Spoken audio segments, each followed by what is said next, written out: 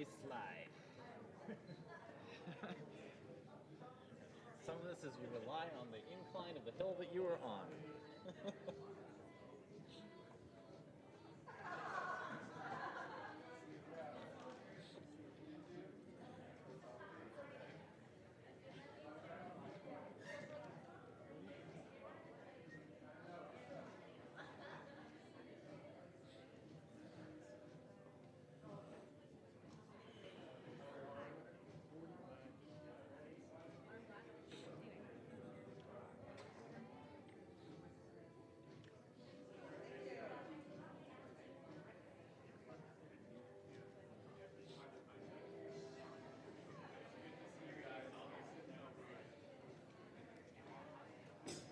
Hello.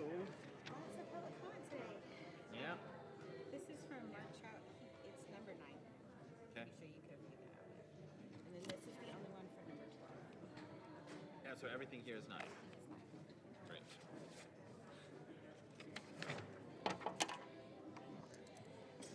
It works. Russell said. Probably saw that.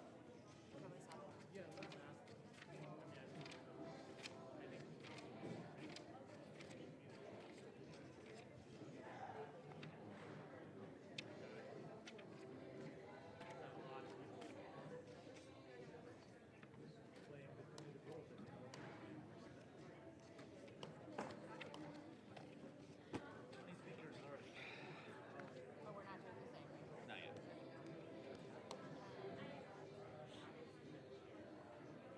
And you probably saw too, I stopped Ellenberg to ask her if she wants to be in the president chapter where she's not president. Okay.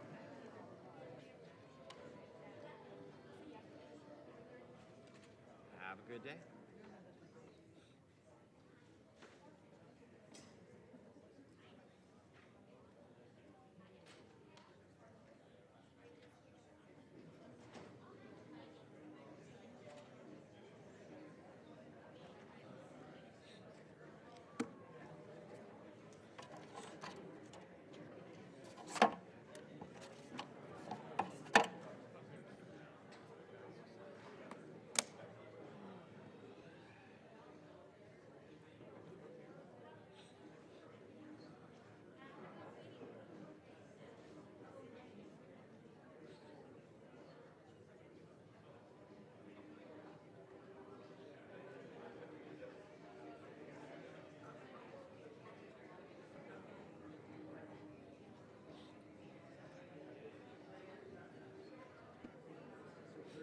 Yes.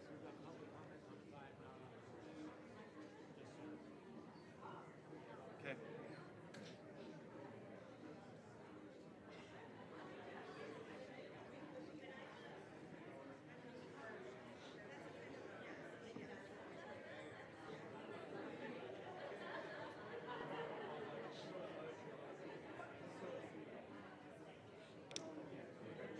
Hey.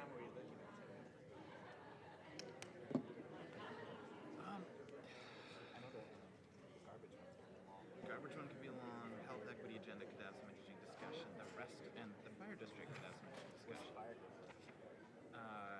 Consolidating two of the fire districts.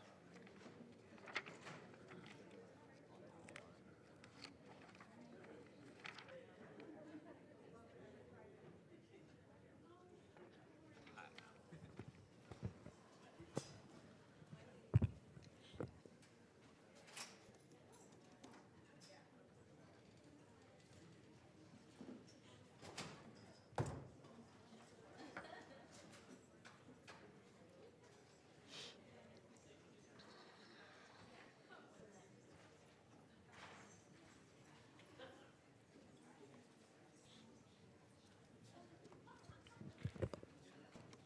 Good morning. It is 9:30 a.m. on Tuesday, January 14th, 2025, and I am calling this first Board of Supervisors regular meeting of the year to order. Let's begin with a roll call. Supervisor Abekoga. Here. Supervisor Jung. Here. Supervisor Vice President Lee. Good morning, President. Supervisor Arenas. Here. President Ellenberg. I'm here. You have a quorum. Thank you. Supervisor Arenas is going to lead us in the Pledge of Allegiance. Please stand if you're able. I pledge allegiance to the flag of the United States of America, and to the republic for which it stands, one nation, under God, indivisible, with liberty and justice for all. I want to pause here for just a moment before we go to the invocation and ask us to take a moment to remember the 24 people who have lost their lives during the nightmarish fires in Southern California, as well as the hundreds who have been injured and thousands who have lost their homes and businesses during the fires in Los Angeles County.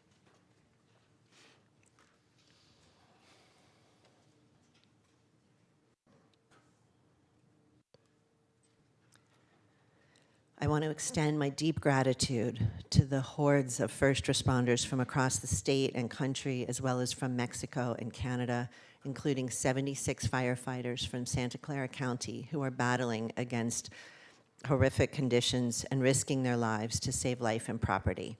Local agencies lending mutual aid include County Fire, Gilroy, Milpitas, Mountain View, Palo Alto, San Jose, Santa Clara, and Sunnyvale Fire Departments. Thank you to you all. The extent of the damage is still being tabulated, and extreme conditions continue to be forecast, but this series of fires is shaping up to be the most damaging in California's history. Our region has seen its share of destructive fires over the years, and unfortunately, we can likely expect this trend to continue. I wish our neighbors to the south the best as they look to the future and hope not another life is lost. I will now look to Vice President Lee to introduce this morning's invocator. Thank you, President Ellenberg. And so to begin the new year, we are honored to welcome leaders from the Black Leadership Kitchen Cabinet to deliver today's invocation. At this time, I'll call Pastor Sean Gaudier from the Bible Way Church, Co-Chair Jamal Williams, and past Co-Chair Yvonne Maxwell to the podium, please. The Black Leadership Kitchen Cabinet of Silicon Valley was founded in 2008, and they are a community coalition that provides leadership and advocacy on issues of civil rights, racial equity, and economic justice across our county. They work with community and local organizations to support, sustain, and improve the lives of African American ancestry population within the Santa Clara County. Jamal Williams serves as one of the co-chairs of the BLKC of Silicon Valley, also works at the San Jose State University as a director in the Office of Diversity, Equity, and Inclusion, where he develops strategic approaches to intentionally collaborate with BIPOC communities throughout the area to address racial historical harms. Pastor Sean Gaudier is also co-chair of the BLKC, advocating for impactful change and empowerment. Pastor Sean is a co-pastor of Bible Way Christian Center in Milpitas, where he leads with authenticity, faith, and compassion to foster a strong, unified community where they practice putting hands and feet to reach out to those in need. Yvonne Maxwell is the past co-chair of BLKC, and she's one of the founding directors of Ujima Adult and Family Services in San Jose, and has served as executive director since the bank in 1991. Ujima provides African-centered behavioral health and support services to children, families, and adults. Yvonne also teaches in the School of Social Work at the San Jose State University. Thank you for being here. Thank you for having us. Good morning, everyone. Happy 2025. On behalf of the Black Leadership Kitchen Cabinet of Silicon Valley, we bring you greetings. The BLKC is a community coalition of African and African ancestry leaders, organizations, residents, and allies who work to ensure that Santa Clara County is a place where Black folks' lives are valued and where our families and businesses can thrive. I've had the honor of serving as co-chair for the past 5 years, and in that time, I've been able to work with, serve, and be inspired by some of the most resilient, dedicated, and passionate leaders I've ever had the pleasure of meeting. Being in relationship and coalition with people who value this community and who embody the idea that if we not only work together, that we can solve challenges for the most marginalized, most unheard, and most oppressed people among us. If we do that, we can create a better county for everyone. And this has helped make me a better person and leader. As we reflect on MLK Day, I think of two words that guide my life and the work of the BLKC throughout the region. Good morning. Today I wanted to highlight two African principles and practices, Umoja and Ujima. They mean collective work and responsibility and unity. Respectively, Ujima, the principle represents cultural value of service. making our brothers and sisters' problems our problems and working together to solve them. And the principle of striving for and maintaining unity in the family, community, race, and nation. They inspire us as we work collaboratively with our county to serve. These cultural principles are given life, energy, a force, right, by our essential spiritual practices. And Brother Sean. Good morning, everyone. I want to lift up spirituality within our community and context. The role of spirituality in the African and African ancestry community is profound and essential. It is a wellspring of strength and resilience, offering a powerful connection to our roots while fostering a sense of belonging in the face of both historical and present-day challenges. As esteemed James Baldwin once wrote, "To be Black and conscious in America is to be in a constant state of rage." This powerful truth speaks to the weight of our collective experience. Yet even in the face of adversity, we draw on our spirituality to endure, to heal, and to rise. In the scriptures, we are reminded that the peace of our Creator, which surpasses all understanding, will guard our hearts and our minds. This peace is a gift that transcends our circumstances, offering sanctuary and guidance.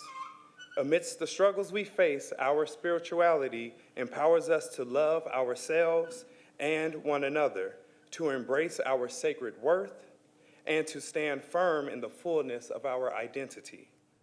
May this divine peace continue to guard our hearts, strengthen our spirits, and bind us together in love. And we close with a quote from Dr. Martin Luther King Jr. "Now let us begin.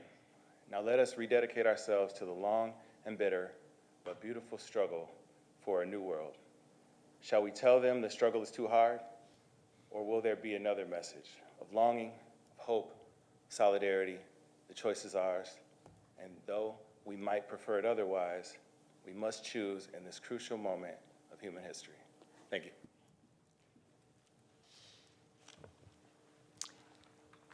Thank you, Yvonne. Pastor Jamal. An absolutely perfect and inspiring start to the new year. Before we formally elect Supervisor Lee as president, spoiler alert, and Arenas as vice president, I have the privilege of offering a few comments and observations. It has truly been both my pleasure and my honor to serve as the president of the Santa Clara County Board of Supervisors for the past 2 years. Leading this esteemed body has provided me with experiences, lessons, and memories I will carry with me for a lifetime. There have been many highlights during the past 2 years, including representing the county during local visits by the President and Vice President of the United States, standing shoulder to shoulder with other elected officials during numerous special events and celebrations, cutting ribbons, shoveling mounds of dirt, and posing for photos at groundbreakings and grand openings, and representing our county government from Palo Alto to San Martin, Los Gatos to Milpitas, and every other city in between. I am extraordinarily proud of what this board has accomplished over the past 2 years. My first State of the County address in 2023 focused on the theme of building together. Together, we introduced a $4 million guaranteed income pilot program to provide support for community members returning from incarceration with a keen eye toward reducing recidivism. Supervisor Arenas and I together secured $1.5 million to build a community-based violence prevention program in high-impact areas, and with Supervisor Lee's persistent advocacy, we expanded the 988 call center and created a trust line.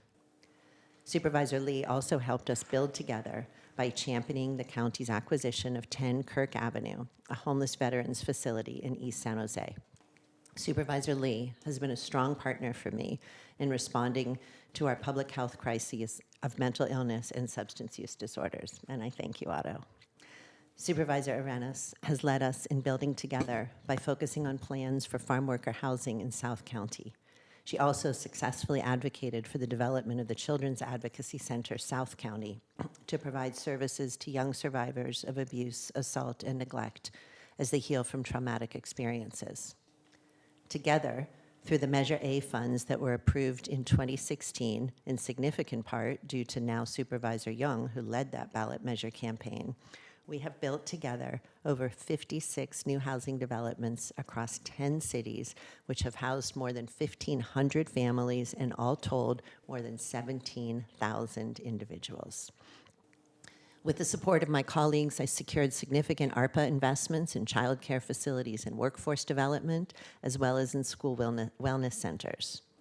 I continue to partner with our public health and hospital systems to build healthier communities for Black moms and babies through expansion of our Black Infant Health Program and Perinatal Equity Initiative. In 2024, I declared a year of building safe communities. And during that time, we focused on the reality that meaningful public safety encompasses far more than law enforcement and the criminal legal system. Public safety also means stably housed families who have access to childcare and work opportunities. It means growing up neither a witness to nor victim of violence. It means having sufficient nutrition every day and access to quality medical care and education. It means investing in communities and not leaving anyone behind. It means not criminalizing homelessness, mental illness, or substance use disorders, but expanding access to appropriate treatment and seeking to solve challenges rather than merely camouflage them. And that is exactly what we've done over the past 2 years and what you can expect us to continue to do until we meet our audacious but reachable goal of offering treatment to someone on the very day they request it, rather than putting them on a waiting list or holding them in jail. We will do this together. In 2024, in pursuit of building safe communities, the board implemented the direction of my earlier referral called Children's Roadmap to Recovery and directed $15 million in ARPA dollars to help child care providers reopen, or expand their operations, $10 million for certification programs for child care apprentices, and more than $10 million to create and expand wellness centers at schools across the county. As we move into 2025 with a relatively new board, 2 brand new supervisors, and at 6 years in, I find myself the senior member of this group. We have tremendous opportunities in front of us to continue supporting communities who may be targeted by the new federal administration, to find creative and innovative ways to tackle the fiscal challenges ahead of us, and to work every day to ensure better outcomes for every resident in this county. I'd like to close now with a few thank yous. To my colleagues sitting here with me, first, Supervisors Arenas and Lee, thank you. Thank you for providing the support and respect that made this sometimes challenging job easier. Your patience with me as I learned to manage meetings, your indulgence in the moments I could and should have done better, and most of all, your extremely thoughtful and reflective comments that led to meaningful discussions and ultimately fruitful votes that made this experience entirely worthwhile. Supervisors Abekoga and Young, I so look forward to working with both of you, learning your styles and priorities, and together doing as much good as we can for as many people as we can. To the county senior executive staff, particularly James, Greta, and Tony, thank you for being excellent leaders and truly good human beings. Your jobs are incredibly complex, challenging, and all-consuming. And on top of that, Tony and James have to juggle the needs, styles, and priorities of 5 bosses. You do so with grace while responsibly steering this enormous, unwieldy organization from one success to another. You lead with humility and seek to iterate when you learn how something could or should be done better. You provide direct, unvarnished counsel, and our county is fortunate to have all 3 of you.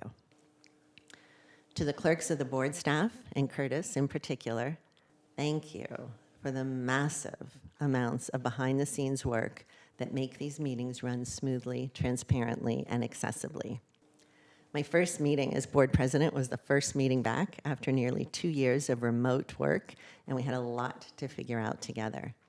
We adapted, iterated, created new protocols, and basically built a new way of doing things. You are all magnificent partners.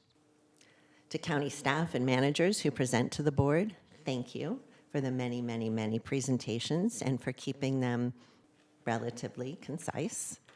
Thank you for patiently answering our questions and for trying your level best to respond to our direction. There is so much good work being done across so many departments.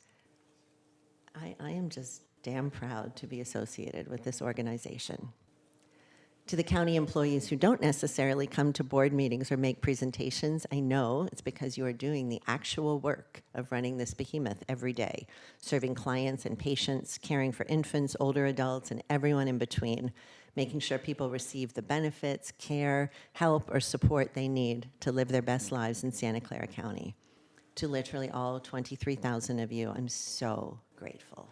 Thank you for choosing this work. It all matters so much. To our community organization partners, stakeholders, nonprofits, and volunteers, county government does not do this work alone. It takes the partnership, patience, and dedication you provide on a daily basis to serve the most vulnerable residents in our community. We could not succeed at any level without your collaboration and commitment. And to the members of the public, community leaders, and others who have addressed the board either in person, on Zoom, through written correspondence, or on the phone, thank you. Thank you for your comments, your criticism, and your praise.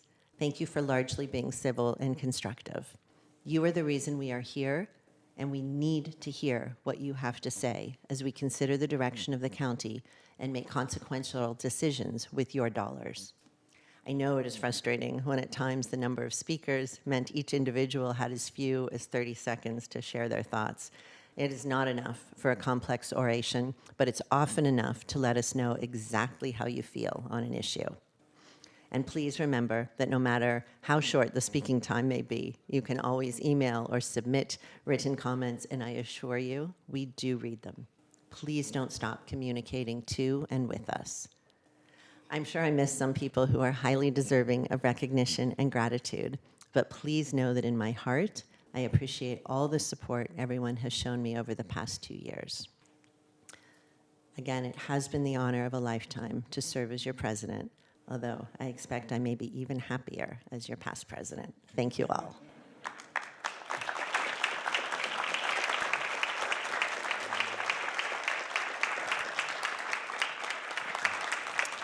All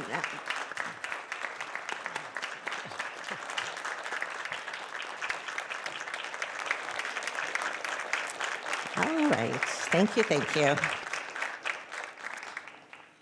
Moving along, item 5, I would entertain a motion to name Vice President Lee as the next president of this Board of Supervisors. Motion to approve. Is there a second? Second, Abe Koga. Motion by Arenas, second by Abe Koga. Let's vote, please. There will need to be public comment on There this will item. need to be public comment on this item. We currently have 2 speakers with their hands raised in Zoom. Just to confirm for those individuals, if you are intending to speak on this item, please leave your hand raised. But if you're waiting for public comment, if you could lower your hand now. And just to clarify, President Ellenberg, I'm assuming that this will also involve the appointment of the vice chair, so it might make sense to do both of those motions.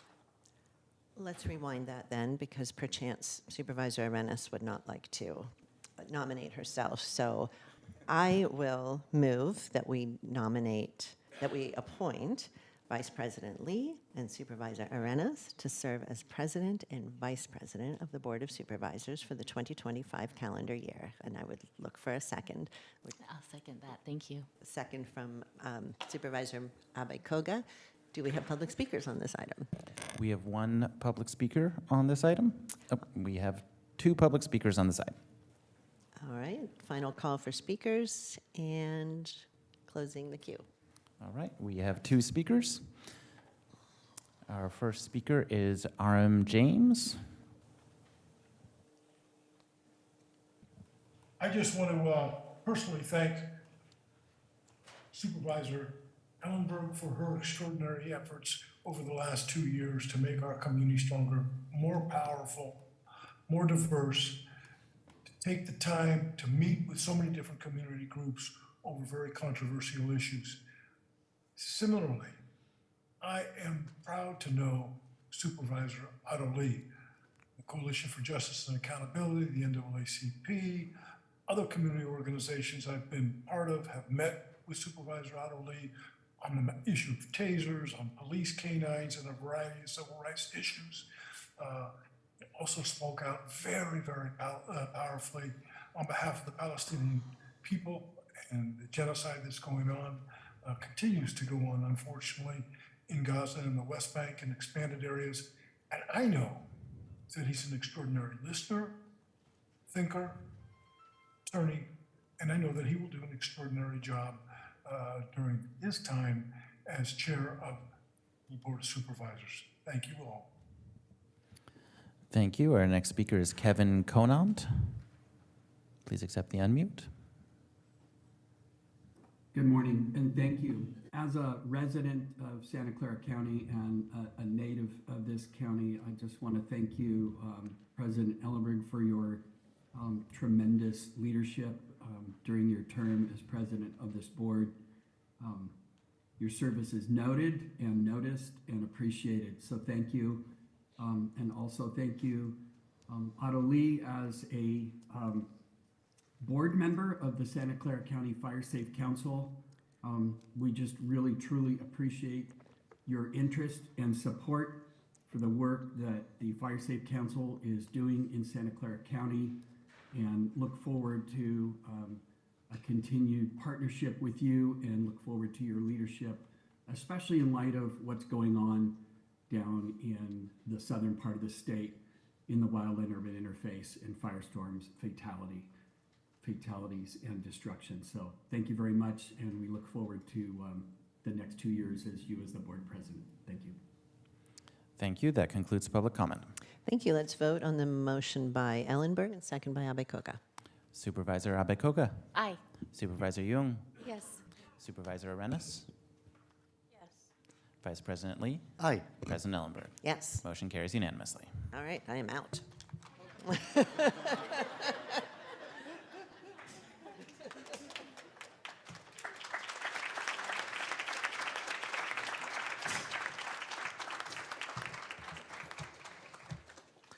Well, before I start, I would first want to say thank you so much for the selfless leadership, President Ellenberg, and we're really grateful for the example you have set for all of us. And we do have a small token of appreciation for you and for your service as our board president.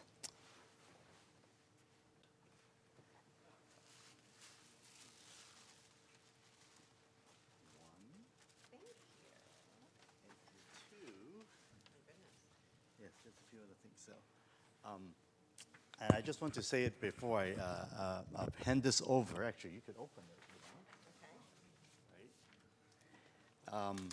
It's a quote, and I've learned this actually through my knowing not so much Susan, but actually I've known her husband even longer. I've known her, so I actually asked for his help. And he mentioned this would be a good one, and this is from Mr. Rogers. So it says, if you could only sense how important you are to the lives of those who meet, how important you can be to the people you may never ever dream of, there's something of yourself that you leave at every meeting you have with another person.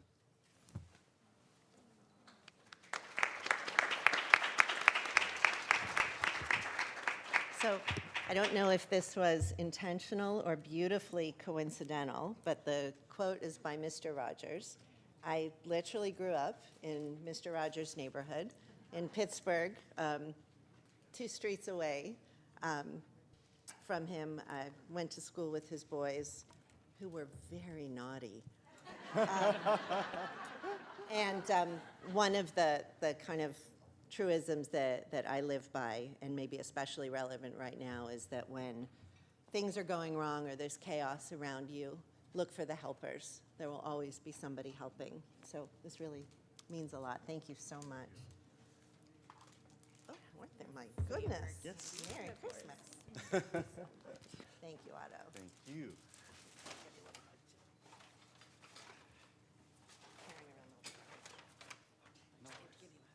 Oh, thank you very much.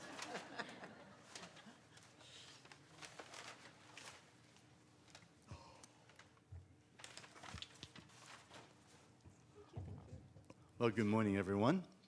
I am truly and deeply honored to be entrusted with this title of the President of the County of Santa Clara County. Now, while this title might sound grand, it really means serving as a local mayor for both the incorporated and especially the unincorporated regions of our 2 million residents. I've held many titles in my life: attorney, Navy commander, councilman, mayor, and the role of president and supervisor. At the end of the day, it's really only that. It's really a temporary job, so to speak, but it should not define who I am. President Lincoln once said, and perhaps was misquoted as saying, quote, "If you want to judge a man's character, give him power," unquote. As I take on this responsibility, my hope is that my character remains steadfast, defined by empathy, kindness, and humility.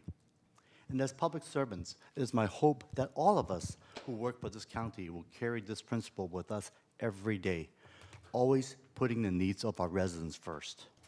And to better serve our residents, my goal is to help make our county more responsive and efficient.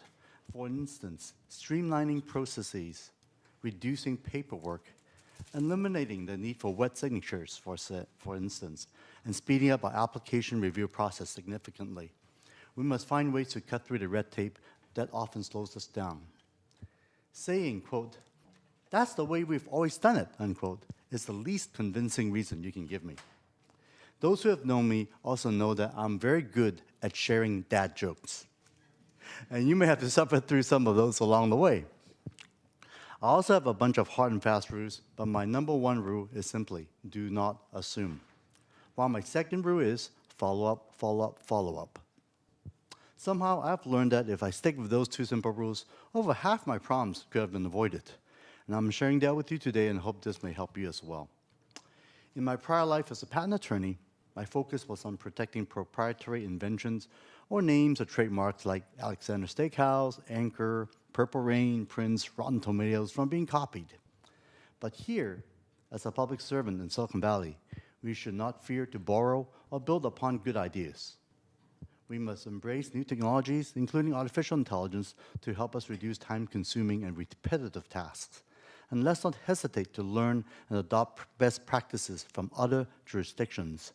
I encourage our county staff to continuously seek process improvements and to learn from the successes of other cities and counties to solve the similar problems we face.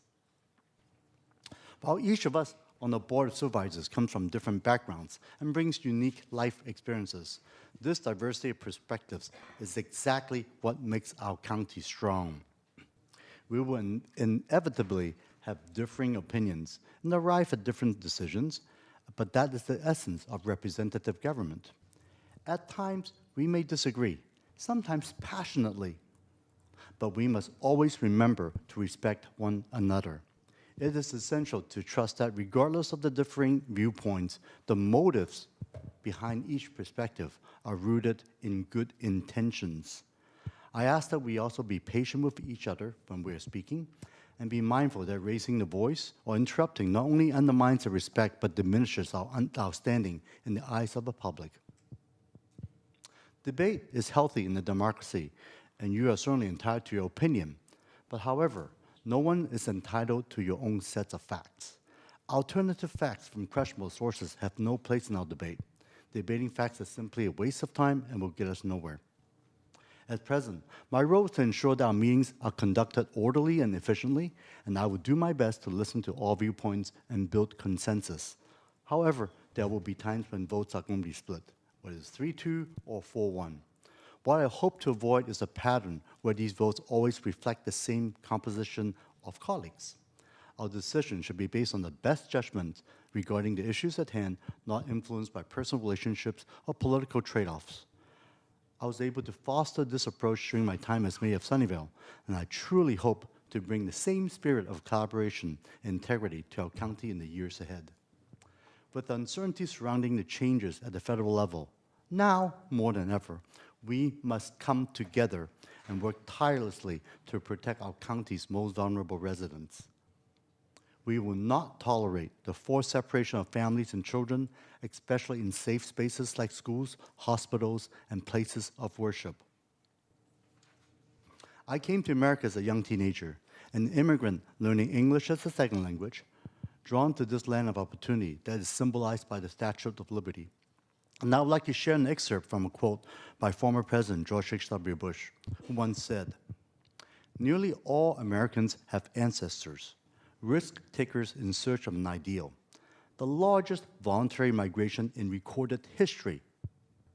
They came with fear and vision, with sorrow and adventure, fleeing tyranny or terror, seeking haven, and all seeking hope. Immigration is not just a link to America's past, it's also a bridge to America's future," unquote.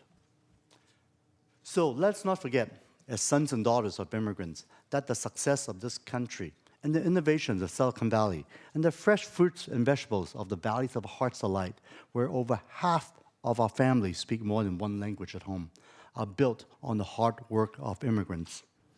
Our country has welcomed immigrants and refugees for many decades, and we will continue to honor and respect the dignity of everyone in our community. We have a lot of important work ahead of us. And as county supervisor, I've often been asked, so what exactly do you supervise? Parks?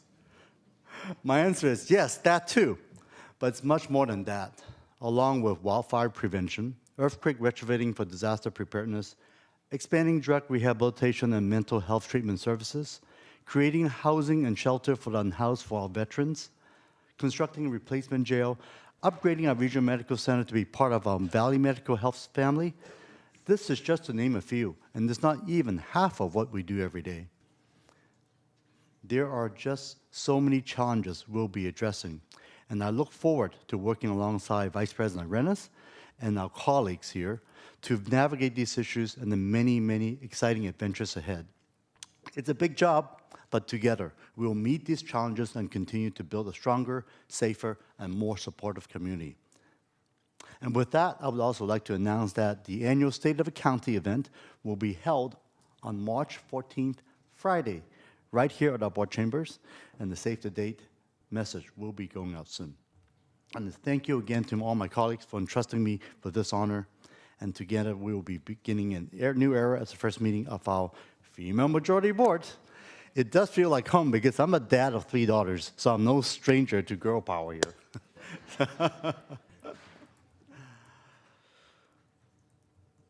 In another week, another new era begins with the new federal administration taking office, ushering changes that might threaten our local safety net. It will be more important than ever, that our local government and county government to be working together to shore up these services and programs. And I truly am confident that with the help of administration, our department leaders, and our 24,000 employees under our awesome leadership of James Williams, we can do exactly that. Thank you very much.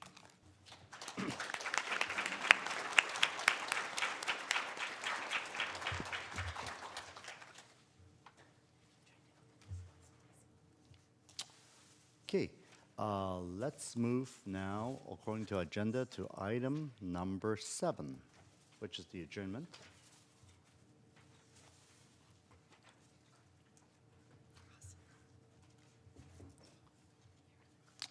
So item 7 is the adjournment in honor of the memory of former President Jimmy Carter.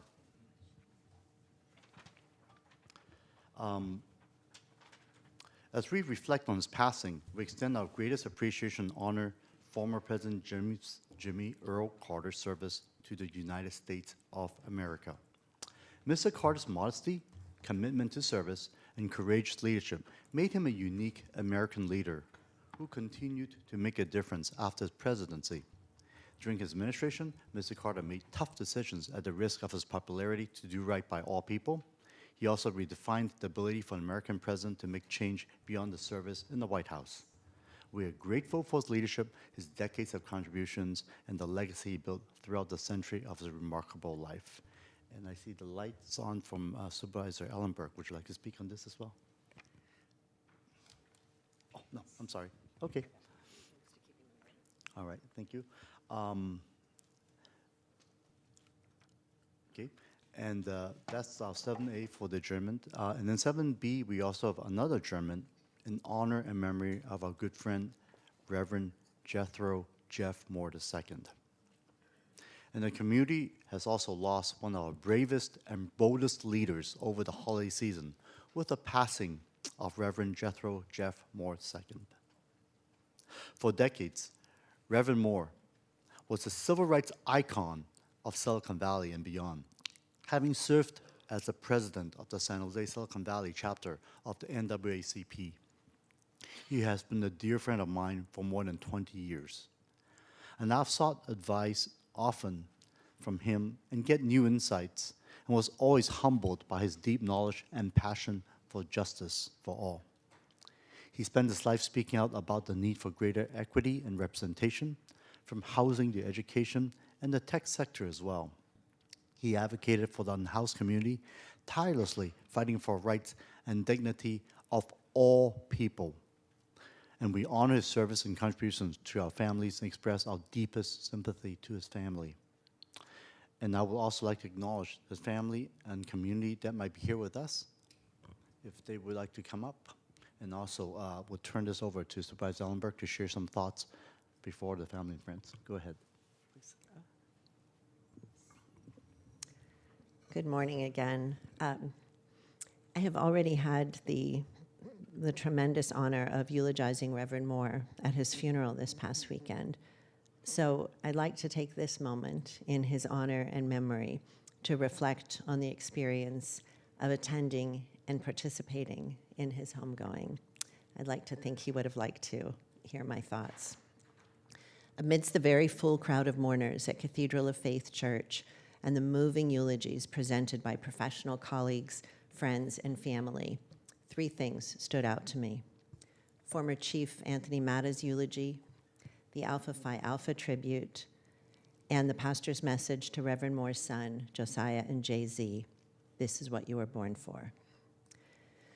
Regarding Chief Matta, I had no reason to know of the close relationship between the chief and Reverend Moore, but I was awestruck by their level of connection and mutual respect and the emotion with which Chief Matta talked about his dear friend. It is the stuff of lore that Reverend Moore argued with his allies as much as with his opponents. But given Jeff's overarching commitment to criminal justice reform and his vocal concerns about over-policing and police conduct, I didn't expect the profound, mutually respectful, and truly loving relationship about which the chief spoke. That, of course, made immediately clear to me how simplistic I can still be in my thinking, and I chided myself for not being broader-minded. Hearing of this close relationship made me reflect on the profound challenges and contradictions that lie within our criminal legal system and how we both need to embrace a new vision and how essential it is to find people in our current systems who believe we can and must do radically better. So thank you, wherever you are at the moment, Chief Matta, for the important lesson that our closest friends and most important relationships may not be with those with whom we agree on every issue. About midway through the homegoing ceremony, we began to hear low singing coming from the back of the church, and I turned to see at least 40 African-American men, all dressed in dark suits and most with yellow or striped ties, walk down the aisles between the pews, singing a song of their fraternity. They lined up in several rows near the raised platform at the front of the church. This was the tribute of the Alpha Phi Alpha fraternity, of which Reverend Moore was a member. One of their members spoke at the podium and talked about the lifelong commitment these men make to one another and how they will welcome Reverend Moore's son into their supportive, enveloping community. As I listened, I studied the faces of the men, not knowing any of their personal or professional stories, but together they looked beautiful and strong and proud. And I found myself praying that every one of them had achieved their dreams and that their own children would grow up free from the racism and bigotry that has shaped so much of our society. The power of that unity and collectivity nearly took my breath away.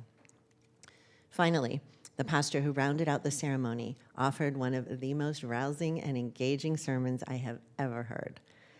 He directed many of his comments to Jay-Z and Josiah, Reverend Moore's sons, repeating to them a number of times that this is the moment they were born for. As the pastor explained himself, I came to realize that there could be no more comforting words. He wasn't suggesting, of course, that this was a moment they had anticipated or wanted in any way, but that they had been raised so that they could carry on after their father had physically left them.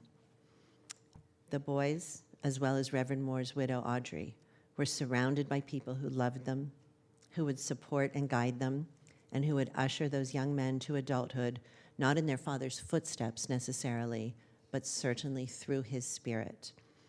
Reverend Moore and Audrey raised their sons to be able to meet a moment they weren't ready for and were deeply grieving. We were all born for something, and we often learn what those moments are when we least expect them.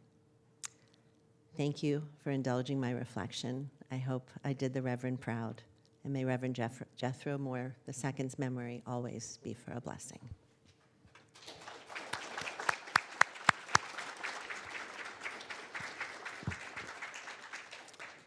Thank you so much, Supervisor Ellenberg. And now I would like to welcome the family and friends of Reverend Moore to come up to say a few words, please.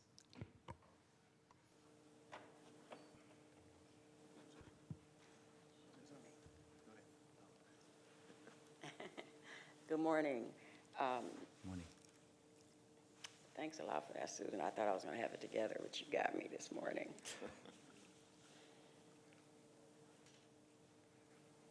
So we are both members of NAACP, President, Speaker of the House. We wanted to come and say thank you this morning for your beautiful,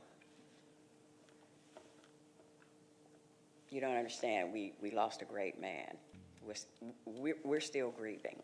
We really are. And I thought I had it together until you started talking, because it was very reflective. And that pastor, Horatio Jones, you'll meet him again, really brought it home for everybody. Not only was Jeff this powerful man, but he was also a loving father, a loving friend. He was a very wonderful and close friend to me. Spiritual advisor, a mentor, pull me back when I'm in the community acting up. He was so many things to so many people. It's hard to describe him, except for a true man of God who walked in his assignment, who walked in his grace, who fought for this community, who fought for people of all cultures. Jeff was just not that person that fought just for African Americans, but he fought for everybody. And we spoke on you as well, Adobe. You and Susan were very supportive to him, and that was some of our conversations sometimes. So I appreciate both of you, the support that you've shown us. You've shown me in other areas. And congratulations on your appointment. And again, thank you so much for this beautiful acknowledgement of a very beautiful man. I just want to cover what she said. He really had a lot of respect for people in this board. But you know, his commitment to justice will not be left or abandoned. I want to make sure that, you know, as I take over as a new leader, that I make clear to everyone that I will continue on to fight for what he stood for, his legacy. I'll be unapologetic in my support for you when we agree, and unapologetic when we disagree. But I really, really wanted to extend my gratitude to all of you for recognizing him here today. Thank you so much.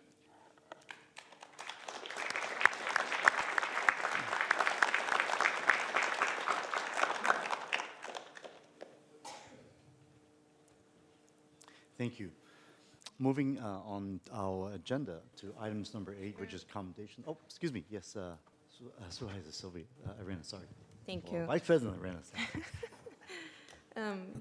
Thank you. So I just wanted to make some quick comments because I think Supervisor Ellenberg really just laid it out very eloquently in terms of who Reverend Moore was.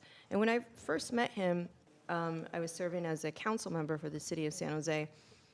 And we had, it was the best mixed up call ever, because there was another Reverend Moore in my district that I was hoping to connect with. And somehow I got the business cards mixed up, and that was our first conversation with Reverend Moore. But it's never a mix-up, right? There's no coincidences in this life. The universe brings you to the people that you need, and that need you, right? And it really resonated with me when Pastor Sean Gardier earlier shared with us to bind the message of binding us together in love, right? That really is, I think, what Reverend Moore was doing, sometimes very radically. And with the city of San Jose, we had a lot of issues that we were talking about. For the very first time, equity was being brought up, right? And 5 of us council members voted no on a budget that the mayor at that time didn't want to incorporate equity in a meaningful way. And Reverend Moore stood with us. He stood with us when we were going through some of the community standing up for themselves through the pandemic, when sometimes our police department didn't get it right. And for the very first time, we actually had, and thanks to Reverend Moore, we had racial equity included in the mission of the San Jose Police Department. And so those are just some of the things that Reverend Moore contributed in the city of San Jose. But I think larger than that is the call to that collective work and unity that was mentioned earlier, and the building of really safe communities. And sometimes you do that in a way that isn't going to please everyone. And it's not going to be the most, it's going to be a message that might disrupt, and that might not be in accordance with everybody else. And that is okay. And that is part of being a fighter for our community, and part of the lesson that I learned through Reverend Moore, because he spoke his mind. And he had unity and love as his message. And so that's what I ultimately want to always remember him for. Thank you. Thank you.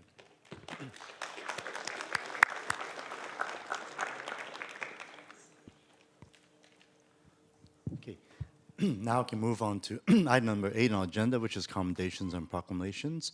I actually don't see any at this meeting today. We actually had a whole bunch yesterday, so I'll go ahead and move along to item number 9, which is public comments. This portion of the meeting is reserved for persons desiring to address the board on any matter not on this agenda. Member of the public in the chambers, you should have filled out a speaker card and returned it to the clerk representative. The speaker cards can be found at the back table by the entrance to the chamber.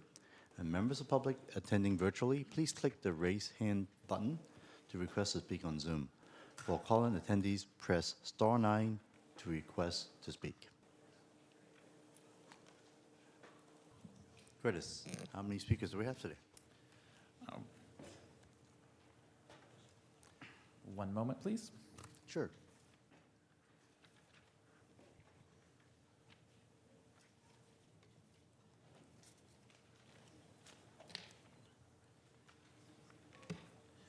We have 41 cards in chambers and 12 hands raised on Zoom. 14 hands raised on Zoom. The numbers are still going up. Okay.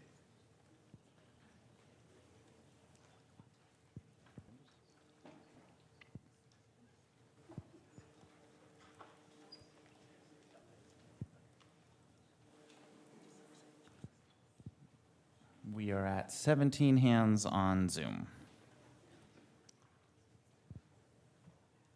And how many cards again do you have? 41. 41. All right, I counted 58 speakers. And so, as indicated, 50 speakers, each speaker will be given 1 minute to speak. And certainly, you don't have to use up your 1 minute. If you could actually summarize this sooner, it's only be appreciated with the extensive number of speakers we have today. And for those who come up, please state your name when you approach the podium before you begin. If you wish, Curtis, please call the speakers. All right, I will call speakers in batches. Our first 5 speakers: Paul Gardner, Sylvia Rogue, Brianna Anderson, Miguel Barahona, Pa Chang.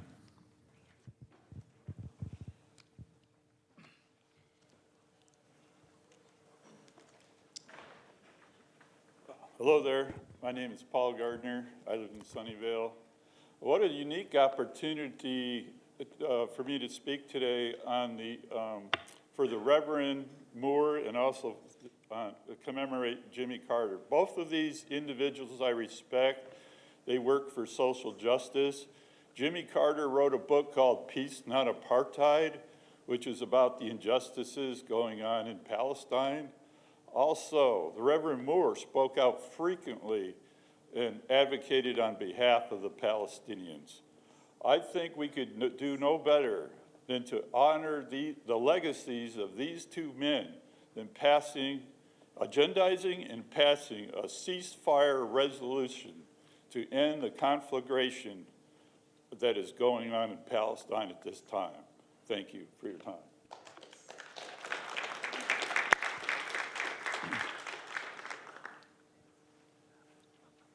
Good morning, and thank you, Board of Supervisors. My name is Miguel Barahona, and I'm a case manager for the Young Adult Deferred Entry of Judgment Program, which is a county probation contract.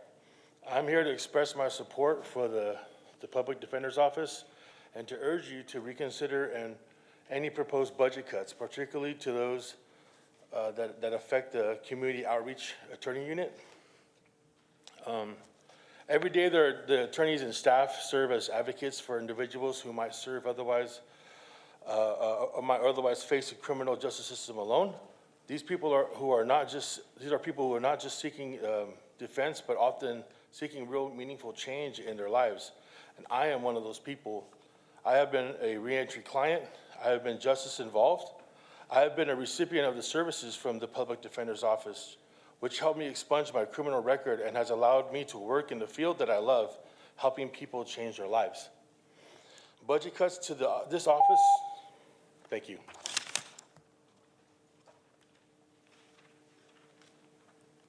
And I just want to remind the speakers today that this public comment period is only for items that is not on the agenda today. So if you're speaking on items that's related to the agenda, please wait till that item has been called. Okay, thank you very much. Go ahead, please proceed. Good morning, Board of Supervisors. My name is Sylvia Roque, and I am a supervisor for the Department of Family and Children's Services and the Dependency Investigations Bureau. The executive management team of the Department of Family and Children's Services is not prioritizing the safety of the children of Santa Clara County and leaving the children of Santa Clara County at risk of abuse and neglect. The Dependency Investigations Bureau is grossly understaffed and has been understaffed for more than 1 year. Cases have gone unassigned for weeks with no one covering them, and the 6 seasoned workers that remain in the Bureau are receiving multiple cases in a week and are unable to give each investigation the necessary time. New workers are being thrown into the work without proper training, and because the cases keep coming and there is insufficient staff, executive management solution is to have workers from other areas that are not trained and have no idea how to conduct an investigation. The workers and supervisors are in crisis mode, triaging cases, and doing the minimum when it comes to child abuse investigations. Thank you. Thank you. And I'm going to ask the audience, because the fact that we do not want to cheer or jeer, if you show some type of approval of certain message, we ask that maybe you can wave your hands and just wave. That would be most appreciated. Thank you. Good morning. My name is Brianna Anderson, and I'm a social work supervisor with the Department of Family and Children's Services and the Dependency Investigations Unit. I am here to express serious concern regarding the ongoing staffing crisis in front-end client-facing services, specifically emergency response and dependency investigations. Despite continued efforts, there are numerous obstacles preventing adequate support for these critical areas, most notably the lack of staff. It has become apparent that the department's management prioritizes filling positions in other areas, such as the Administration Bureau, with support staff and extra help, while neglecting the urgent needs in dependency investigations and emergency response. This approach raises the question of whether the leadership is prioritizing some areas over others, and why certain divisions are left understaffed and under-resourced. The inequitable distribution of work has resulted in chronic overwork for employees in ER and dependency investigations, leading to burnout, medical leave, and in some cases, resignation. This is not only unsustainable, but also undermines the quality of services provided. If I can call some more names. We have Cecilia DeHaro.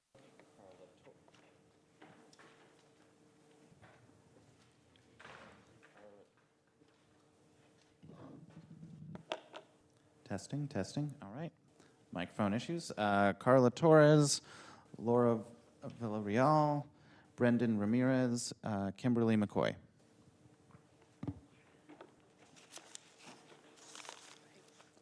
Good morning, Board of Supervisors. My name is Pa Chang, and I'm a social work supervisor with the Department of Family and Children's Services.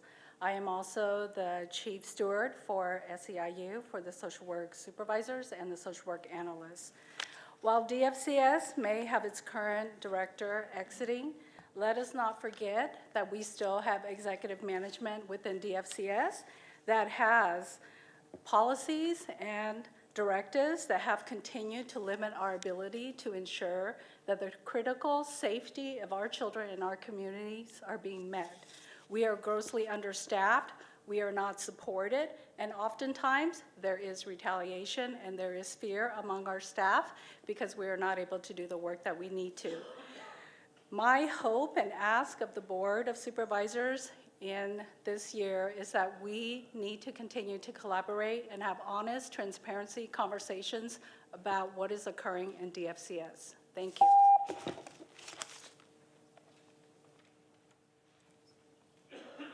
Good morning. My name is Cecilia DeHaro, and I'm a safety and wellbeing social worker at DFCS.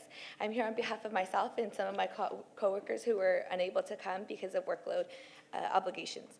This is from my supervisor, Tanya Carvajal. Good morning. I would like all to be aware that safety and wellbeing social workers are currently being assigned dependency investigation cases supposedly by inverse seniority, but not really, as staff from entire programs are being skipped, such as emergency response in the CAN Center. Staff are being assigned this work with no experience after having been provided a 2-day training. At the same time, they have to manage their current caseloads, deal with the needs of the children and families, including court reports, supervising visits, home visits, etc., on their assigned cases. This is incredibly difficult. These people on my team three people on my team are being assigned these DI cases. I want to note that management has not resolved this issue with dependency investigations. We are going to lose staff who are good workers, are committed to the work, and highly trained. I am worried not only for my team, but for all safety and well-being. Thank you.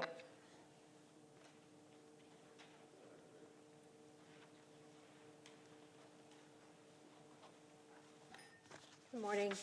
I'm Laura Villarreal. I'm a senior communications dispatcher at County 911 Communications. Been a dispatcher for 22 years and an SEIU 521 steward for 17. As vital staff that support police, fire, and EMS, we know how important seconds can be when answering an emergency call for help. And we know how important it is for us to be properly trained and prepared to answer every call. On January 1st, 2025, Cal OES Region 2 workload and calls for organizing vital mutual aid resources throughout the state were unilaterally imposed on us at our department after state fire chiefs conducted a quasi-vote late in the fall. This without any notice, consideration, or bargaining with our union. We had shared our concerns with the management that we should be fully prepared to take on this important work. However, last week when the Los Angeles fire started, our seniors and supervisors were overwhelmed without proper and adequate training.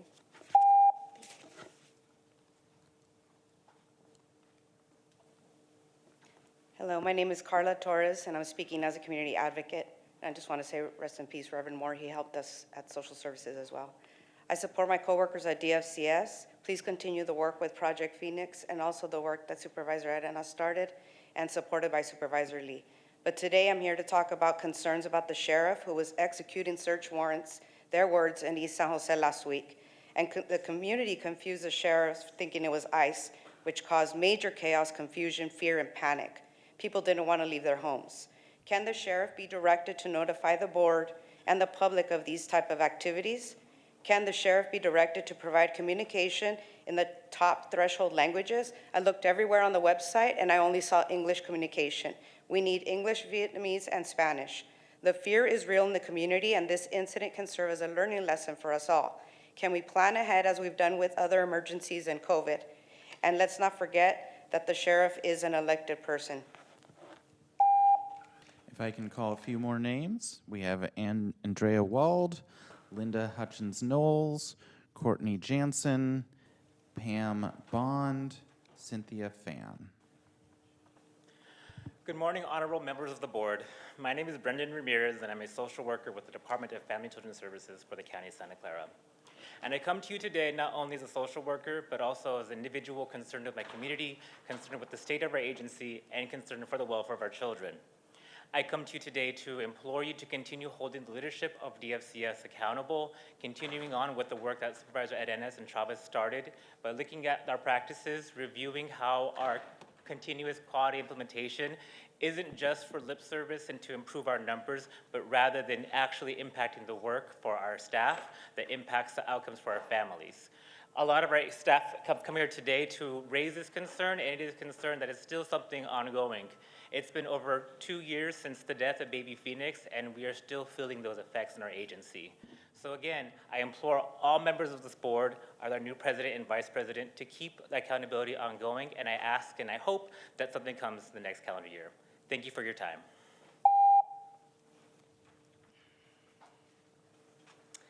Good morning, my name is Kim McCoy and I work as a screening social worker at the Child Abuse and Neglect Center hotline, where it is truly my honor to work alongside some dedicated social workers doing this often difficult and dark work for all the right reasons. So I come to you today to respectfully submit the following. Aristotle taught us a lot about exemplary leadership in all of his writings. One of the things that's woven throughout his writing about leadership is the fact that exemplary leadership requires that followers or workers take the guidance of their esteemed leaders, but their esteemed leaders should also take the counsel and advice of their trusted and valued workers. So I come to you today respectfully submitting that you take that into account, because we are truly counting on you to help us protect the vulnerable children across this county. Thank you for all of the work you do.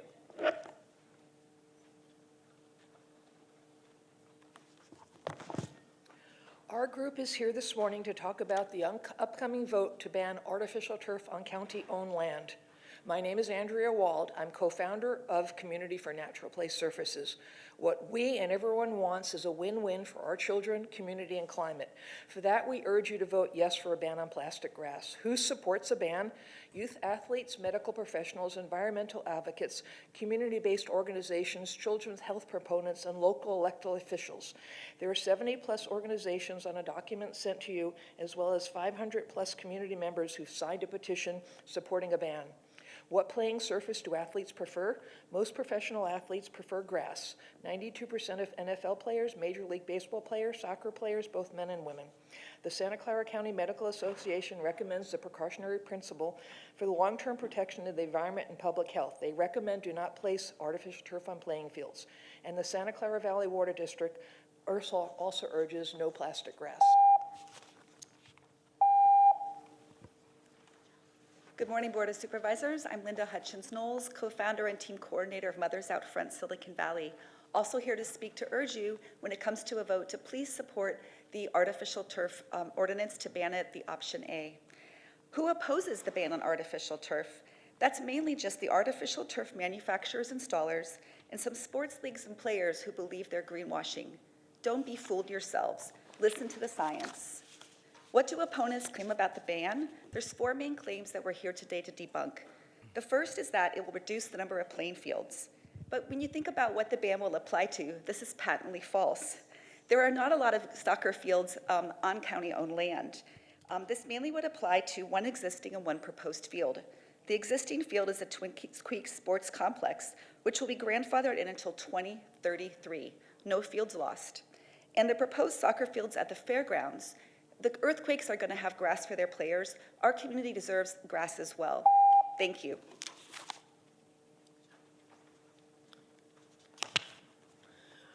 Good morning. My name is Courtney Jansen. I'm a Sunnyvale resident, soccer parent, and also a supporter of grass fields. You've probably heard that the ban on artificial turf would reduce the number of available playing hours. Here's the thing about that statement. When people say it, they are talking about old, outdated, traditional grass methods. The good news is that modern, well-managed grass fields can provide plenty of playing hours for our community. Our group shared a case study with you, which you can find at tinyurl.com/GoRealGrass. It's from Sydney, Australia, climate similar to ours, with high need for year-round use, lots of hours of play, and done cost-effectively. They did it with grass. They have a field that gets 55 hours of use per week for soccer and football, more than what our plastic fields get today. So the choice is not old, outdated traditional grass fields versus modern generation artificial turf. The choice is modern grass versus modern artificial turf, and modern grass wins. Thank you. Going to call a few more names. Joan Simon, Greg Miller, Justo Valenzuela, Chris DeMille, Mark Trout. My name is Pam Bond, and I'm a resident of Santa Clara County. A claim by the artificial turf industry is that new types of infill are safe. Aside from the fact that most fields that exist now are still filled with used tire crumb, newer infills meant to be better than tire crumb are not proven safe.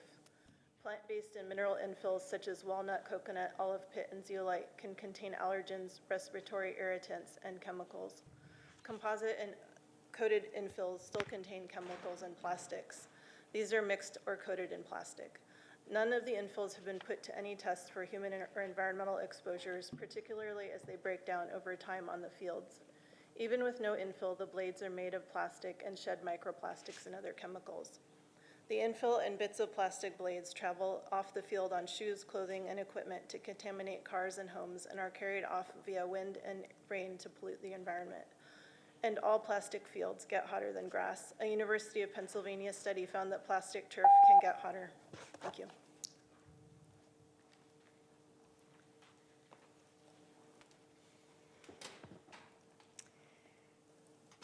Cynthia Fan. We ask you to acknowledge that it's a false dichotomy to reduce the community's perceived choices to either plastic fields or poorly maintained grass, because well-maintained grass fields are an option and they support equity and environmental justice. The case study shared with you earlier provides evidence that well-built, well-maintained, high-use grass fields are feasible, and that the life cycle costs to own such fields need not be any greater than the cost to own plastic fields. So as field owners, well-built, well-maintained grass is the option you should be championing, and it's one that would satisfy most opponents of the ban. Even the most outspoken opponents say they'd actually prefer grass fields over plastic. They just want it maintained so it's consistent and level. With an escalating plastics crisis and climate crisis, it's time for our communities to redirect the millions of dollars funding fossil fuel-derived plastic turf toward instead using it to fund local green jobs, managing real grass well. This option is a win for both the environment and player health. Ban plastic grass and role model this option. You can do this. Thank you.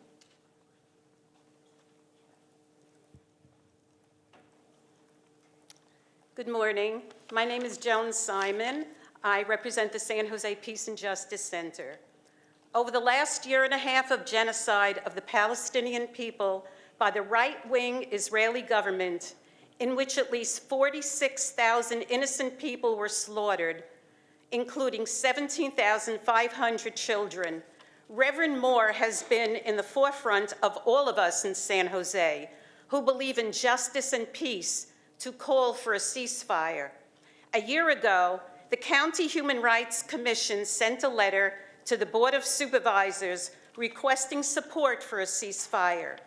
It is imperative that the Board of Supervisors agendize and pass a resolution in favor of a ceasefire in honor of Reverend Moore and in order to save more innocent lives. Thank you.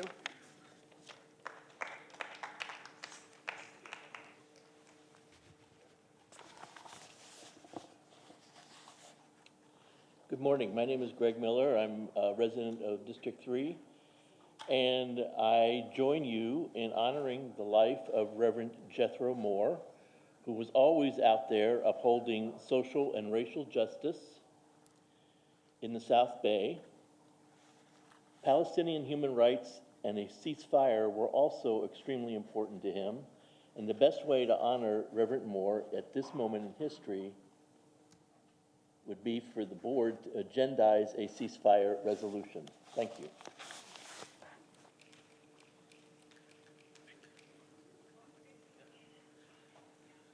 Liosem Chinaria. My name is Justo Valenzuela. I greet you in my Yaqui language. I am an ICWA social worker here at the FCS and also co-chair to the Native American Employee Committee. First thing I wanted to mention, in the last year or so, I have had an increase of staff come to me to ask for like holistic healing services, right? And that's one thing I do as a cultural leader.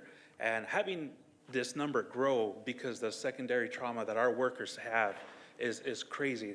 I don't know why is it that we as leaders have to heal and the leaders that are in these positions aren't. They're not doing as what they were supposed to.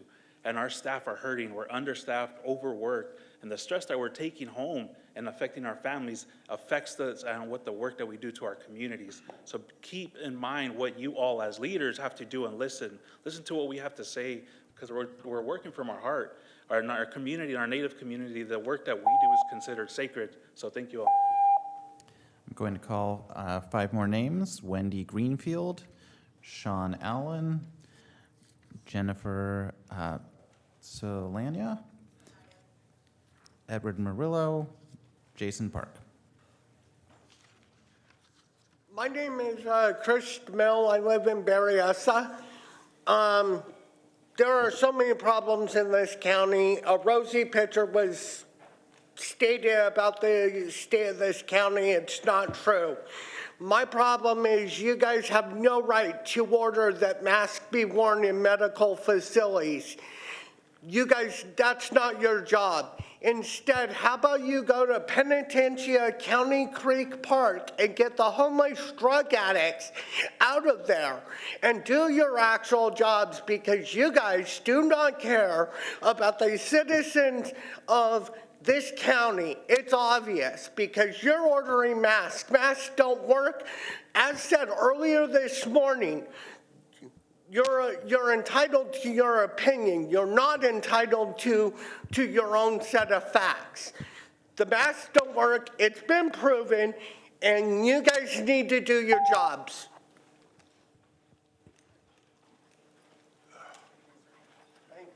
I do apologize for dancing yesterday. I would appreciate it if you put a sign up, no dancing.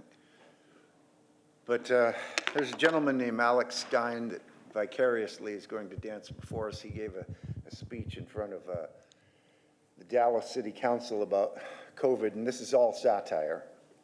Ouchie, I want it in my body. My name's Alex Stein. I'm here. Oh, it is Alex Stein. Because This is Rima Lebo. vaccinate our children. You know, we really don't have enough Can you hear this? vaccines. Like, they're not mandatory, and that's the problem. Can you guys hear This this? is again at the Dallas meeting. Now, he is not a pro-vaccine guy. The fact that Newsweek, I have the context now, Newsweek used to say he was pro-vaccine, but in fact, he is not. Go ahead. Real Dr. Fauci, please stand up. Please stand up. Please stand up. Vaccinate your mom. Vaccinate your dad. Vaccinate the happy. Vaccinate the sad. Vaccinate your babies. Vaccinate them. Even if they got rabies. Vaccinate my life. Vaccinate my wife. Vaccinate. Thank you.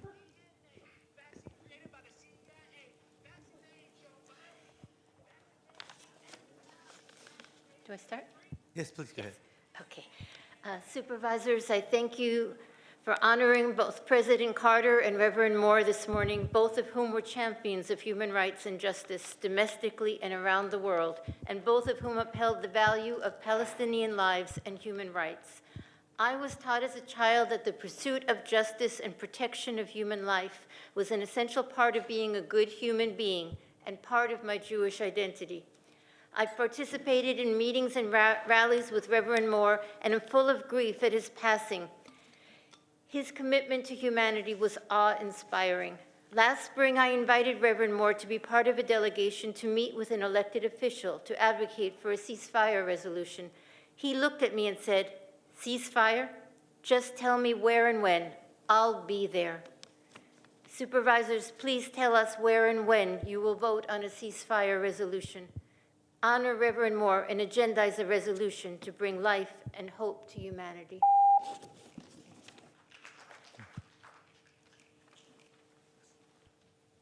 Good morning again. Sean Allen, President NAACP. Touch real quickly on two issues, two which you just previously heard about. First and foremost is the Reverend Moore's last wish in service was for this board to agendize and take a stance in support of a ceasefire in Gaza and stop the genocide of Palestinian people. So we're asking that you take action. The silence is telling, and so we'd appreciate it if you would take action. Secondly, it was already mentioned as well about the sheriff's office taking action over in the east side. Several of our Latino brothers and sisters have reached out and complained to our organization, and it seems that even though there was an explanation given, the action had intent. So we'd ask that you guys address that as much as you can with your oversight, limited oversight of the sheriff's office, but we anticipate that there's going to be some action from our federal board upcoming, so hopefully take a stance. Thank you.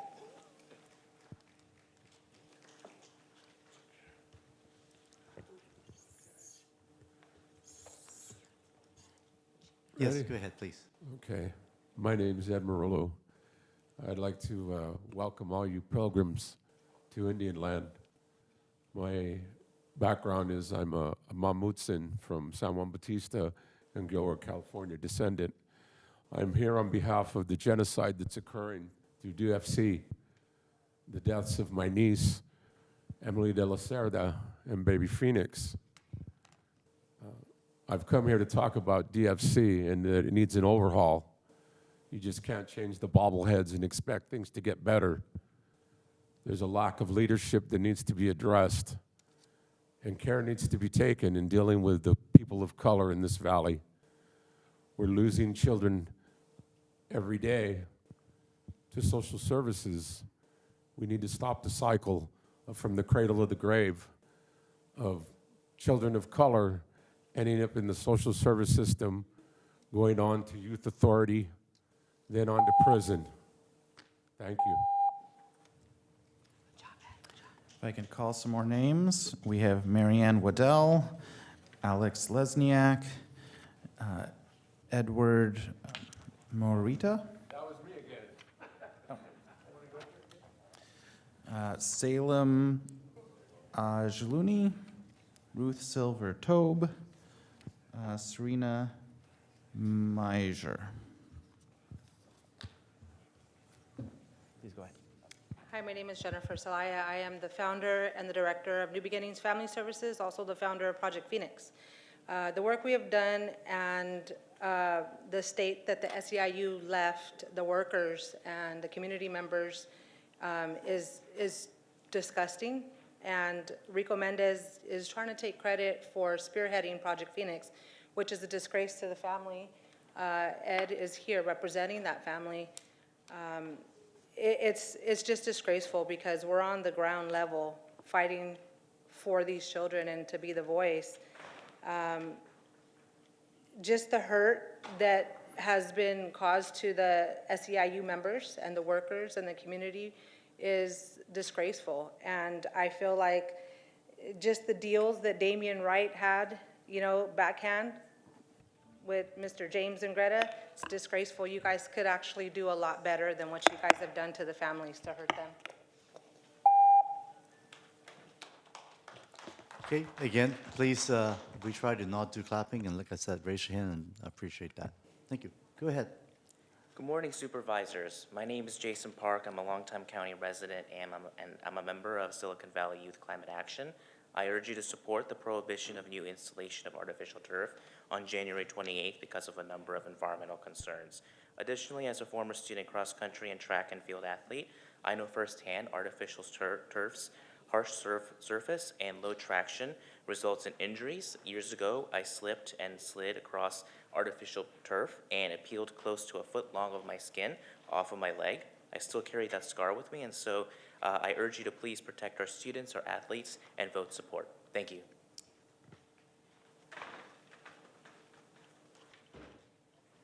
Good morning. My name is Marianne Waddell, and I am a supervisor for the Department of Family and Children's Services. I'm also a resident of District 2, and I represent the supervisors and analysts as the supervisor vice chair for Social Service Agency for SEIU.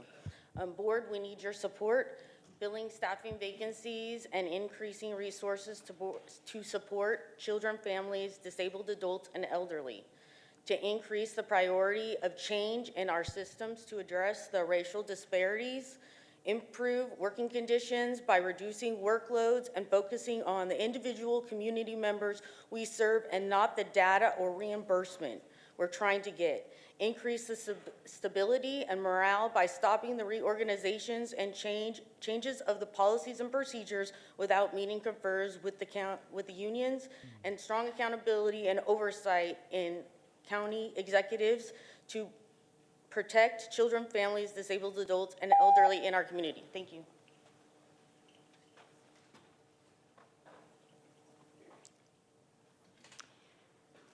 So good morning. You guys may be looking at me, Alex Lesniak, and wondering, oh, here she comes again. I'm here to support DFCS. I'm here to support Phoenix's family. I'm not going to reiterate what they said, but I am going to explain why there's not more people here today. And that's because we do have a staffing crisis. Just in November, December, the current outgoing director told us, compared to other counties, we're doing all right. Well, that doesn't actually make me feel better because we've always been a pioneer in doing things better in DFCS. There are people in dependency investigations right now who feel they cannot provide the level of service and investigations when legally removing children to what they used to be able to do. At the end of the day, I just ask that you actually listen to the workers, and let's continue to hold executive management accountable all the way to the CEO's office. Thank you.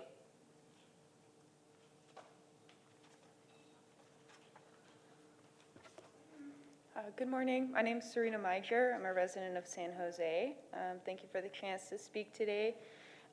And I would like to honor Reverend Moore's life and offer my condolences to the family. I never got a chance to meet Reverend Moore, but I know that we all benefit from the work he did advocating for racial and social justice in the South Bay. Palestinian rights and ceasefire were extremely important to him, and the best way to honor Reverend Moore at this time is for the board to agendize a ceasefire resolution. Thank you. I can call some more names. Samina Usman, Nadine Mansar, Philip Wynn, Charlotte Casey, Sharat Lynn.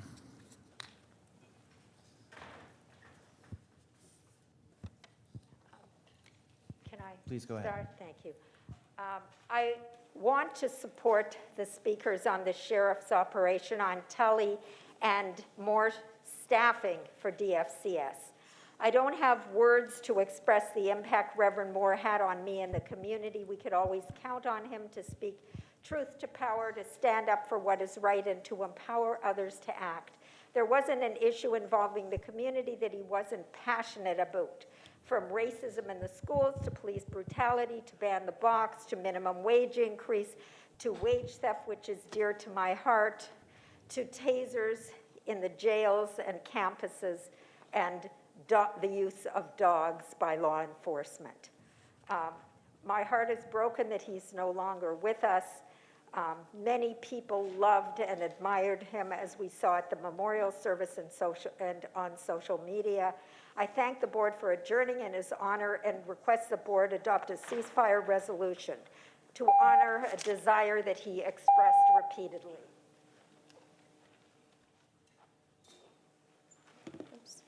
Hello, my name is Samina Usman, and I want to take this moment to honor the legacy of Reverend Moore.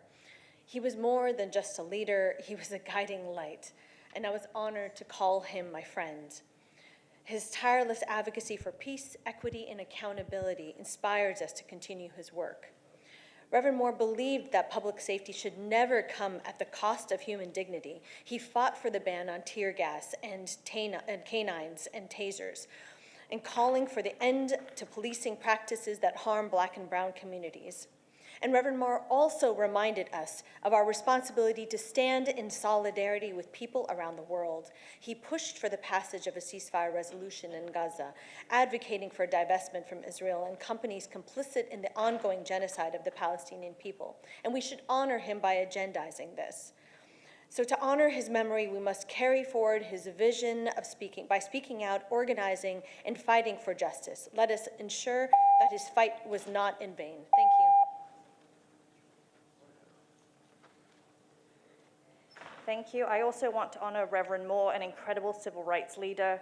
He was never afraid to speak truth to power, no matter the consequences. He was bold, kind, selfless, and always made time for those disrupting the status quo in the pursuit of justice. For the past 15 months, residents of this county have been advocating for Palestinian rights, and Reverend Moore was an incredible ally right here with his community. Why? Because he understood that Palestinian liberation is tied to all liberation. The same system that killed Hind Rajab in Gaza, Aisha Noor Ezgi in the West Bank, and Sonia Massey here at home is a system we must dismantle and rebuild. The forces that oppress Palestinians abroad also harm marginalized brown communities here at home. Reverend Moore dedicated his life to challenging harmful systems and fighting for human rights. So let us start by honoring his legacy to ensure that the Santa Clara County Board of Supervisors agendize and pass a ceasefire resolution in Gaza. Thank you.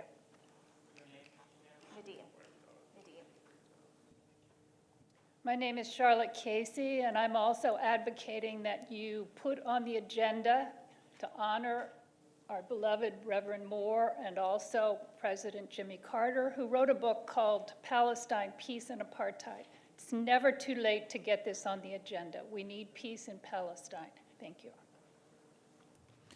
Going to call a few more names. Second call for Salem Ajluni. Then we have Andy Schaefer, Sean, Carly Ubuk, Michael Batchelder, Valerie Valtiero, and Amanda Cole. Hello, my name is Philip, and I'm a 15-year resident of Santa Clara County and currently reside in Sunnyvale. I'm also a rank and file member of SEIU 521 in the VTA chapter, speaking for myself. I took some time today to join you all in honoring Reverend Moore, someone who was a staunch supporter of racial and social justice in the South Bay and beyond. Palestinian human rights, as well as a ceasefire, was of particular importance to him, as well as to a majority of Americans. So I believe the best way to honor Reverend Moore and to meet this moment in time is to agendize and pass a ceasefire resolution. Thank you.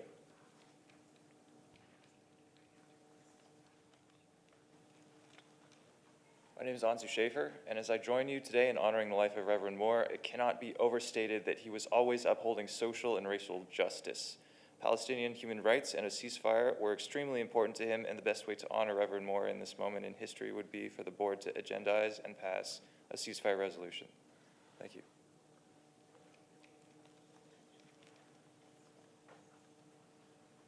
Hello, my name is Carly Eacock, and I am an emergency response social worker in Department of Family and Children's Services. I am a proud public servant to the children and families in this community. In DFCS, we are in crisis, and our leaders are failing to respond to this crisis. In emergency response, we are the first workers to go out into the homes of the families in our community and to respond to concerns for child abuse and neglect. In emergency response, we are at less than 50% staffing. When we do not have the staffing, we fail to respond in timely manners to our community. When our workers are overworked, we do not have the ability to meet our community's needs. DFCS leadership has not been held accountable. Thank you.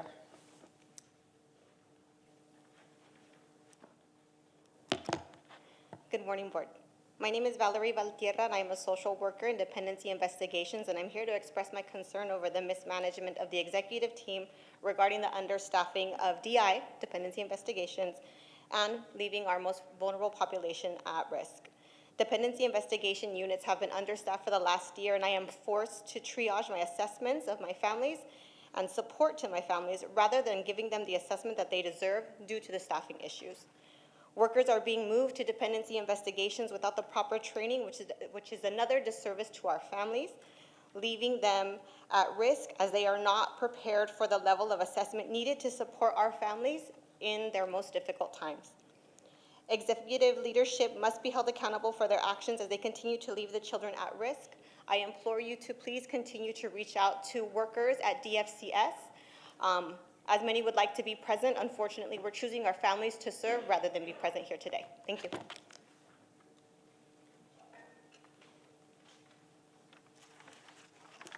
Amanda Cole, member of Survivors of the Streets, been speaking for myself. I remember Reverend Moore tirelessly talking about being humane to people. He'd want us to house as many people as possible and stop the slaughter of people elsewhere. He was an inspirational speaker. He had to endure the inactivity of this county and the suffering of others and the increase instead of decrease in their numbers. What I remember most is that he was always there, especially in the hardest places like Felipe. Must have been a great guy in God's eyes to have been granted the greatest gift, a peaceful death. I thank you, Reverend Moore. We'll continue to fight the good fight without you, but with your spirit. The time is always right to do the right thing.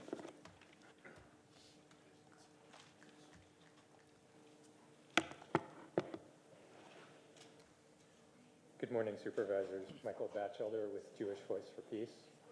As was previously said of Reverend Jeff Moore, he lived a lesson taught by Dr. Martin Luther King. When the nation's leaders took the wrong path, he wasn't silent, even if that meant disapproval from those in power. The violence Dr. King saw our leaders promote in Vietnam, Dr. Moore saw in Gaza, and he chose to follow Dr. King's example by speaking out. In the past days, the Israeli military destroyed the last operating hospital in northern Gaza and expelled its patients while committing acts of violence on the patients, their families, and staff. Let's not leave it to the next generation to properly honor Dr. Moore's legacy. Honor him with action as he would have wished. In his name, I ask that the board agendize the Human Rights Council's recommendation to take up a ceasefire resolution. Thank you.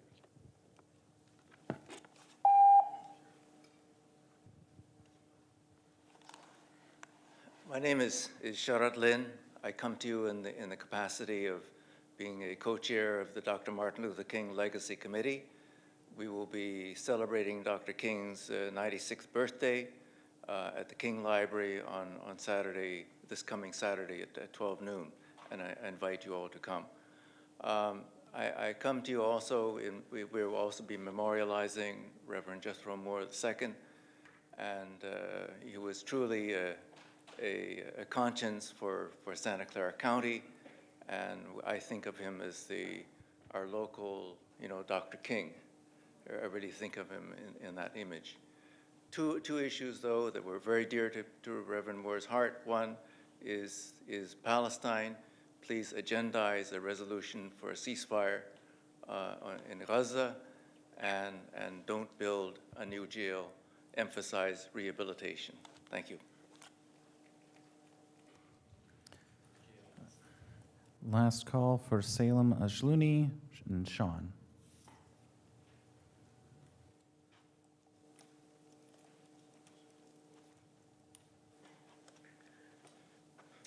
I hope now that Otto is president, everyone can hear him. I wanted to, I organized so many things with Jeff, and today when I started organizing the Speak Out today to call for the Gaza ceasefire resolution, I kept wanting to call him and say, hey, are you in on this? We're organizing this, do you want to do this too? And then he wasn't there.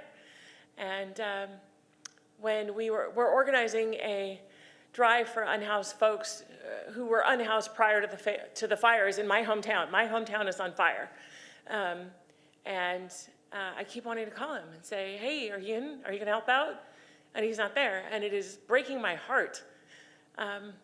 But you can make things better. You can actually bring forth the Gaza ceasefire resolution, and you can vote on that. You can do something right when nothing is right now, at least for me, with my hometown burning and Jeff gone.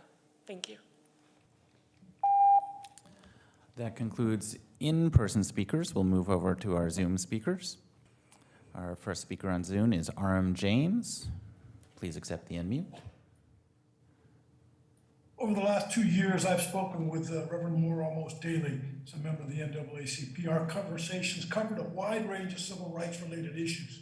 On numerous occasions, Reverend Moore and I had long discussions both at my home and over the phone on the ongoing genocide occurring in Gaza.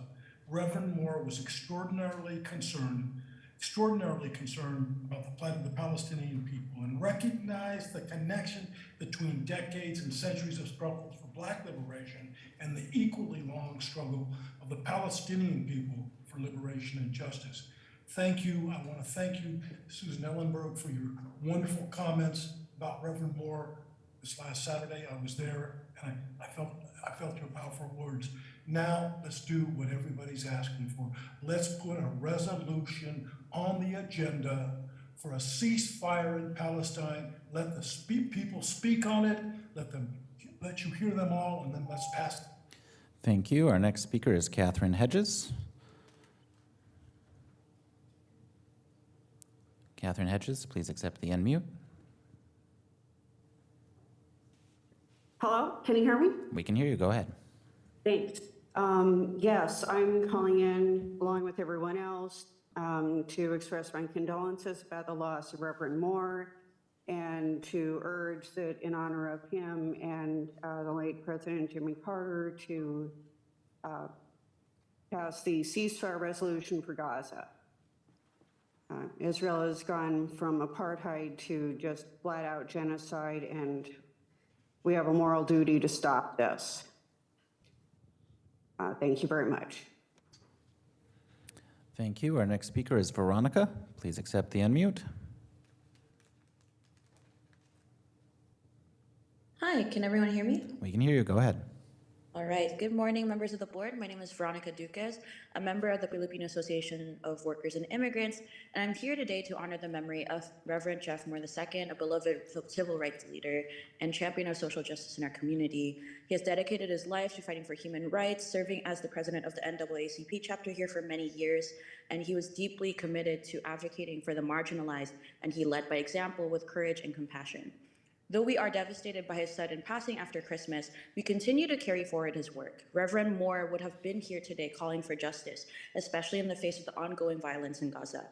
He knew the power of our collective voice to create change, and it's in the spirit that I stand here today to urge the board to take action by agendizing a ceasefire resolution for Gaza.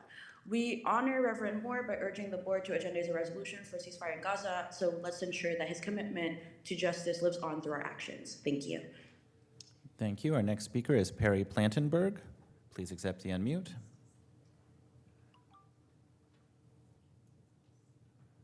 Hello, President Audley and Board of Supervisors. My name is Perry Plantenberg. I'm a Sunnyvale resident, a UC Berkeley student, and I've lived in Santa Clara County my whole life. I'm here today to ask you to oppose overall installation of artificial turf in the county. I played soccer for 6 years, from 6th grade to 8th grade, and I remember frequently feeling the scorching heat of the turf. When I fell, as soccer players often do, my legs and arms felt like the turf was burning them. It was not a pleasant experience. In addition, as you will hear from many advocates, there are many environmental reasons to use grass fields over artificial turf. Therefore, I ask you to oppose the installation of artificial turf. Thank you so much for your time. Thank you. Our next speaker is Ben Z. Please accept the unmute. Yes, hello, good morning. Please listen to all the workers from DFCS. We really have an issue with protecting children in this county. I mean, 3 children died in the span of 1 year.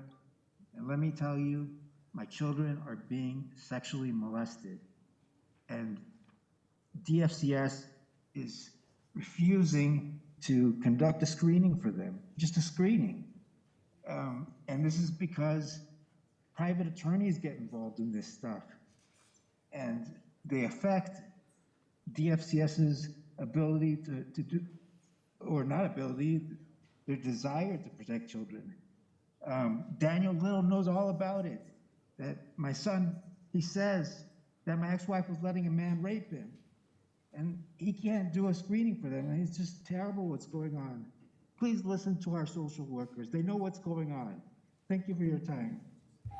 Thank you. Our next speaker is Omar Sharab. Please accept the unmute. Hi, my name is Omar. I'm a Santa Clara County resident. I want to start by offering my sincere condolences to Reverend Moore's family and friends. We've truly lost a pillar of our greater community. Reverend Moore was truly someone who embodied civil rights and justice for all people.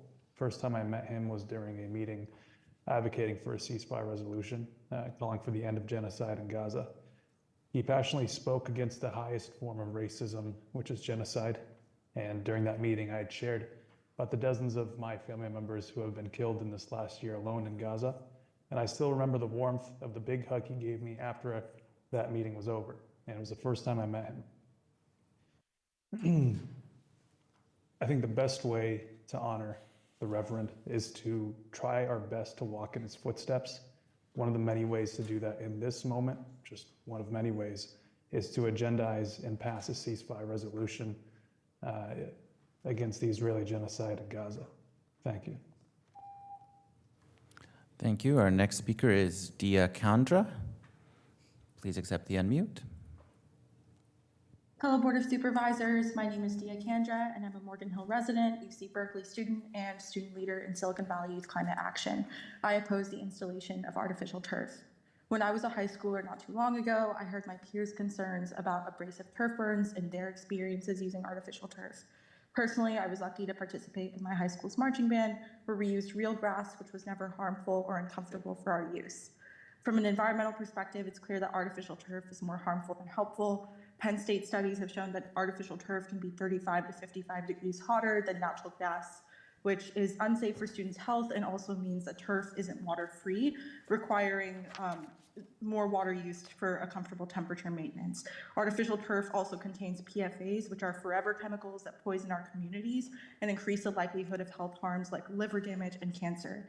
I ask that the board considers these environmental and health harms to our community and bans the installation of artificial turf in Santa Clara County. Thank you. Thank you. Our next speaker is Janet Cadillo.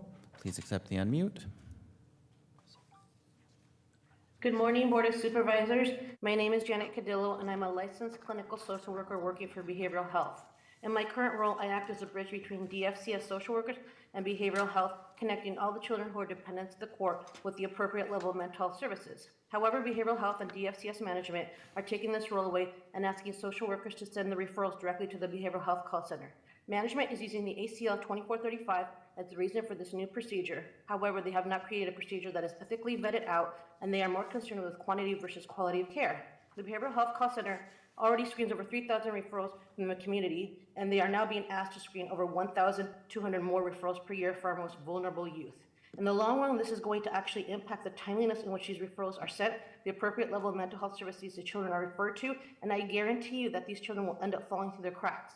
I urge you to please look into this matter more thoroughly to see what the impact will be to our most vulnerable population in the community, which is our children. Thank you. Thank you. Our next speaker is William Armeline. Please accept the unmute.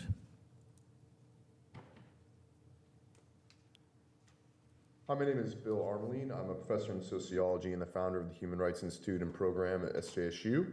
And I'm happy to sit on the executive board with my colleagues at the local NAACP branch. I join my colleagues in asking that you agendize and pass a resolution for ceasefire in the Palestinian occupied territories in honor of Reverend Moore's incredible legacy.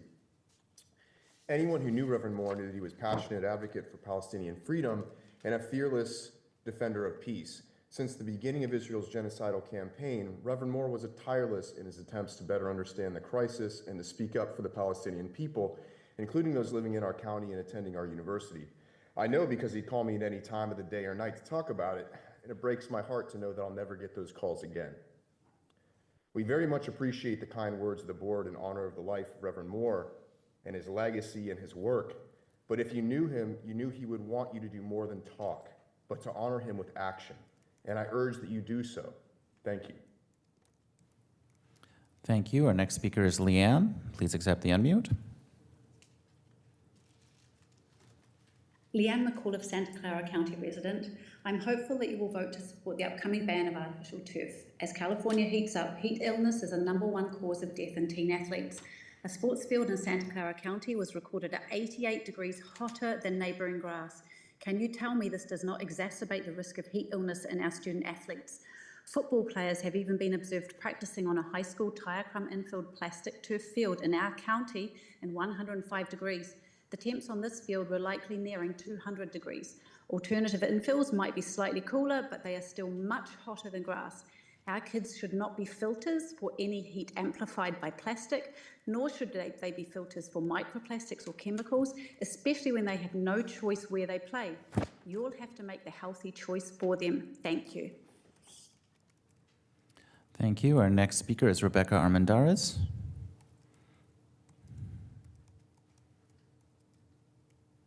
Good morning, President Lee, honorable board members. I am speaking the broken heart at the loss of Reverend Moore, who was such an incredible warrior and spiritual guide for so many of us who had the honor of organizing with him. And I ask, just like my brother said, that we honor his legacy through action and not just words. As deserving as he was, I doubt that he would want us to let his work and his sacrifice and his commitment be in vain. And so I ask that we agendize and support a ceasefire resolution. Thank you. Thank you. Our next speaker is Mari Khan. Hello, my name is Mari Khan. I'm a resident and a member of Filipino Association for Workers and Immigrants here in Santa Clara County. I wanted to thank the Board of Supervisors for honoring Reverend Jeff Moore today.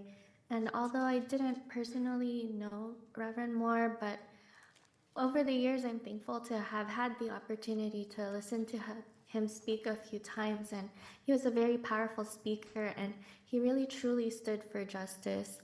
And one issue I want to bring forward today that I know he would have wanted to as well is to ask the Board of Supervisors to agendize and vote on a Gaza ceasefire to stop the genocide and save innocent lives. Thank you. Thank you. Our next speaker is Gingy. Good morning to the Board of Supervisors. My name is Gingy. I'm with PAWI's, Filipino Association of Workers and Immigrants. I haven't known Reverend Moore personally, but learning about his tireless advocacy for justice is inspiring. And now we can best honor his life by carrying on his fight for justice. One way we can do that is by agendizing a ceasefire resolution in Gaza. This is especially pertinent considering the devastating wildfires that have been raging throughout Southern California. We keep sending money to Israel, and as a result, we have depleted resources to combat these disasters. We also have to turn to then incarcerated peoples, a majority of whom are Black and brown, to fight these fires. I call on the board to agendize and pass a ceasefire resolution to help fulfill the Reverend's dream of creating a just and lasting peace for all people. Thank you to the board for your time. Thank you. Our next speaker is Susan H. Please accept the unmute. Hello, I'm Susan Hinton. I live in Santa Clara County and am a member of both the Sierra Club and of the California Native Plant Society. I'd like to talk about athletic field and landscaping maintenance. There's a wrong belief that only grass in planted fields are not maintained and that artificial turf is a solution. However, artificial turf fields are also not well maintained. For example, the Twin Creeks Sports Complex has rubber crumb and plastic pieces spilling off the fields where it flows into drains that lead to the bay, harming fish and marine life. Plus, the sports field Gmax levels of field hardness have not been measured in a long time, if at all. Hard fields cause injuries to fallen athletes. In Palo Alto this last year, a badly maintained artificial turf field caused an injured player's family to bring a lawsuit against the city. Badly maintained artificial turf is no better and definitely worse for the environment. Thank you. Thank you. Our next speaker is Jason G. Reyes, Sr.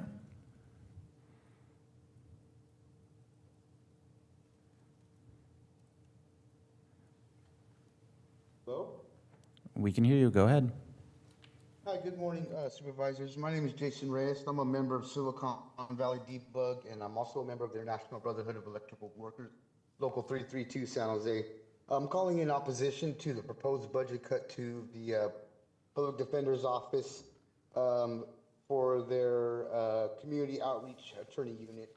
I was fortunate enough to have them expunging my record. I made a lot of foolish decisions in the early 90s when I was a young man coming of age. Those decisions followed me for 25 years. And because of the unit, they were able to expunge my record. I was able to get my civil rights restored, my constitutional rights restored. I was able to apply for benefits and things like that. I think this is a very important program for the citizens of San Jose and Santa Clara County, and I urge you to please do not cut budget funding. Thank you. That concludes public comment.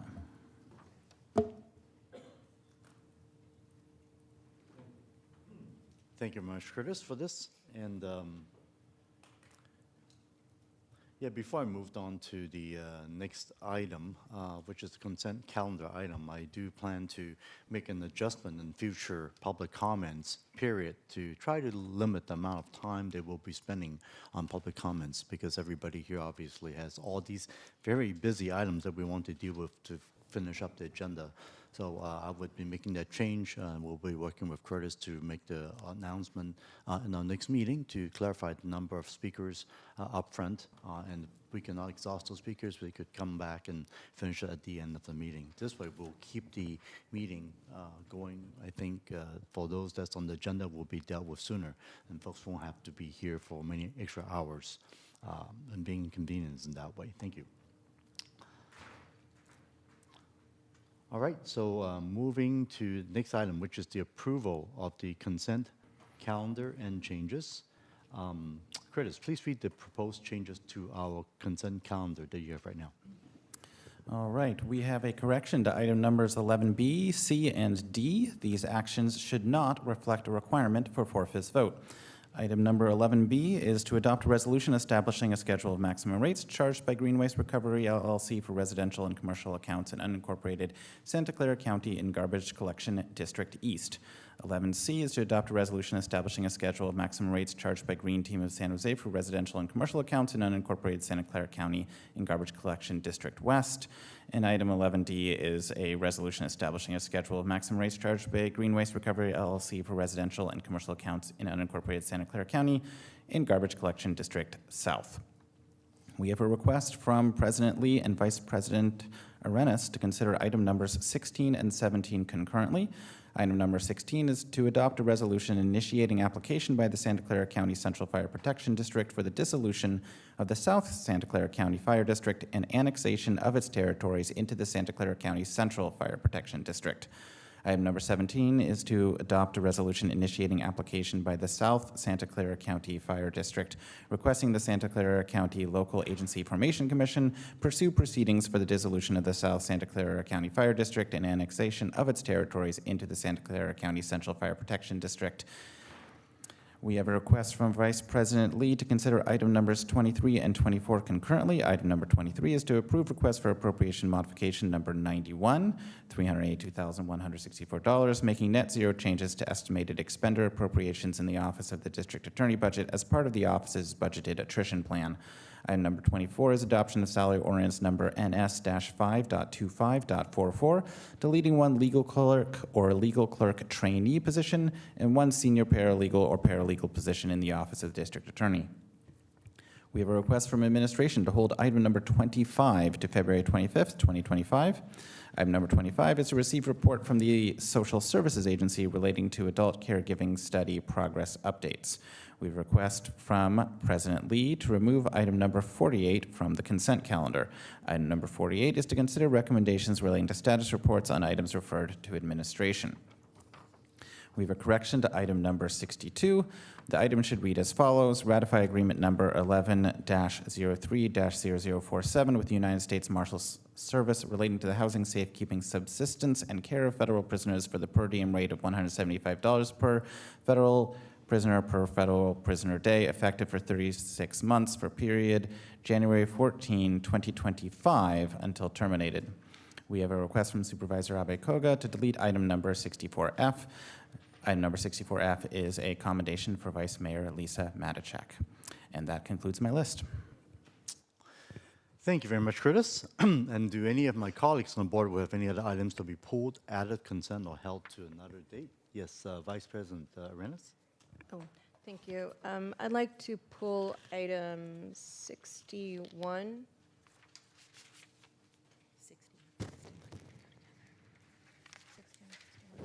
Sorry, 60 and 61 as they go together. Thank you. Pulling items 60 and 61. Yes, I'm going down the lights here. Supervisor Ellenberg. I'm going to abstain on item 35, which is a salary ordinance related to the elected positions of assessor, district attorney, and sheriff. I had intended to make comments on consent on 60 and 61, but if it's the will of the board to pull them, I'll hold my comments. Great. Yes, Supervisor Young. On item 50, I'm going to leave it on consent, but request that a report on the loan repayment program be brought to FGOC, and then to pull item 69. Okay, pulling 69, correct? Mhm. Yes, thank you. And nope, no more from the bottom. Okay, so I do have a couple of clarification and also putting it back. So for example, item number 48, I'd like to go ahead and add that back to consent agenda regarding the recommendations on the status reports and items referred to by administration. The item 43, I'm not going to pull it, but I just want to clarify the seats issue here. On the specific issue of the Human Trafficking Commission bylaws, I have to specify the exact seat number, and so I would like to go and add and make clear on the motion to approve the consent calendar to appoint Supervisor Young in seat 1 and Vice President Arenas in seat 20 in this commission. And to recap, I have Vice President Arenas has pulled items 60 and 61. And Supervisor Ellenberg is abstaining on items number 30. Supervisor Young has, to abstain on item 35, sorry. Supervisor Young to request report on item number 50 to FGOC, and pulling item 69, and I've put 48 back on consent. All right. Yes, Vice President. Oh, sorry, President Arenas. Yes. Actually, if I could defer for one meeting, item 60 and 61 instead of pulling. Oh, okay. You would like to defer items 60 and 61 instead of pulling. Yes, instead of pulling it. I'm sorry. Sure. Just want to check with the administration. Any issue on timing if we delay this item for one meeting? No, the positions are frozen in any event, so that's fine. Okay. Thank you very much. Yes, Supervisor Young. Presently, I'd like to put item 48 back on discussion. Okay. 40. Okay, that's fine. Then 48 is being pulled off consent. All right. Curtis, you got all that? Give me just one moment. Yes, I think I have all of that.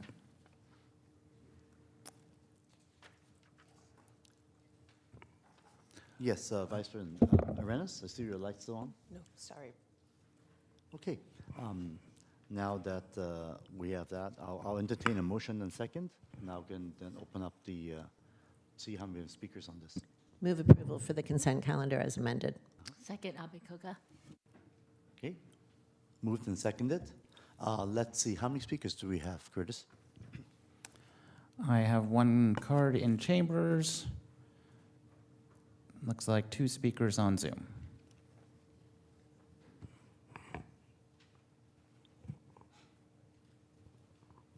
Okay, let's give them 2 minutes each. And the All right. speaker, yeah, go ahead. Okay. Our speaker in chambers is Cole Cameron. And Cole, before you speak, I just want to mention that being a consent calendar items, would you please state before you speak which Yes. consent calendar item number it is? Thank I you. was coached properly by Curtis and his great team. Great, thank you. The way you keep juxtapositioning and everything, Curtis, is pretty amazing.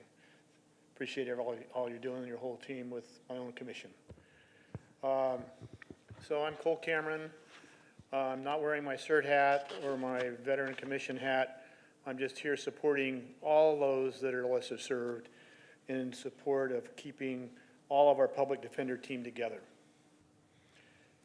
That team supports the elimination of fines and fees, expunging criminal records, as you've heard from a couple of previous speakers, recalling warrants, and helping them get into better, healthier living environments, partnering with Judge Manley and his team. I think that if we can find a little money to keep all of them on board, maybe we have a little money from the much larger budget with the DA team, maybe the reserves looked at. As an old finance guy, there's many ways to solve a problem, because from what I'm seeing with the introduction of Prop 36, we're going to have to incur some much larger expenses by not having a bunch of our people, 80 to 85% of the caseload, deferred back into healthy environments and productive citizens in our community. I really want us to support the lesser served, because from the stats I've read, over 76% of the people they serve are of color. I just really want to just take a moment to hope that each of your family and friends in LA are safe. My cousin's helping her neighbors. She's got 6 other teachers that got burned out completely. She's 2 blocks away from the fire. And I just hope that our fire team returns home safe. And I know them having some of our team deployed down there. Thank you for your time this morning. Appreciate everyone here that's doing so many good things. All right, moving to our Zoom speakers. First speaker is Sharon Luna.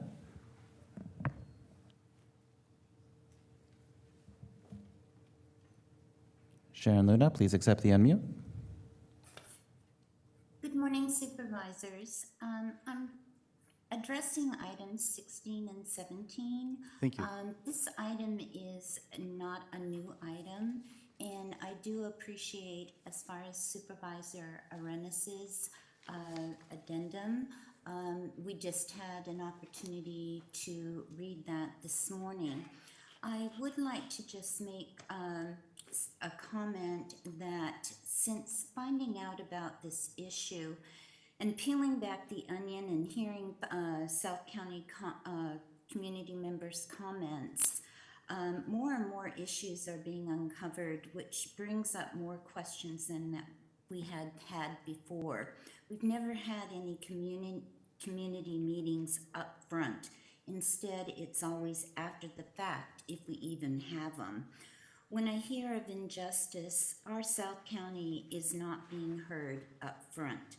We do not want meetings after the fact, for they do not happen. I ask you to possibly delay until a community meeting is held up front. This issue has been going on for over 6 years, and we have had not one meeting. This is not the only time that we have been told that there's going to be community meetings, and they don't happen. This is prior to Supervisor Arenas' being our D1 supervisors.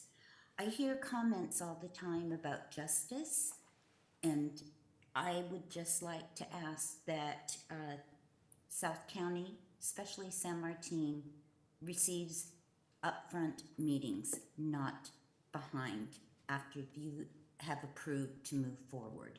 Thank you. Thank you. Our next speaker is Kevin Conant. Just doing a sound check since I'm doing this remote. Can you hear me? Please go ahead. Okay, thank you.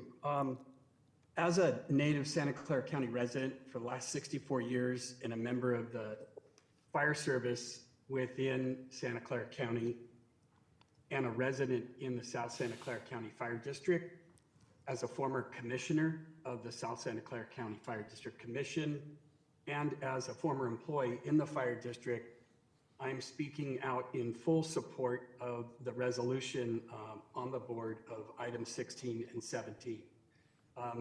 I have a different opinion than the previous speaker. I think this issue has been studied numerous times with numerous public meetings, including the last LAFCO fire service study, with lots of opportunity for public input. At least 3 studies have been done that have had the conclusion that the South Santa Clara County Fire District has a structural fiscal deficit with the impending increased costs for fire protection as it currently stands.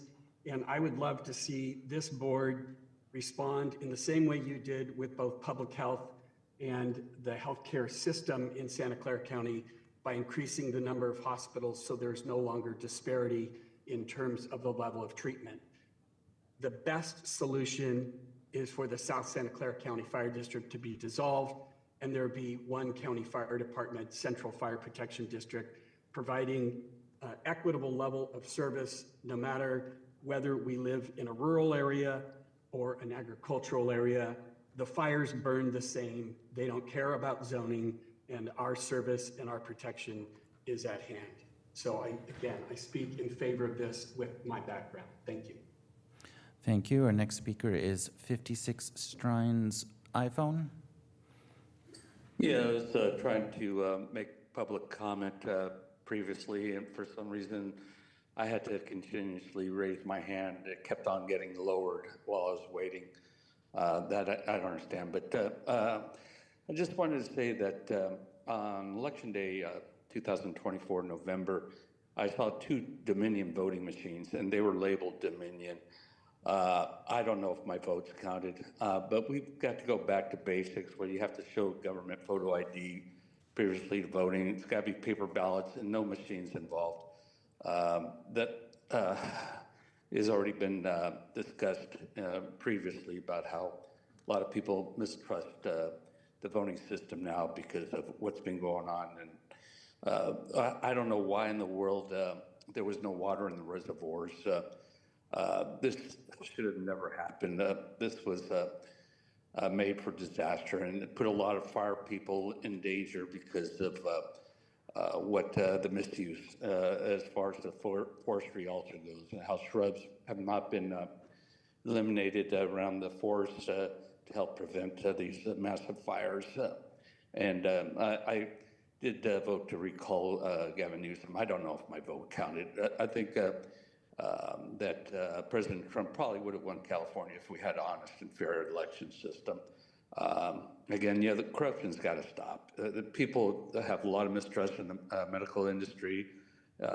Doctors have already, in the Bakersfield doctors I'm talking about, talked about how we have ivermectin, the masks don't work. And mortuaries are saying ever since the forced vaccines have been happening, there's been a 25% increase in death. That's inexcusable. Children are getting cancer, dying of cancer. People, I know 2 people personally that have been diagnosed with cancer now. Thank you. Our next speaker is Ana Navarez.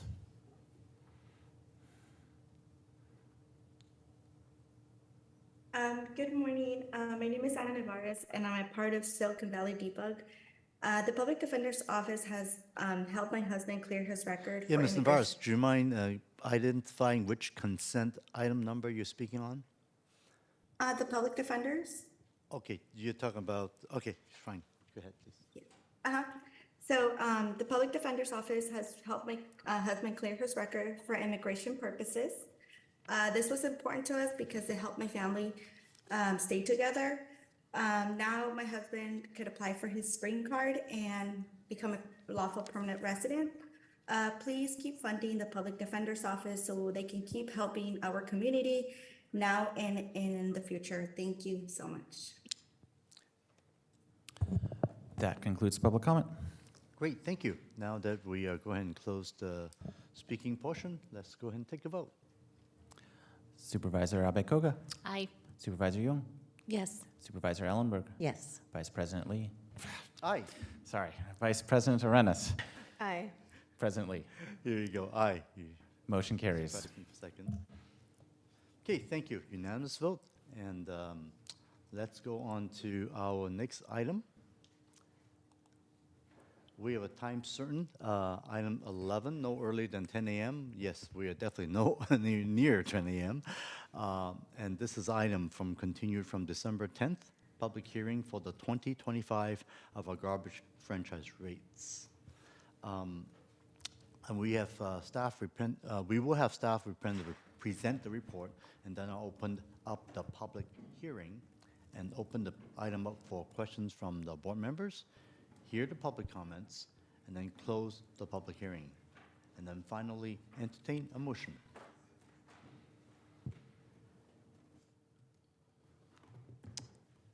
Good morning. Still morning, at least. Still morning. Good morning, President Lee, members of the board. Happy 2025. Edgar Nolasco, your director for the Consumer Environmental Protection Agency. I have the pleasure of introducing item 11, the continuation of the 2025 garbage franchise agreements. Sitting with me is Vanessa Marcadeas, Program Manager 2, Cliff Chu, Management Analyst, Willie Wynn, Deputy County Counsel. We also have representatives from Green Waste and Green Team to answer questions you may have. We have been undertaking this process for a couple of years now and have come to your board multiple times. And we're at this juncture now, which we are asking for approval of the 2 agreements with Green Team and Green Waste, as the current agreements are set to expire June 30th of this year. The approval of 10-year franchise agreements will allow us to start the transition period and continue providing garbage services to the unincorporated residents. We want to spend a moment to ground you and review the services within the agreements, because it's been a while since we've met before the board, and we have 2 new board members. Ms. Marcadeas will now begin the presentation we have prepared for you.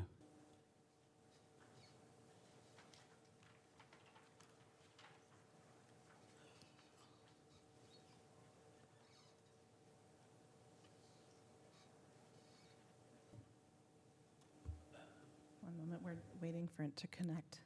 Sorry, supervisors.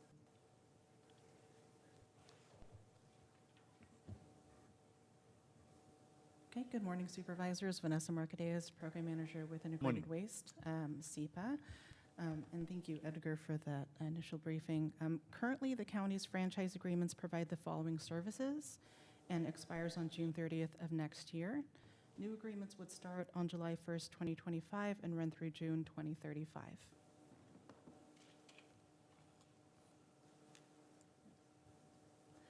This is a map of the county's current solid waste districts and haulers. The dark gray borders delineate the supervisory districts, while the color-coded overlays show the solid waste districts and the haulers that service them.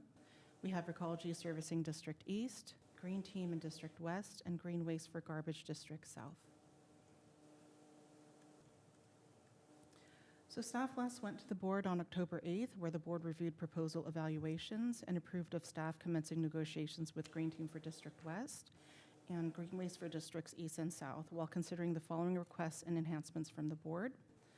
New board requests include unfair labor practice or ULP reporting, certified wage reporting, and requested enhancements include updates to hauler labor peace plans, enhanced liquidated damages or LD provisions, a sorter wage, and transition plans. So for unfair labor practice reporting, which is one of the new board requests included in the new agreements, the haulers are required to submit to the county on a quarterly basis any filings of unfair labor practice charges or complaints to the National Labor Relations Board, and staff will review these reports when submitted. For certified wage reporting, staff has established a process to verify that sorters and drivers working under the county's agreements are being paid correctly. The reports will be certified by the haulers and submitted to county for verification on an annual basis. Requested enhancements included in the agreements for labor peace plans. So labor peace plans ensure working conditions and the continuity of service in the event of a labor dispute, such as a strike. Enhancements to the labor peace plans include a commitment to proper working conditions and labor relations, annual plans that explain how the haulers are going to comply with labor laws and regulations, and the annual reports must be submitted for approval and review by the county staff and county council. Otherwise, they can face liquidated damages for failure to submit those reports per our agreement. So going to the liquidated damages enhancements in the new agreements. So liquidated damages are a preset amount of compensation to be paid by a party to a contract for that party's breach of contract elements. So liquidated damages are non-punitive in nature. And for the enhancements included in the 2025 agreements for unincorporated county, it includes response time to customers and county staff. We have liquidated damages for failure to distribute outreach materials per the outreach plan that has been submitted. New liquidated damages include the following, which include the $500 per day for failure to submit the quarterly reports, aforementioned labor peace plan, wage reporting, and ULP practice filings.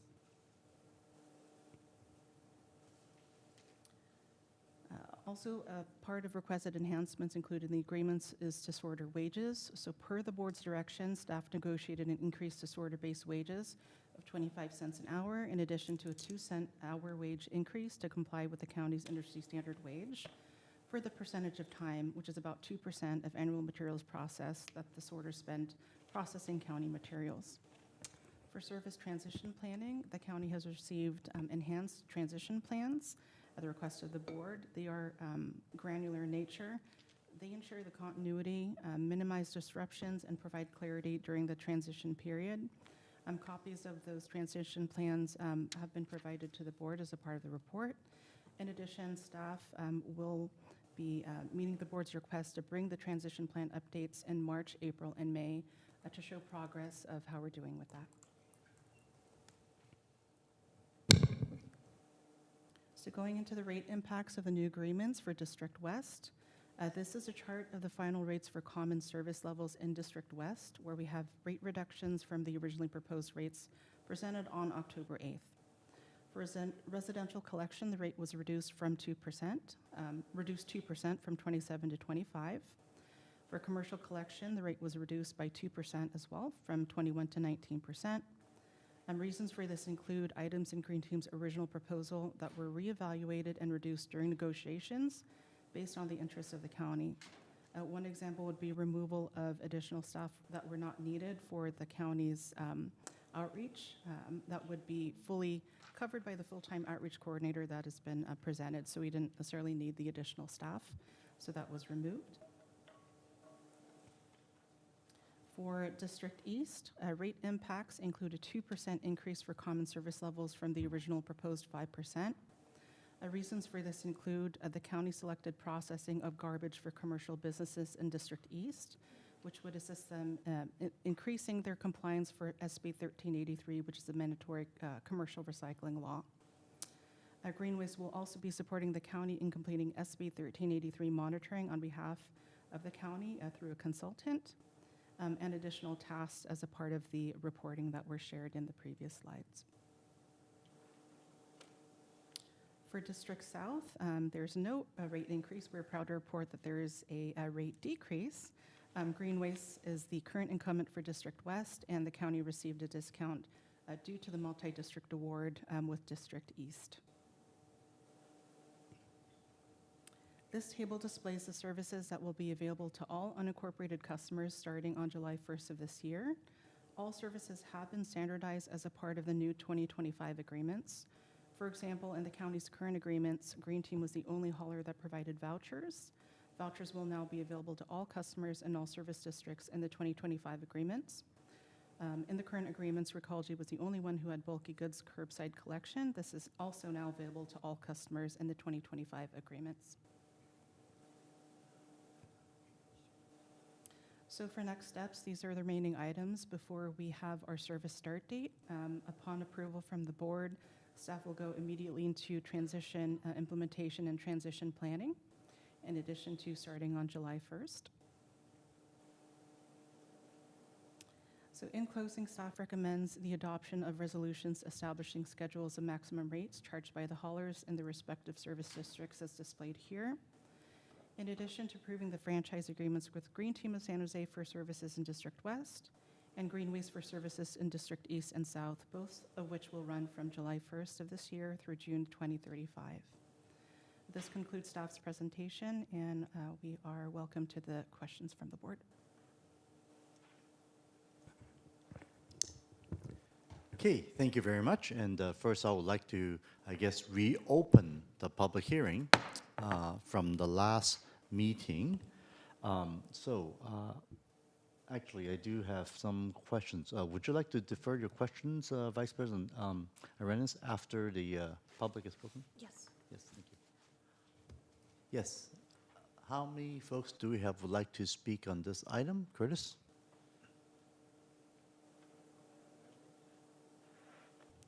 We have no request to speak on item number 11. In either the chambers or on Zoom, right? Correct. Okay, if that's the case, I'll go ahead and close the public hearing. All right, now we have questions and comments from the board. Let's go down the lights here. Vice President Arenas, please. Thank you. I know we've heard this item a number of times, and I want to thank all of you for all the really great work that you've done. You've answered all of our questions, or at least the ones that I have posed, and the ones my previous colleagues had asked in previous meetings. And so I just really want to take the opportunity to thank you for negotiating on behalf of the county, but more importantly, of our residents that you understand what it means to have an increase in a household, right, when people are struggling. And so I know there's, in my district, there's going to be residents that are going to be happy because there's quite a bit of a discount, right, for some of them. So I'm really grateful for that, and grateful that you're also considering the workers and making sure that there's nobody that's displaced, that there's a transition plan, that the labor peace agreement is discussed, and even if it isn't required, it is something that I think those haulers are willing to work with all of us about, and so that speaks volumes about how they will value their future workers. And so I just want to thank you for that, and good luck. We're all hoping that everything goes well. I know that you've all learned valuable lessons from previous contracts and delays, and you must feel very proud because you're right on time. So congratulations, and I want to move this item. Yes, thank you. And let's see, going down the lights, actually, Supervisor Young first. Oh, I wanted, may I second it? Oh, yeah, you like a motion? Oh, I'm then sorry, we it's a second from Supervisor Abikoga. Yes. Yes, I guess Supervisor Young want to speak first, and then I'll give to the second. Yes, thank you. Please. I also want to echo my appreciation to the staff for getting my team and myself up to speed very quickly on this item that has been in discussion since 2023. I just have a couple of questions and a potential friendly amendment to the motion, where there will be an increase of about 7% in District East. Really would like to hear from the staff in terms of what opportunities we have and what options do we have for low-income customers to be able to apply for a rate discount. Supervisor Young, thank you for the question. So we can disseminate information in partnership with board offices on what are the eligibility requirements for low-income residents that qualify for the PG&E Care program, and those are items. Folks that qualify for that receive a 60% discount if they qualify for the PG&E Care program. So we can disseminate that information and really explain to our unincorporated residents the possibility of them, if they do qualify, either through income or through recipient of services through our social services agency, they could be potentially reduce their rate by up to 60%. Fantastic. So being a customer or being a client of one of our SSA benefits program like CalFresh, CalWorks, TANF qualifies for the PG&E Care program That is correct. and thereby qualifies for a rate discount. That is correct, but they would have to apply. So what we're proposing is to disseminate that information as part of our transition plan and partner with your board offices to ensure that our unincorporated residents in all of our 3 districts are aware of such an amazing program that we're providing. How many of the 4,000 plus customers in District 2 East are currently participating in the reduced rate program? I don't have that answer in front of me, Supervisor, but I can get back to you on that. Okay, I'd like to make a friendly amendment to the motion that we coordinate with SSA to further enhance our ability to target our communications about this program to clients currently receiving benefits in the unincorporated areas of our district. So to the maker, would that be acceptable? Yeah, let me ask, in the transition plan, is that something, I apologize, I can't recall, is that something that you're already going to do in terms of outreach? That is correct, Supervisor. Okay, so then you're asking for social services to do the work? I'm asking for social services to partner, and this is something that I discussed with our SSA director already, that they are really eager and excited to be able to explore this opportunity to further target their communications. Okay, and so what would that exactly mean? Sending out a flyer? I mean, what does this mean in terms of workload? I think we would need to look into the options that would make the most sense, but presumably it would mean incorporating communication with other communication provided to unincorporated beneficiaries regarding their eligibility for this program. And I don't know what communication's already provided, for example, regarding eligibility for PG&E's existing program, but those are things we can certainly look into. Okay, and the reason I'm asking questions is I want to make sure that we don't subsidize any efforts that the haulers should be responsible for, right? And that the responsibility is not within us, but this transition plan and some of the things that we expect our haulers to do for their clients. So I'll accept the friendly amendment. And then second. Accept as a second? Yes, I do. Thank you. Okay, thank you. Yes. Any further? Vice Jean? Oh, thank you to staff. Okay. Yes, Supervisor Albicoga. Thank you, President. Yes, and thank you, staff, for the presentation and all of your hard work on this.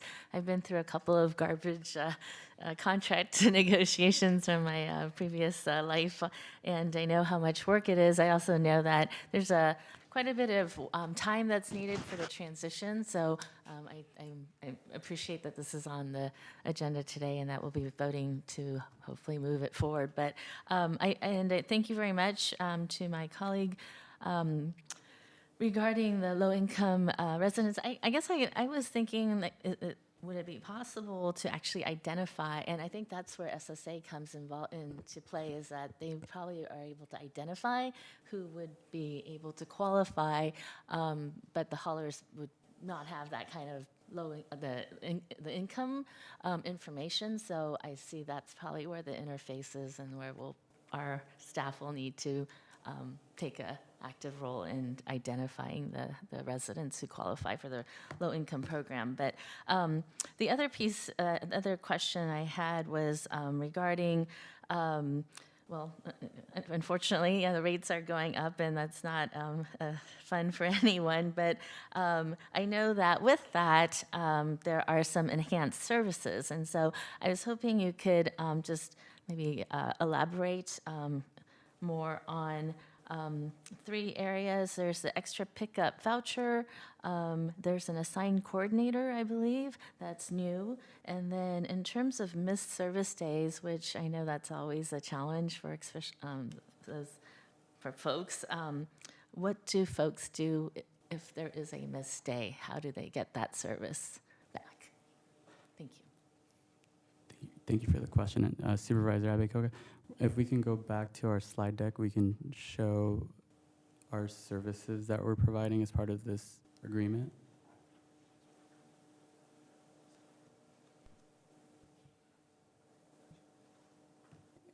The green highlighted items are items that are new and provided. And they're one of the goals for the team and for all of us was to have consistency across the 3 districts, which previously there wasn't. So that was one of the goals, is to have consistency in services among the 3 districts. And in matter of District West, I don't recall on the top of my head, but I'm gonna see if one of my team members has it. I'll have Mr. Chu answer that for you.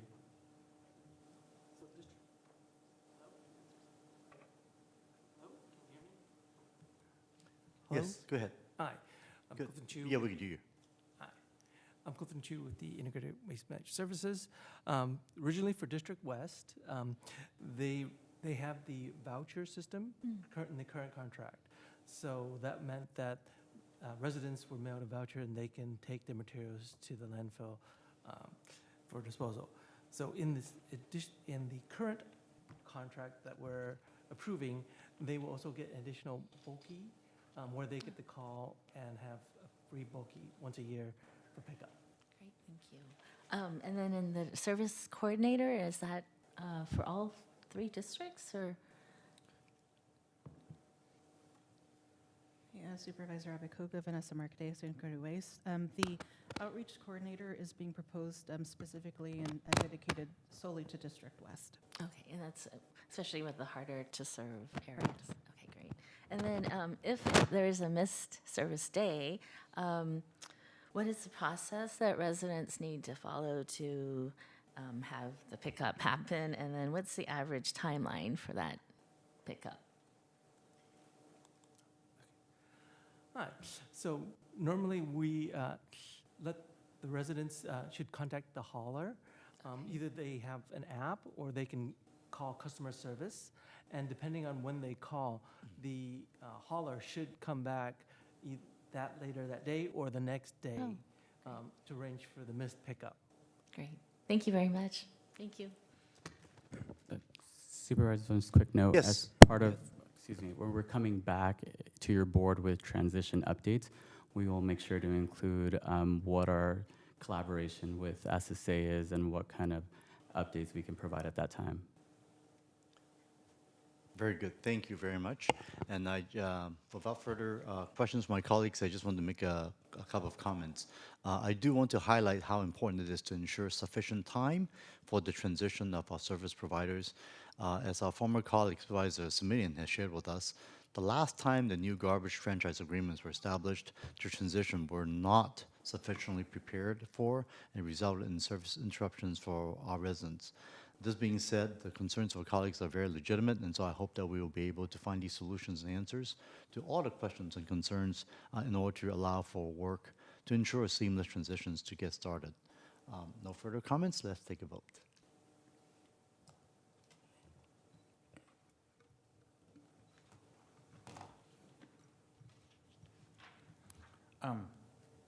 No public comments. Oh, we already did. We closed the So public we- hearing, yes. That's right. Yes, my apologies. No worries.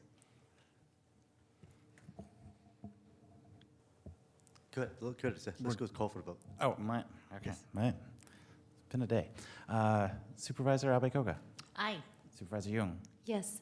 Supervisor Ellenberg, Yes. Vice President Arenas, Aye. President Lee.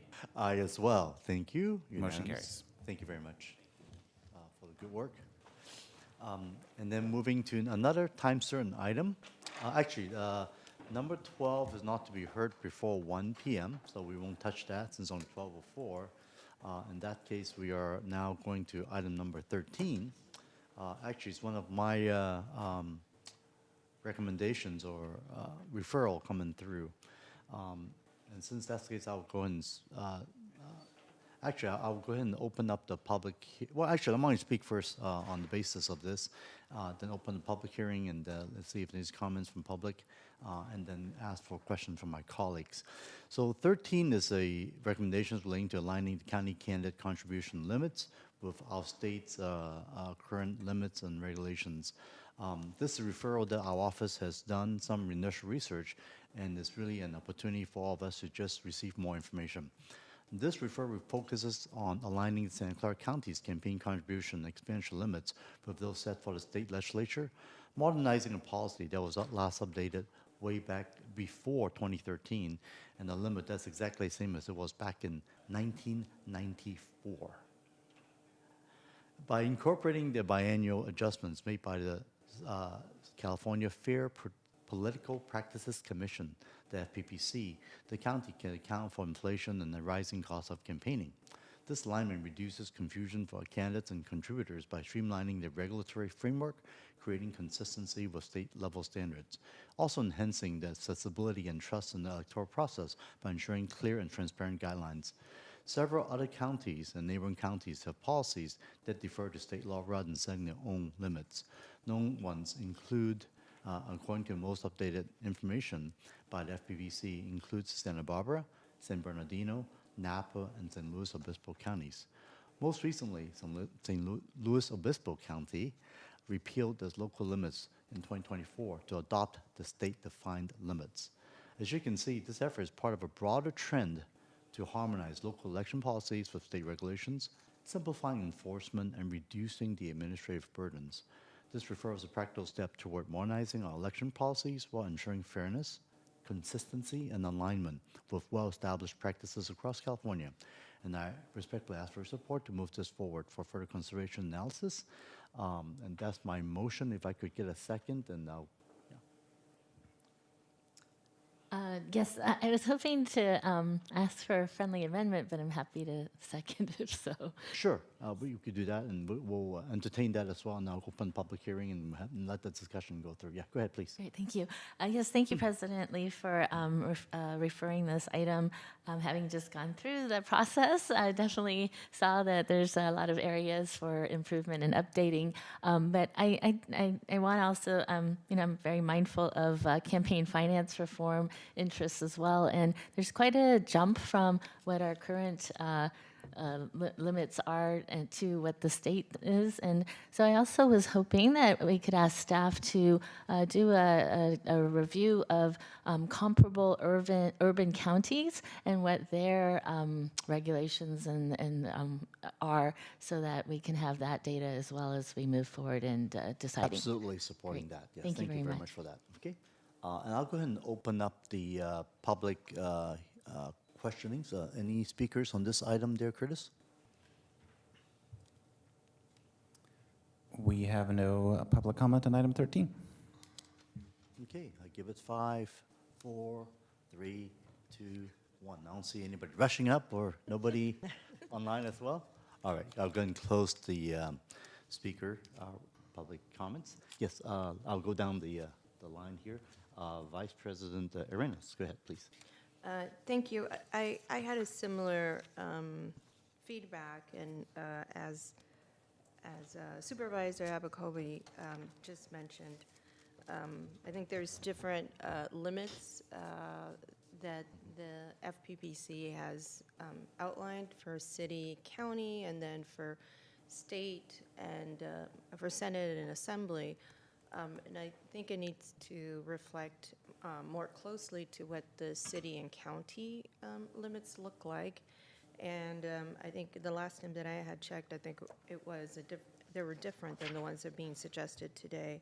So whatever that amount is, I think if administration can come back with those proposals, that's what I would be interested in. Thank you. Okay, thank you. Yes, Supervisor Ellenberg? Thank you, President Lee. I recognize that as well-intentioned as this referral may be in seeking to address the very real discrepancy between campaign contribution limits and the high cost of campaign expenditures, I have found that there are, for me, at least 3 reasons why I won't be supporting this proposal. The first is that aligning ourselves with the state, given relatively similar jurisdictional areas, ignores the fact that the Levine Act functionally limits many campaign contributions to $500 per person. State legislators, of course, exempted themselves from the Levine Act, so they don't have to consider that functional limitation. Secondly, while the referral correctly notes that postage has increased 60% since 2013, and depending on what the Trump administration does with regard to privatizing the U.S. Postal Service, could rise higher. That still, to me, doesn't appear to be a justification to recommend an increase to our contribution limit of 490%. The current contribution maximum for state legislators is $5,900 and increases every year. Finally, because Citizens United unfortunately remains the law of the land, independent expenditures in political campaigns will continue to be largely unregulated or limited, regardless of the limitations we place on campaigns and candidates. A change I would support would need to address really the truly significant challenges in campaign funding and finance. At this time, I'm not comfortable supporting the flow of more money into supervisor races. I think the focus should be on getting money out of politics rather than bringing more money in.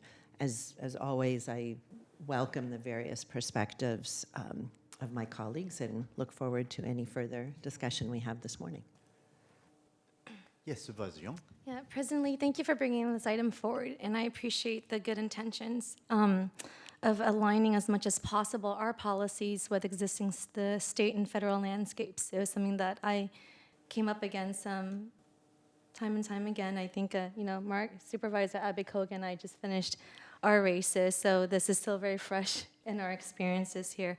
Including experiences that I had the great luck of being in an election law class when the Citizens United decision was passed down. That was a nerd moment. James is the only one smiling. And just from there, the rest of the semester was spent discussing the unintended consequences and the unforeseen impacts that came and flowed from there that we're still studying to this day. And I think this is something that is worthy of a lot of examination and understanding in light of how much campaigns have cost, how much expenditures have gone into this, how does this all interact with the Levine Act and other FPPC regulations and other campaign reform actions that may be taking place right now in their discussion. And I know there's a motion on the floor. What I offer is this something that can be referred to FGOC where the committee can nerd out a little bit more on this and understand all of its implications before bringing this back to the board? Yeah, thank you for that suggestion, FGOC. That's actually a very perceptive questions. What I do want to mention is the issue of Citizens United. I think everyone here on this board understand how unfortunate that Supreme Court decision is. Just to remind the public, what it really says is that the Supreme Court has said that donations through independent means is considered speech. Therefore, there is really no limit on the expenditure or the independent expenditure, number one.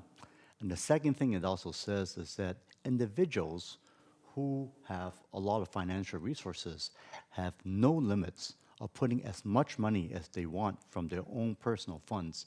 So therefore, there's also no limit on that.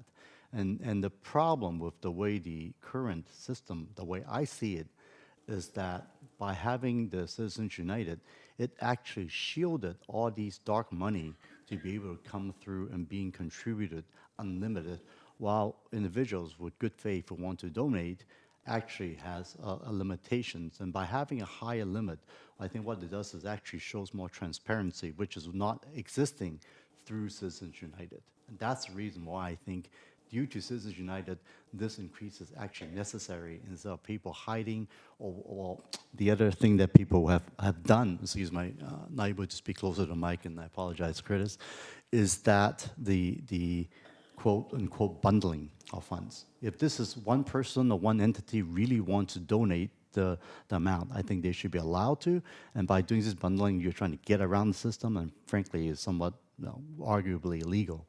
So what I'm proposing here is really trying to provide more transparency to show the public where the money really is coming from instead of hiding it through these lower limits. And as we all know, given the limits that we have gone through, as I said, these limits came back in 1994. And looking at some of our neighboring limits that we've seen, what actually shocks my conscience in some ways is the limits of Alameda. It's something like about $20-something thousand for a supervisor seat, which I think is kind of ridiculous as well. So I think there's a point where a number is needed, and then what I also don't want to do is having the board to make these changes every 4 years, every 2 years, because a lot of times we just don't do it. And basically, we haven't done any changes since '94, and that's 30 years ago. So trying to tie to something in the long run, I think, could be helpful so that this does not get changed. What I would like to do is this: maybe I'll ask the staff to come back with what they have in terms of the data that's been asked for specifically by our colleagues regarding the different counties numbers and all that. Let's have those numbers come back to the board. And if that's still not sufficient, then we could go ahead and refer to nerd it out, like you say, to FGOC to continue discussion. This is really a big issue, I understand. And I'm frankly shocked to see that there's no public here to speak about it, and I certainly want to get the public comments. So again, we are not voting to change anything today. We're only voting to get more information from our staff to do the research, give us the numbers, come back to us for the next steps to have a more detailed discussion on this issue. I think that would be warranted. Thank you. Oh yeah, and see more lights on. I think Supervisor Ellenberg, you first. Yeah, thank you. Go ahead. Thank you. I certainly don't have any objection to seeking more information. And your comment, President Lee, about the need for more transparency certainly is valid. I don't see a connection, though, because nothing is impacted with Citizens United. People can still be giving money in sort of an anonymous or dark way anyhow. And the people that give us money now at whatever amount have to disclose that. So that's not a change. Another piece that I'm concerned about is making it even harder kind of for especially new candidates, young candidates, candidates who may not have well-resourced friends or colleagues to be able to compete. We're just making the divide that much larger. And I understand we're now not talking necessarily $1,000 to nearly $6,000, but maybe somewhere in between. But truly, every incremental increase is going to make it harder for some candidates, and I would argue the very candidates that we want to represent us, that bring in more diversity and more life experience, are going to find it even harder to raise those funds. And part of the advantage of the cap, frankly, is saying, well, at some point you have to stop. And raising that cap so much, I think is detrimental. So I hear all of you, and I understand and very much respect the perspectives. I just can't get myself to believe that this is the solution to the real problem. And if we do get to nerd out in FGOC, I will welcome that. So I will support today for the purposes of just getting information back, but just want to be very clear that I really cannot support any kind of meaningful increase. Yeah, go ahead, Vice President Ellen. Great. Vice President Reynolds, thank you. Yeah, I know, it's because this is hers, oh, no, not, your seats were there. Anyways, I actually really appreciate your recommendation, Supervisor Young. I think it should probably be discussed a little bit more at length in a committee. I hope the chair can, and President Lee, you can reconsider that, because I do think that there's a lot of nuance in between what we're discussing, right? I've had an experience of always having a very budget-limited campaign. I've never had an office, a campaign office. The first year that I ran for council, I didn't have yard signs. My office has always been my home, my garage. Yeah, and so, and I think it really speaks to when your message resonates with people. And we are in politics, and unfortunately, our allies are not always our friends, and our friends are not always our allies. And those are tough lessons, right? There is, I think, an opportunity for us to take a look at making sure that we don't close the doors for folks who are well-intended and should be part of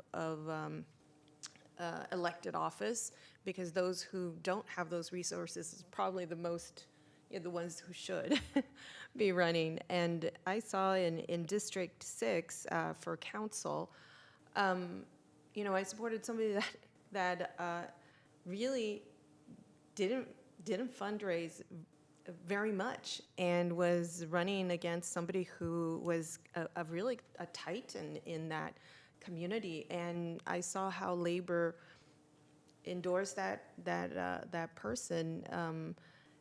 And so it goes back to, your allies are not always your friends, and your friends are not always your allies.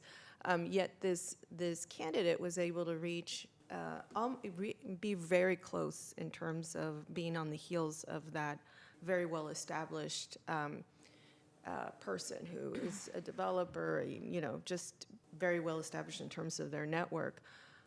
So it just really comes to show you the will of a candidate when the heart is in the right place, when their message resonates.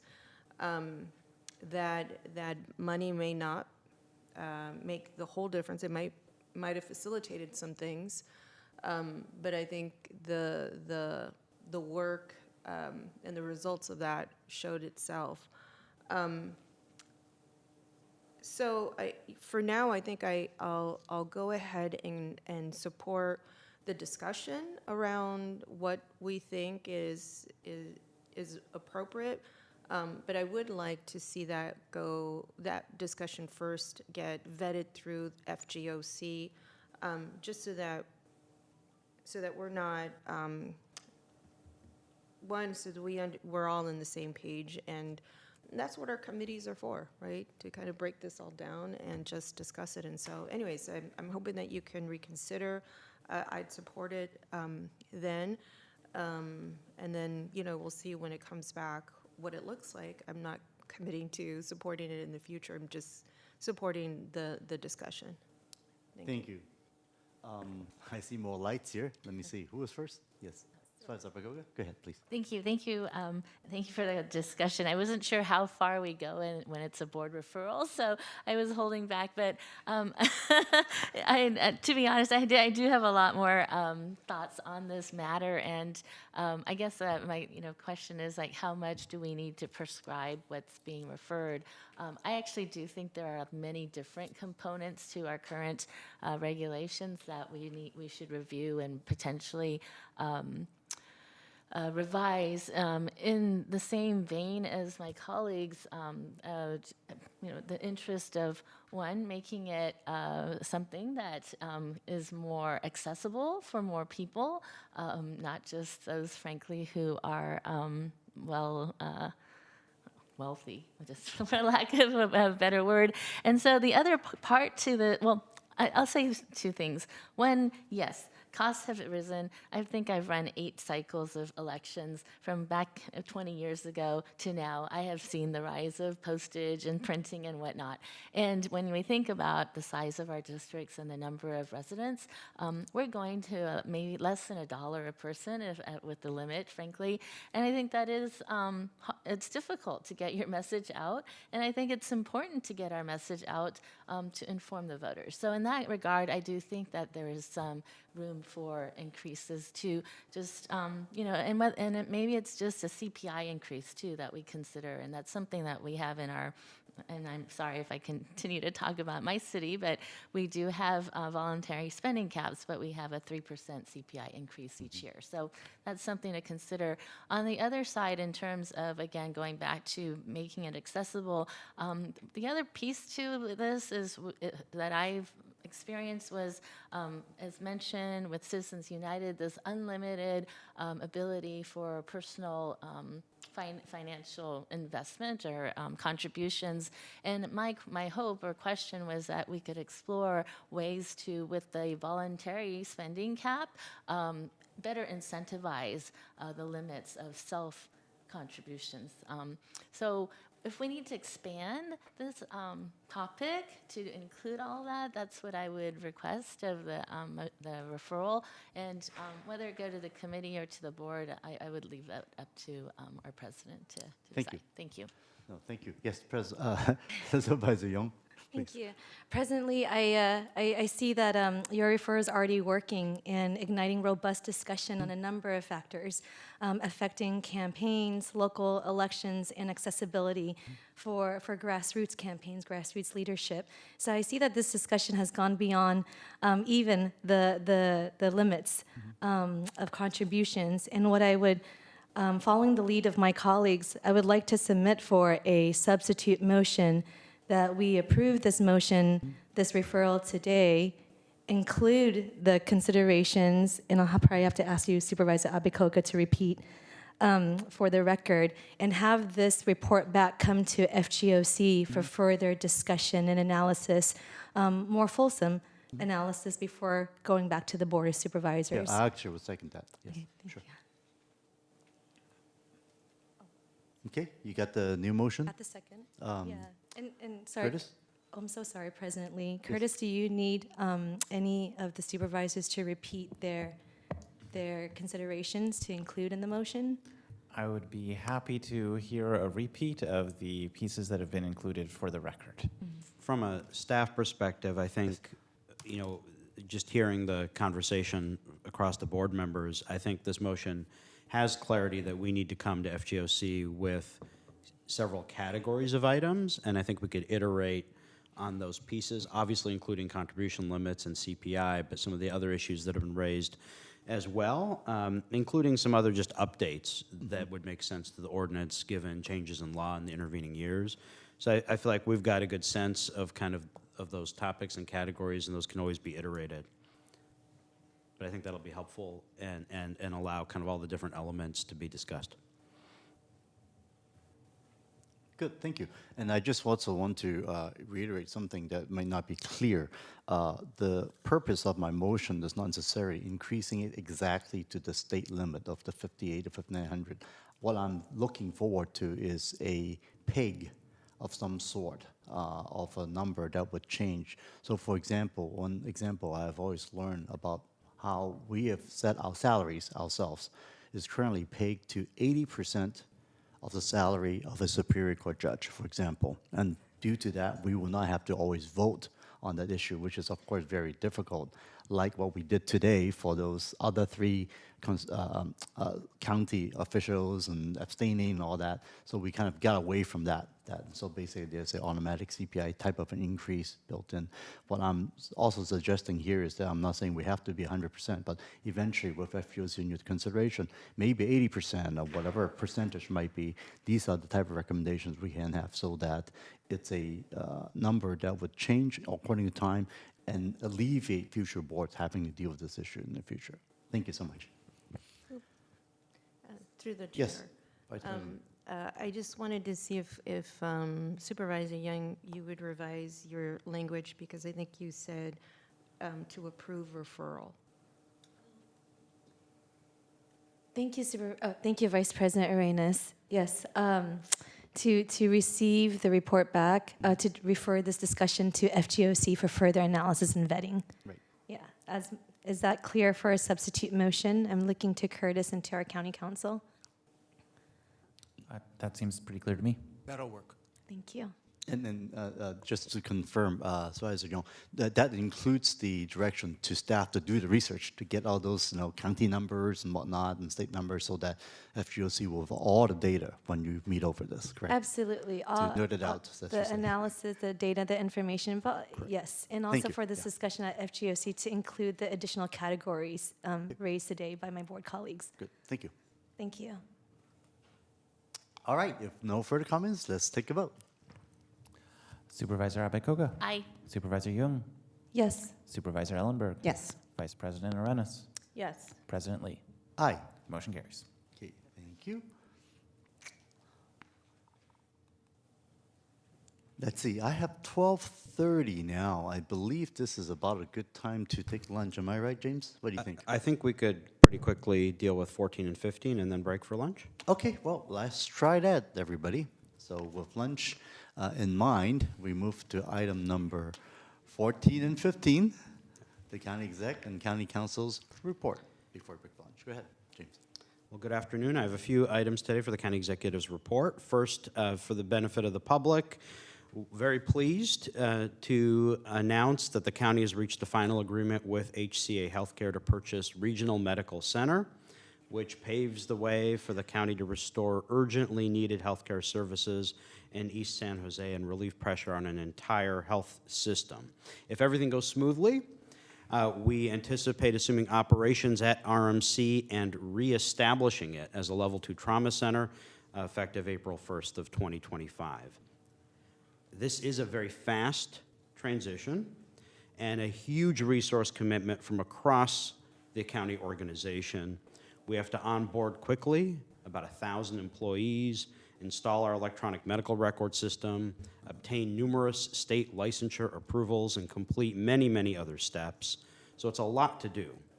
But I want to take this opportunity to express my gratitude to the board for your bold leadership, to our community partners who've been engaged in this process, and especially to our hardworking staff from Santa Clara Valley Healthcare, the Employee Services Agency, TSS, the County Counsel's Office, Facilities and Fleet, Procurement, and many other departments who have made this acquisition feasible, who are now going to do extraordinary work to get it done on a timely basis. And of course, a huge welcome to the 1,000 employees at Regional Medical Center who will be joining our county family. A few other items to share with the board. This past Friday, the governor released his proposed budget for the state of California. We're still reviewing the document, and of course, trailer bill language will come out over the next many months. The governor's budget does forecast a very small, about $300 million, which is very, very small in the context of about a $300 billion budget surplus for the coming year. That's an initial very positive sign. But there's obviously a lot of uncertainty. One huge category, of course, being federal, and another one being the tragic wildfires in the LA County area that will undoubtedly have a significant effect on the state budget. We'll continue to monitor things very closely. We, of course, will look at the May revise and be very engaged and keep our eye out for anything especially related to excess ERAF. Regarding the wildfires, many strike teams, 15 engines, 76 firefighting personnel from the Santa Clara County area have been deployed to Southern California. That includes our own county fire department, as well as 7 of our cities, as was referenced earlier.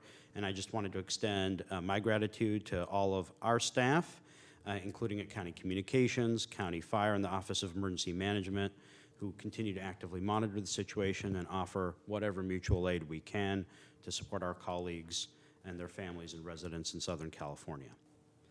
2 other real quick items. Our 2025 point-in-time count is coming up on January 22nd and 23rd. This is a crucial effort to survey and count all of our unhoused residents and gather important data to help strategies to address homelessness in our community. It's also important for securing federal funding. Our Office of Supportive Housing coordinates this effort with cities and community partners and needs many volunteers. So we encourage folks to sign up. Each team of 3 to 5 will include experienced team members, and people can register to volunteer at santaclara.pointintime.info. And my final announcement is that I want to congratulate our own Valley Health Plan, which recently received full and permanent NCQA accreditation. NCQA is an independent entity that operates a nationally recognized evidence-based program that rigorously evaluates health plan performance. It's the gold standard of accreditation for health plans, and we're very pleased that Valley Health Plan now has that accreditation. And with that concludes my report.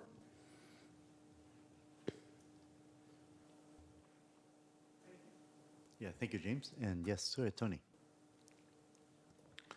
There were no reportable actions taken at the January 13th, 2025 closed session meeting of the Board of Supervisors, and that concludes my report. Short and sweet. Thank you, Tony. In that case, we'll go ahead and recess for lunch. Why don't we come back at, say, 1:10? Would that be enough, everybody? Yes. Thank you. So we get a chance to enjoy our lunch. Thank you.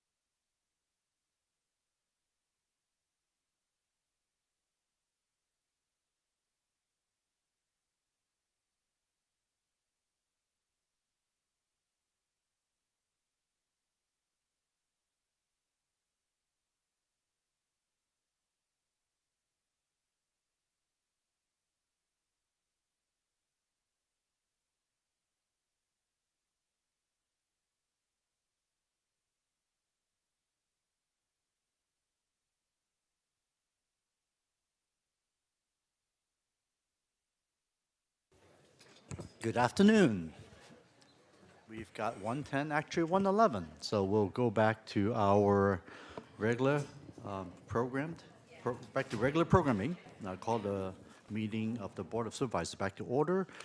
First item in the afternoon is going to be item Oh, number I'm sorry. Through the 12. chair, I think I need to do a roll call vote to establish. Oh, thank you so much. Yes, please go ahead. Thank you. Supervisor Abakoga. Here? Thank you. Supervisor Yoon. Here. Supervisor Ellenberg. I'm here. Vice President Edenis. Here. And President Lee. Good afternoon. We have a Present. quorum. Okay, thank you very much. So first item after our break is item number 12, receiving report from Public Health Department relating to progress on the health equity agenda. I believe staff is here with a presentation. Please proceed. I'm gonna tee us off over here, and then I'm gonna sit over there so that the presenters can all be together. Good you. afternoon, Good afternoon. President Lee and fellow boards of supervisors. My name is Rhonda McClinton Brown. I'm the Deputy Director of the Public Health Department, and I'm just going to introduce the presenters for today. Thank you for having us. We have with us today the founding members of the Health Equity Agenda, Christine Tomkala, who's the Chief Executive Officer of Santa Clara Family Health Plan. We have Dolores Alvarado, she'll be here in just 1 second, who's the Chief Executive Officer of Community Health Partnership.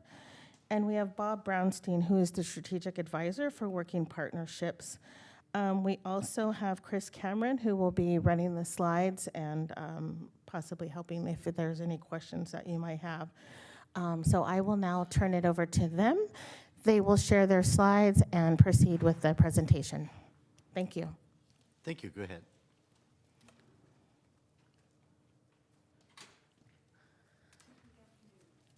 Let's try again. Good afternoon. Here we go.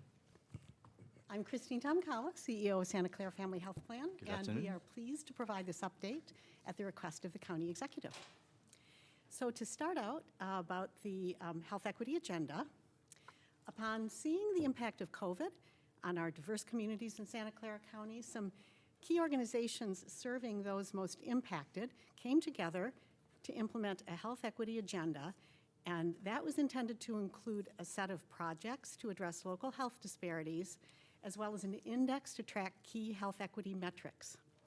So in the spirit of Better Together, our approach to this work is to work in collaboration with community partners to understand existing initiatives, develop complementary efforts, and avoid duplication. So the initial funding came from 3 organizations. As you know, $115,000 came from the County of Santa Clara, and then both the Health Trust and Santa Clara Family Health Plan also kicked in $115,000 for that initial project funding, and then Clara also allocated $200,000 as part of the state's fiscal '23 budget.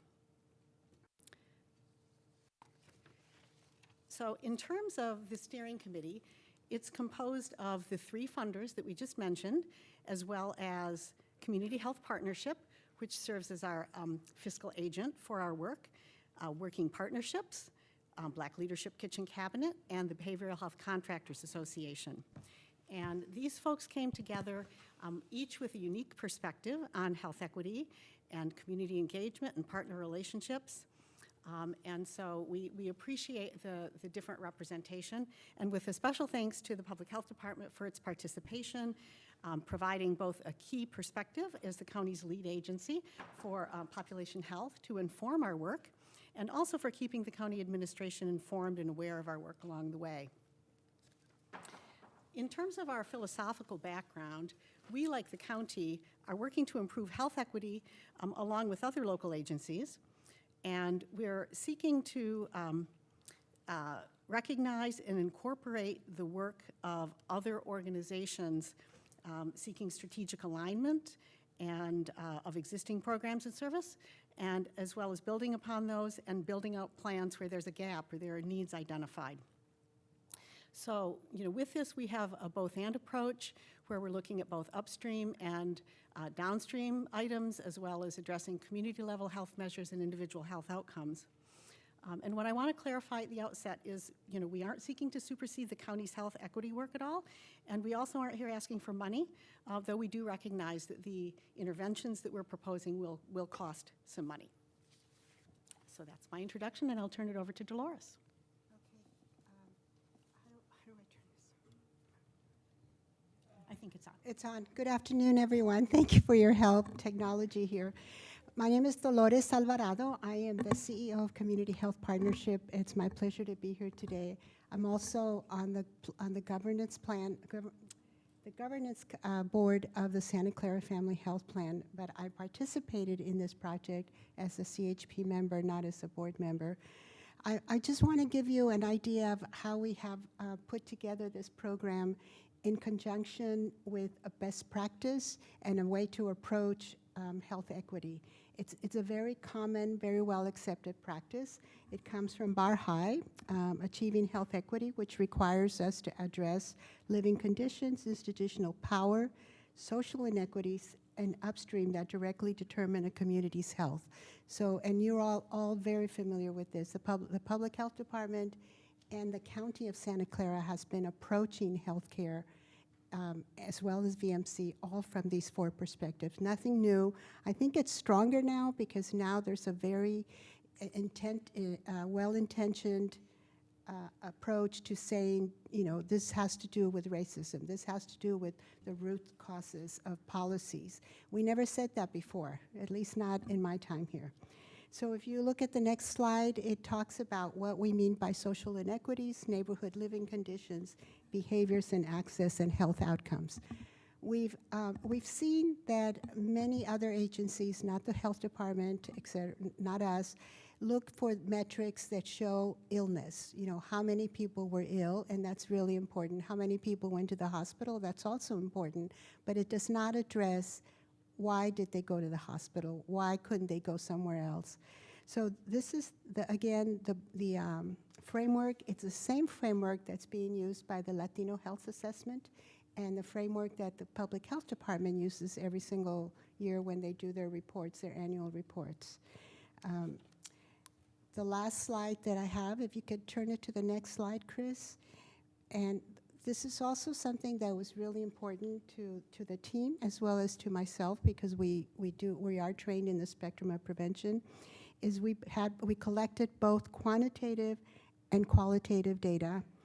In total, we were able to interview 258 community members through 16 stakeholder groups, and then individual stakeholder groups. Individuals, members of the following groups: SOGI, sexual orientation and gender identity, folks who did not speak English, and folks who were low income. I personally attended most of these sessions because there had to be translation in Spanish, and I can tell you with all certainty and truth that the tears that I saw and the desperation that I heard in people's voices as they were telling us their stories of how they would show up at a certain site, whether it's a CBO or a hospital or a clinic, and they were not allowed because, oh, you're not a member of this organization or this center, or there are no appointments, or where's your insurance? If you don't have it, we can't see you until 2-3 days from now, et cetera. So this is along the spectrum of the entire county. The suffering that they expressed to us was really difficult to collect in writing. I mean, you had to have been there, which leads me to believe, what are we doing? What else do we need to do? Because what we're doing isn't quite working. The intent of the data that you're going to see in the report, or that is included in the report, is really for us to utilize it to hold ourselves accountable of areas like diabetes, et cetera, which Bob will talk about. I hope this was helpful to you so that you could listen to our perspective. Yes? Thank you.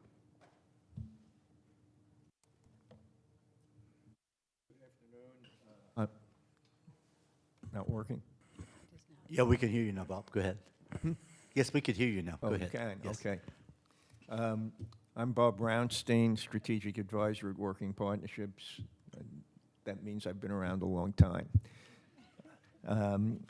Oh, that slide's up, great. So one of the main reasons that we're engaged in this project is not just to understand health inequities and disparities, but also to do something about them. And we've started to try and design some initial interventions, all of which will be long-term interventions. We don't expect immediate resolution and elimination of disparities, and we expect there will be other interventions that we will come up with as the program continues. But I'd like to just talk about a couple of the interventions that we're working on that I think are of particular interest. One is the idea of creating a community health worker or promotor coordinating council. I believe community health workers are an extraordinarily effective component of our healthcare delivery system, both in terms of the outcomes they generate and in terms of their cost effectiveness. But they can be managed in an even better way than they currently are now. There's room for improvement in terms of cross-communication between different promotor programs so they can share ideas about what the best kinds of responses and referrals are. There's opportunities for improvement in training. There's a significant need for improved mechanisms of reimbursement. And candidly, we just need a lot more community health workers, and we need to find ways to expand that service. Another intervention deals with homelessness. And of course, we're not the first people to be talking about the importance of homelessness, but we're approaching homelessness from a health perspective as opposed to all the other negative consequences that are associated with homelessness. And our focus is to try and figure out ways that can prevent additional people from being homeless, particularly prevent people from being evicted if that can be avoided. We've specifically focused on the idea of a right to counsel, but we have not proposed a significant immediate action in that regard because the city of San Jose, which is a big part of Santa Clara County, has just contracted with a research firm to do an extensive analysis of the costs and benefits of right to counsel and other potential ways of preventing homelessness and avoiding evictions, and that report is going to come back in June, and it seemed to make no sense to jump the gun when they're engaged in this serious analytical effort. We'll wait until June, we'll see what the report is, and then we'll come up with something more concrete. Another one that I would mention is our interest in diabetes. Diabetes, as you all know, is the fastest growing chronic disease. It's one in which health disparities are legion. And we are interested in working towards a comprehensive approach to try and make improvements in that area, recognizing there are other entities, including the Public Health Department, who will be valuable allies as we move forward in that regard. Could I see the next slide, please? So I want to point out that these ideas are not just coming out of left field, but they are in fact in alignment and based on communication with a variety of other kinds of planning and analytical efforts that are, and action efforts that are going on. The Public Health Department's Diabetes Prevention Strategy Program is one in which our approach is in sync with. They're very much in favor of community health workers, and they recognize the importance of new and innovative community initiatives. The Blue Zones assessment, which focuses on getting people to get more exercise and better nutrition, well, we're talking about how to prevent diabetes when we mention those two. And we've been, as part of the health equity group, we've been working with Latino Health Assessment and had ongoing communications with the Race and Health Disparities Community Board. Next slide, please. Now, one thing we're trying to do is measure some of the outcomes of health disparities in terms of some of these areas that we're concerned about. Selecting metrics is actually a fairly interesting and challenging activity. We want a measurement that is going to be as close as we can get it to actually responding to the kinds of initiatives that we're talking about. But we also want one that's timely, that's frequently updated, so we're not chasing after data that's 5 years old. And we'd also like the metrics to be one that you don't need a PhD to be able to look at it and understand what we're talking about. And if you'll move to the next slide. These are some of the metrics that we're starting to look at. For example, in terms of homelessness, the number of families with children experiencing homelessness and the number of evictions. In the case of diabetes, the percentage, the HEDIS standard, the percentage of people 18 to 75 who are in control of their H1C, blood sugar levels, et cetera. So these are some of our initial thoughts about metrics. Again, these are initial. They're not in concrete. These didn't come down from Mount Sinai. These can be changed. And if it turns out that we can find better metrics, we will amend or even replace these as we move forward. Can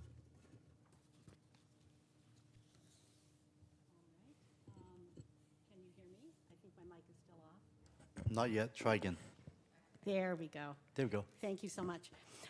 So we wanted to let you know that our website is now live. However, with the caveat that we're still working on significant revisions to the website before we advertise it more widely.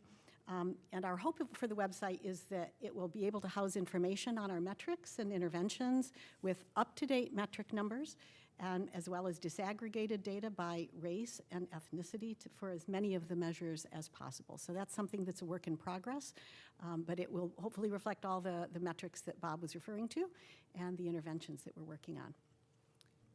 And I believe that concludes our presentation, so thank you, but certainly we open it up for any questions. Thank you very much. Let's see, I see some lights on here. Actually, would you want to listen to the public speaker first? Yeah, go ahead and open up the public. Anybody would like to speak on this item there, clerk?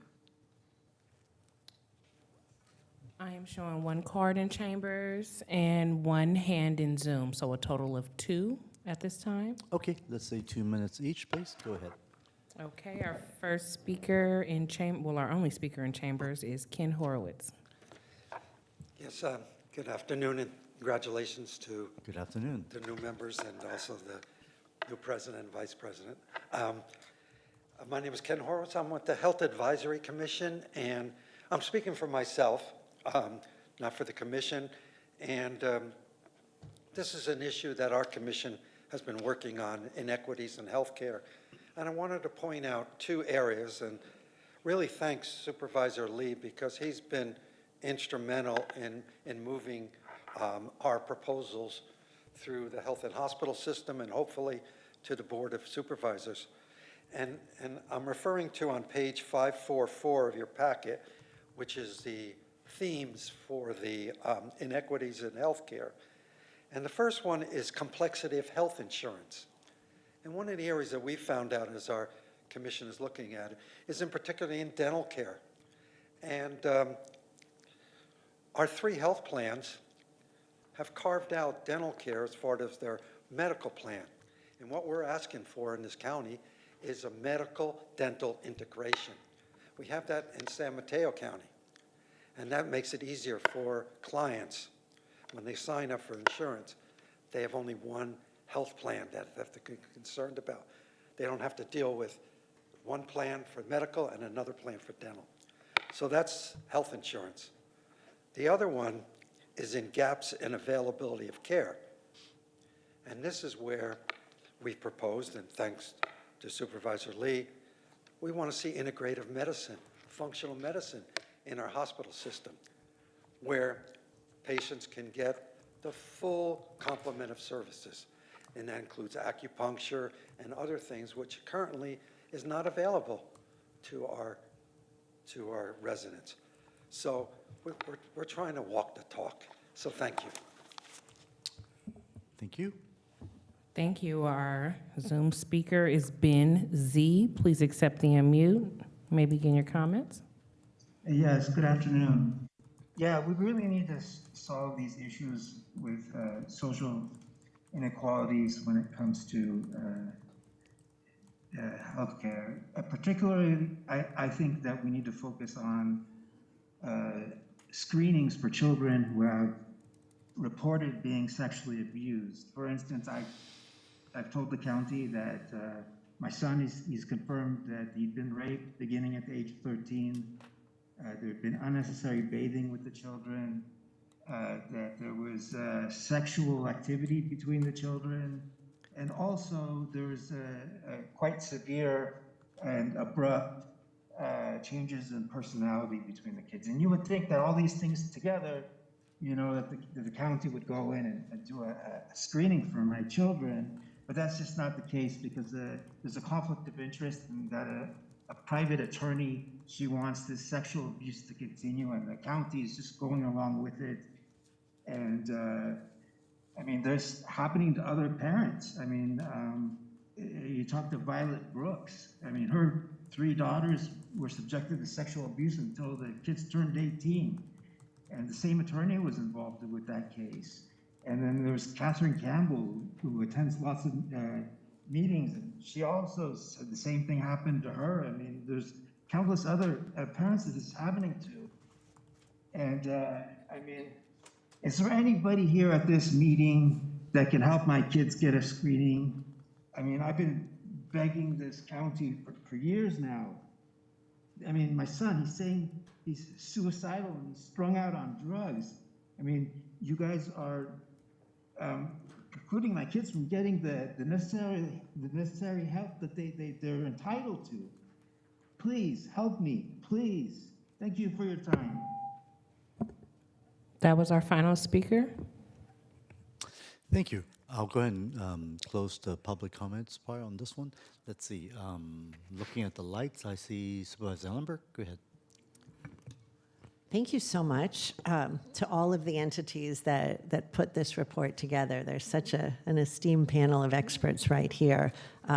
It's exciting to be at this place. The work has been thorough. I'm really eager to begin conversations around the recommendations. In general, I think that this area of focus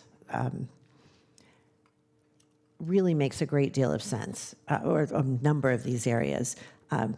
For example, I would certainly support expanding the number of community health workers in our county, in part through making the community health worker, the CHW certification and Medi-Cal billing more accessible. Directly along these lines, I'm planning to introduce a referral in partnership with Supervisor Arenas at our next board meeting that will direct administration to look into further leveraging the CHW benefit and Medi-Cal billing, specifically in the area of home visitation. And more about that to come. Interestingly, 3 of the areas of focus that were identified by your steering committee fall really squarely within the scope of work that's currently being done by our Valley Homeless Healthcare Program. Expanding the behavioral health workforce, reducing the rates of homelessness, and tackling diabetes. So I would really like to recommend, I understand we're not directing you all, but would recommend that in phase 3 of the project, that HEA engages with VHHP, whose 2024 needs assessment outlined these precise areas as places targeted for further growth and investment. So excited to see all of this happening together, and just want to express appreciation again for the research and writing and bringing forward this report. In my view, it's really quite well aligned with board priorities, and I will look forward to hearing my colleagues' thoughts and determining next steps. So I'm happy at this point to make a motion to receive the report with the recommendation that in those 3 areas you work with Valley Homeless Healthcare Program. Second. Thank you. Arenas. Ellenberg make motion and seconded by Arenas. Yes. And let's see, based on the lights, I'm going to go with Supervisor Abicoga first. And back to Vice Thank you, President. President Lee, and thank you so much for the presentation and all of your great work. Really, just looking on the website and really appreciate your areas of focus. And I very much agree with what's being proposed. And I just wanted to highlight, I think all the areas of focus are very important, but air quality as well. I have served on the Air Quality Management District for 8 years now, I believe, and more and more ties to air quality and public health and the connection. And I appreciate the issue of air, the canopy and HEPA filtration. And I hope that we can. I know there's prioritization, but we can expand on air quality because we've talked about clean air centers, and oftentimes Santa Clara County is seen as or assumed that we have fine air quality and we don't have issues, but that's certainly not the case. We have pockets of areas that we need to focus on, and so I would look forward to working with you to be able to hopefully highlight those areas and bring that to the attention of our board and other agencies. But I did have one question. I very much appreciate also the focus of data disaggregation coming from the AAPI community. That's something that we've talked about for many years, as you know. And so I was just wondering what the county can do to help define this data in terms of populations like the AAPI community as well as LGBTQ+. And then when can we anticipate to receive that data? I believe Rhonda's going to speak to this. Margaret Abecoca, welcome to the Santa Clara County Board of Supervisors. I think I can say just a little bit about disaggregation of data. It's an ongoing process. I think that's a priority for us. We recognize the importance of disaggregation of data. I mean, it was really, particularly with the Asian subpopulations, it's very hard to see differences or disparities without being able to disaggregate data by subgroups.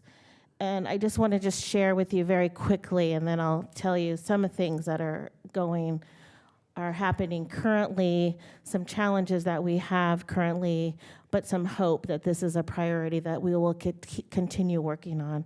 And so during the COVID-19 pandemic, it was particularly important for us to be able to disaggregate data by Asian subpopulations. The Asian and Pacific Islander Working Group, when we were rolling out the vaccines, wanted to see the data disaggregated, and we used an algorithm and demographic data as a proxy to estimate the COVID data indicators by subpopulations. And it was really important because it allowed us to focus our outreach and education efforts on the disparities that existed across subgroups. So I just want you to know that this is really important, not for the health equity agenda, for the public health department, and the county as a whole. There is a committee, a working group right now that's being led by the county executive's office that has made some recommendations about some of our, about reporting, federal reporting by subgroups, which will give us some promise of being able to disaggregate, to collect data by subgroups. Also, there is a new bill out, SB 1016, that will allow us to collect data on Latino and Indigenous populations by subgroup that we will actually be implementing this year. The challenge that exists with disaggregating data by subpopulation really is rooted in the mechanisms in which we collect the data, and particularly the limitations of some of our federal and state regulations that require us to report data in a certain way that makes it a challenge for us to collect that data by subgroup.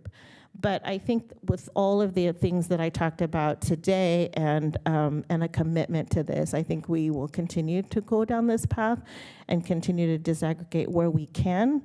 And while we are advocating for changes in our collection methodologies that will allow us to do this automatically across systems. Great. Thank you. Thank you. Yes, Vice President? Me? Yeah. Okay. Sorry, thank you. I really appreciate this update and the phase that you're all in at this point. I know this, during the pandemic, there was a lot of concerns about some groups not being represented, and I, as a council member, had one of those concerns. So I'm really glad that this is being maintained and that there's different voices contributing to the direction that this is going to go. We're going to go with the data, but the data is maybe limited because of how we collect it, and what Rhonda just finished saying. We found that to be true as well in the Latino health assessment, and I do intend to work on that with administration so that we can have a more standardized way of collecting data that can help us create baselines and then compare groups in the future, right? And we might have some demands from the federal government, but the greater demand here is to really be able to compare any growth, right? And what strategies and efforts that you are all developing and hopefully we're designating into our communities, whether those are effective, right, or not. And we all learned that the promotoras model was very effective in certain communities, specifically the Latino community.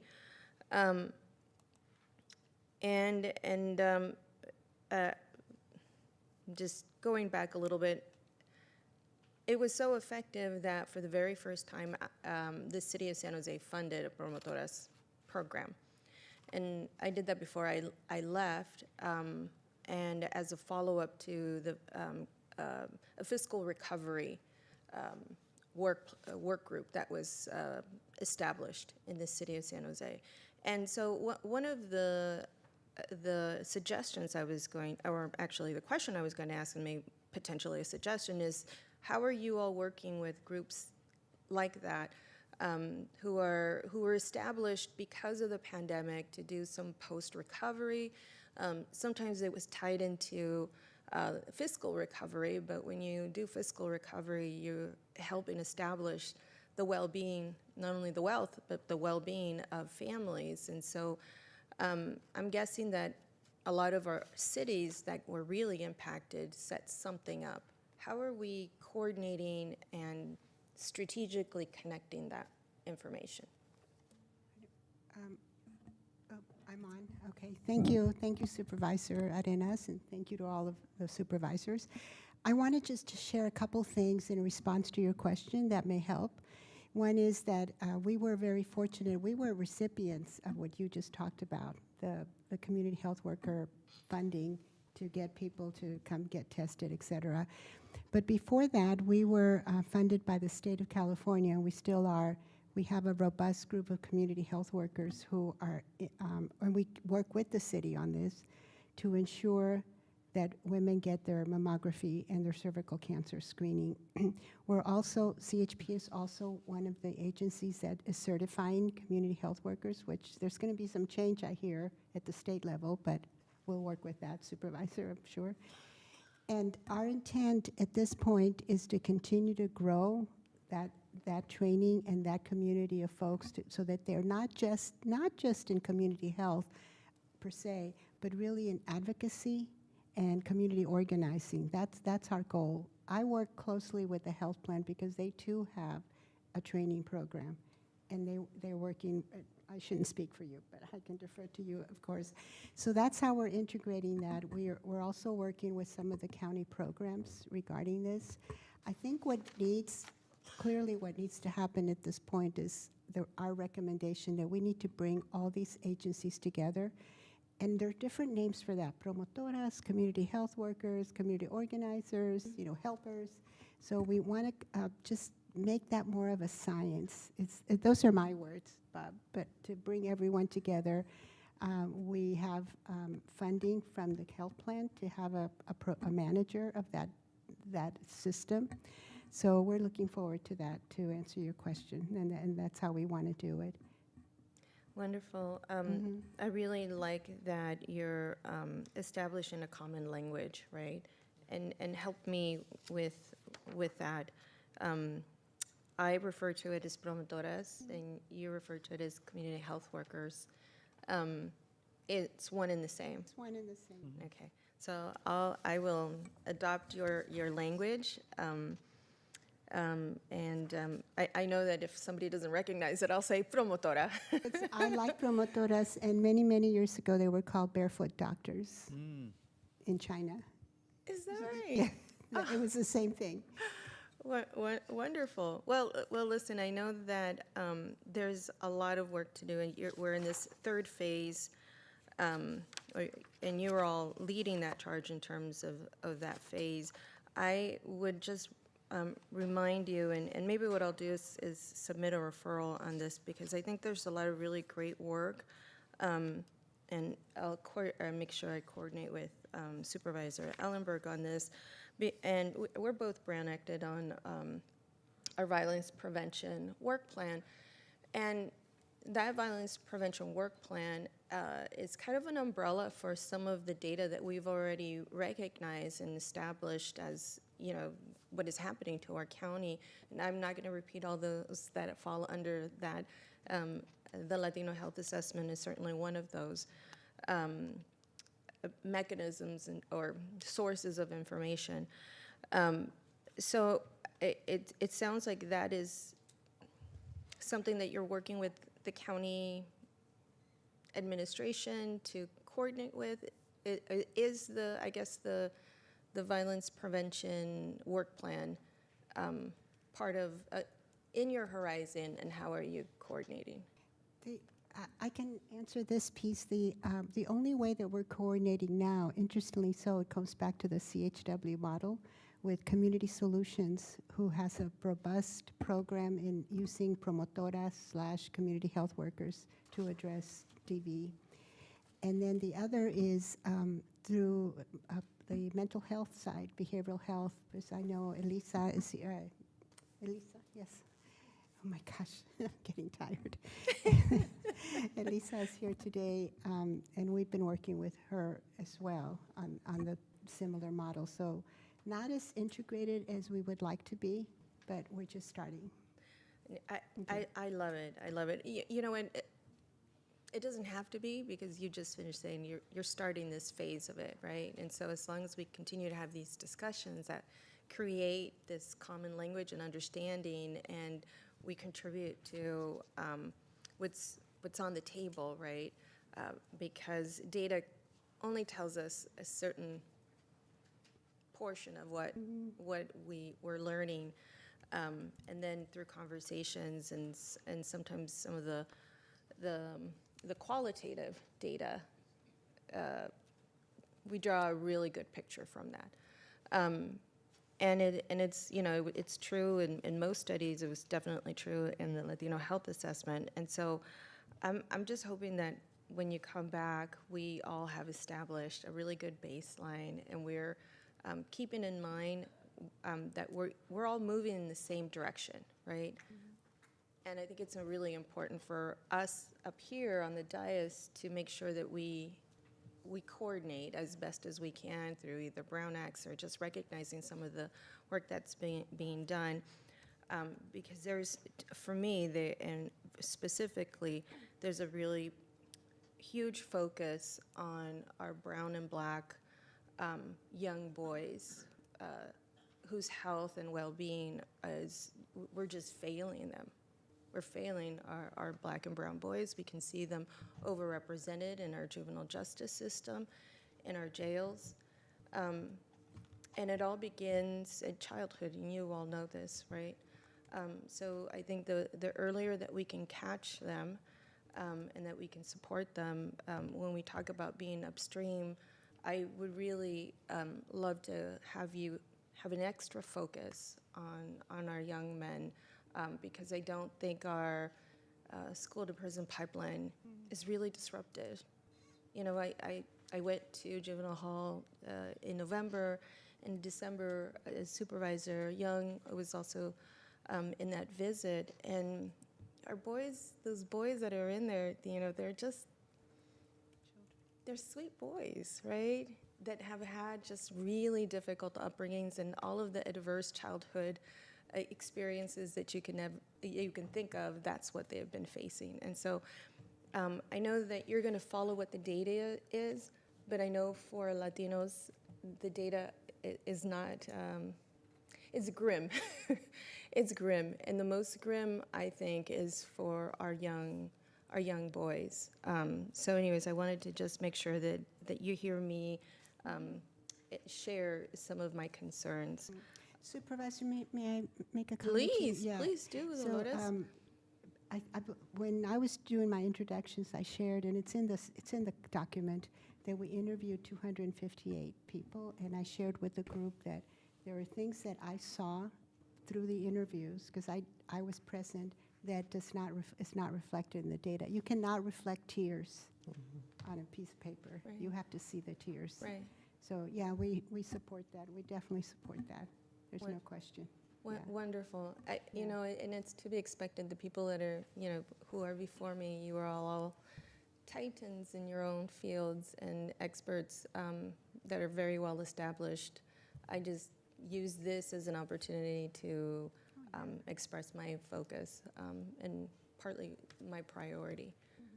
So thank you. We appreciate that, for sure. Yeah. Yes, thank you, Supervisor Ellenberg. Just want to very briefly build on one of Vice President Arenas' really excellent points about coordination, and really both, I think, poetically and practically, public health is the linchpin here.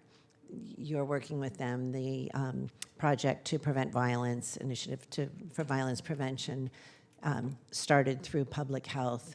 The Valley Homeless Healthcare Program also falls within this. So bringing all of these entities together, to me, is exactly what we need to be doing to create communities that are not only healthier, but quite literally safer, will be more prosperous, will be more able to contribute. So it's hard across sometimes departments and entities and public and private partners to make this all one body of work. But I think that's what we should be striving for. It really is, I don't like the term master plan, but it really is kind of an overarching strategic plan, really, for our county that should move from ideals to this is how we make it all happen. So thank you for all of your thoughts, and I'm excited to continue in this work as well. Thank you. First of all, thank you very much. This is truly amazing and very important work, and I certainly would like to support as much as I can moving forward. One thing you did mention is you're not here to ask for more funding. What I would like to see is to request additional information on the administrative costs of the operating of the health equity agenda and the cost required for each initiative, so that we will be able to, even though you are not asking us for the funding to fund all this initiative, I want to make sure the county administration and the public also are aware of the costs associated with your important work to improve our health equity. Is that doable? Yes. Thank you. I see you nodding. Thank you. The other issue is regarding the diabetes. I'm aware that the American Diabetes Association is involved in the Public Health Department's Diabetes Prevention Strategic Plan, and at least on this, I didn't see them explicitly stated in the Health Equity Agenda work on that. I've just attended this conference, CES, and have seen many new relatively low-cost wearable devices now are being used to monitor glucose level, right, and provide instant feedback to help educate the patient on how best to live to lower the diabetes risk. Myself being at the pre-diabetes level, it's become an issue that I have been much more careful, not partaking a lot of the sweets I so fondly like, including rejecting a donut yesterday, right, Vice President? Yes, It's hard. It's hard. So I just hope that, these new devices and methods are also being promoted and introduced in the future. And so I would like to make a formal request here that the administration would help reach out to the American Diabetes Association for partnership in this health equity agenda's diabetes work, which is so important for us. They are critical partners with connections and resources that can support our important work toward improving the health equity in our county. No issues there? Yes? Good. Sounds good. Okay, very good. Thank you. That being said, I don't see any more lights. I think we're ready for a vote. Let's go ahead. And through the chair, that was a motion by Ellenberg, second by Arenas. Correct. Okay, thank Correct. you. Supervisor Abakoga? Aye. Supervisor Jung? Yes. Supervisor Ellenberg? Yes. Vice President Arenas? Yes. President Lee? Aye. Motion passes. Great. Thank you. Thank you very much. Thank you so much for your feedback and your support. Awesome.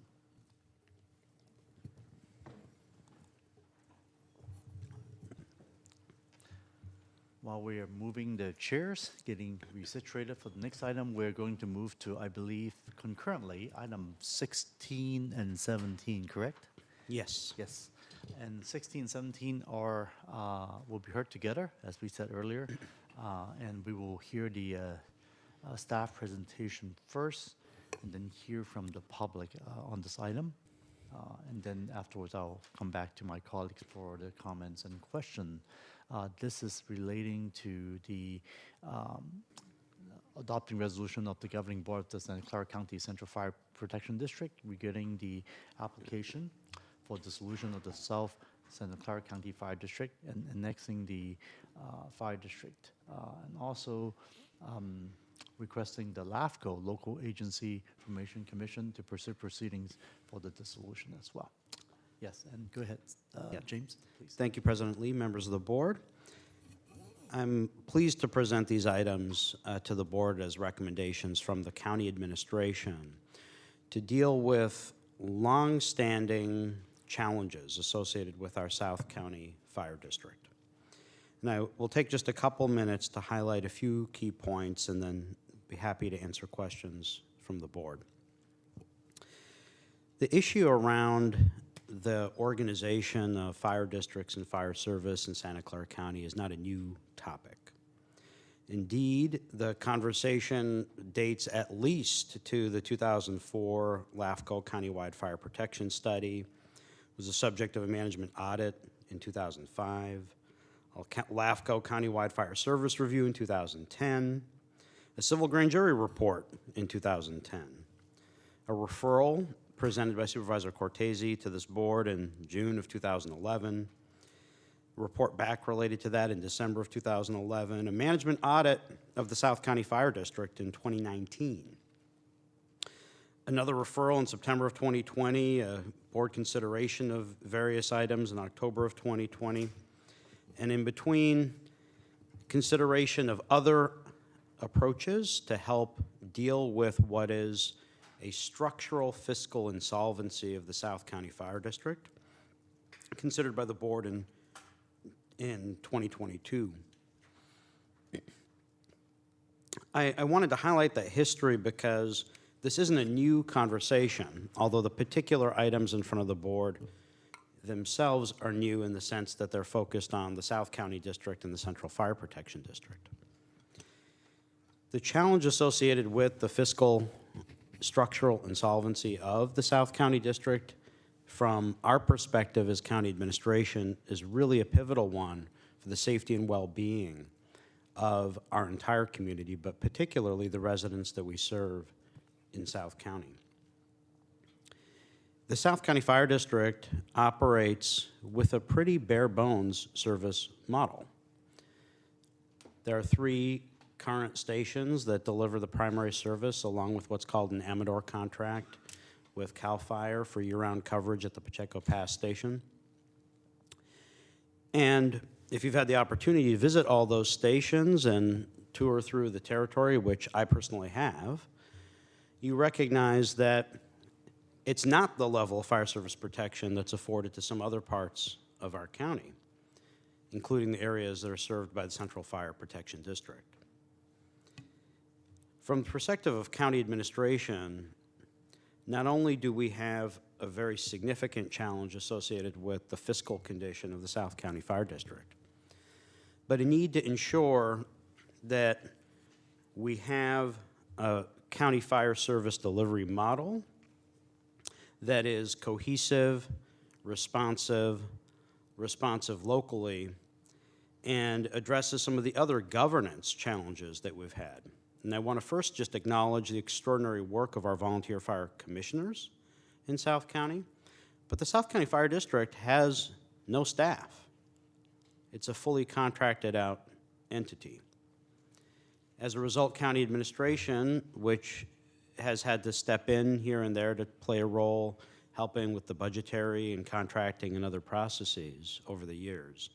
But as I can personally attest, having been the deputy county executive years ago, overseeing our fire district work and liaisoning with fire districts, there's a real structural governance challenge associated with the current structure of the South County Fire District as well. In light of those issues and challenges, we're bringing this recommendation forward to annex the territory of the South County District into the Central Fire District, which will allow County Fire, with their professional staff, that is local staff responsive to the Board of Supervisors, to be in a position to help ensure coordinated service delivery. It will help stabilize the fiscal situation in South County, which, as I've mentioned, is quite significant, and help in the long run with a coordinated level of fire service protection across the community. And happy, if there are questions, to kind of walk through some more details of that. I did want to, at the outset, acknowledge, reviewed the public comment that's been submitted by folks, and would kind of summarize a few key points. One is, as I've mentioned, this isn't a new policy conversation. There has been concern expressed regarding the timing.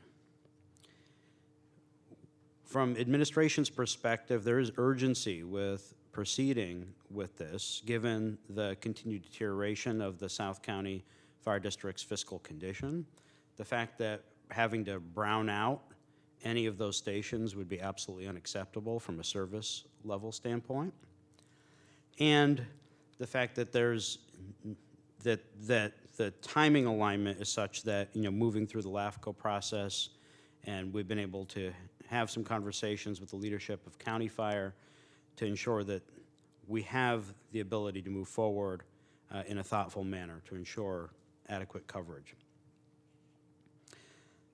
I also want to comment on some of the other concerns that have been raised related to, what will happen with some of the specifics around some of the stations and service levels, and want to assure, first of all, our South County community that, this is a conversation, like I said, that's been going on for many, many, many years, and that there are numerous options to ensure continued appropriate service levels, in fact, expanded service levels. Second, that we have no doubt that CAL FIRE will be an appropriate professional partner working collaboratively with us in any transition. I have no doubt that that's the full commitment of the state of California. And that we are committed to ensuring that we are able, available, and make ourselves available to answer further questions from residents in the South County community. And to that vein, administration is very supportive of the supplemental memo that's been submitted by Supervisor Arenas on this item. So I'll pause there, and we'll have public comment, and I think then opportunity to answer questions.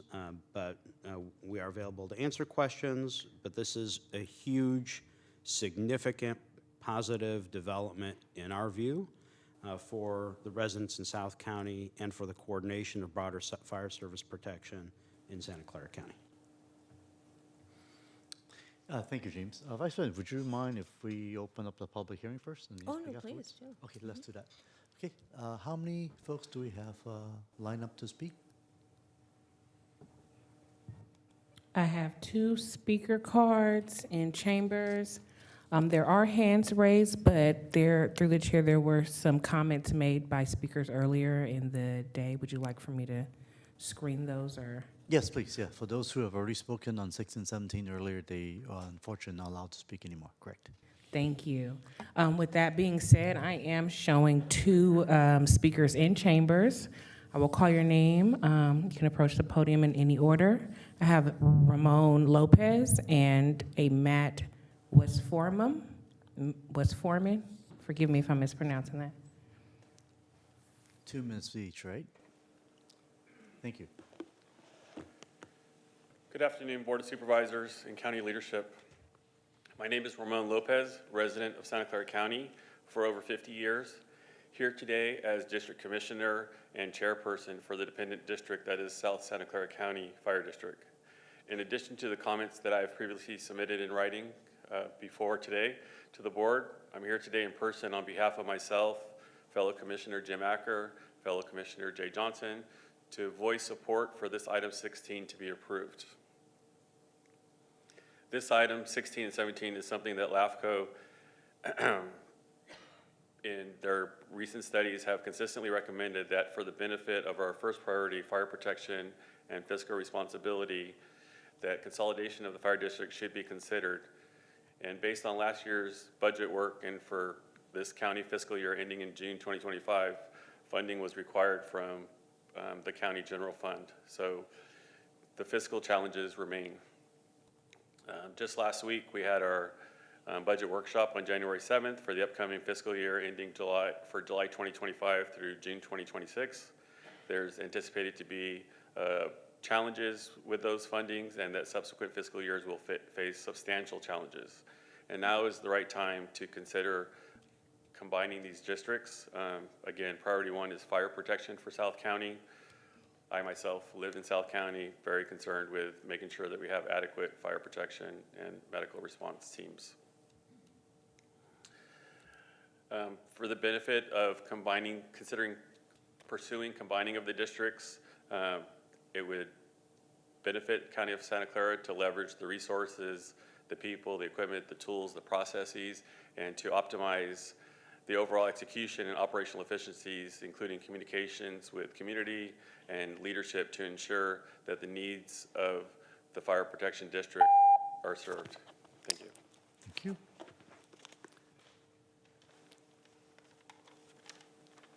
Good afternoon, board members. My name is Matt Westrom, and I'm here on behalf of CAL FIRE Local 2881, serving in the capacity as a Deputy Director, Chapter Director for Santa Clara Unit.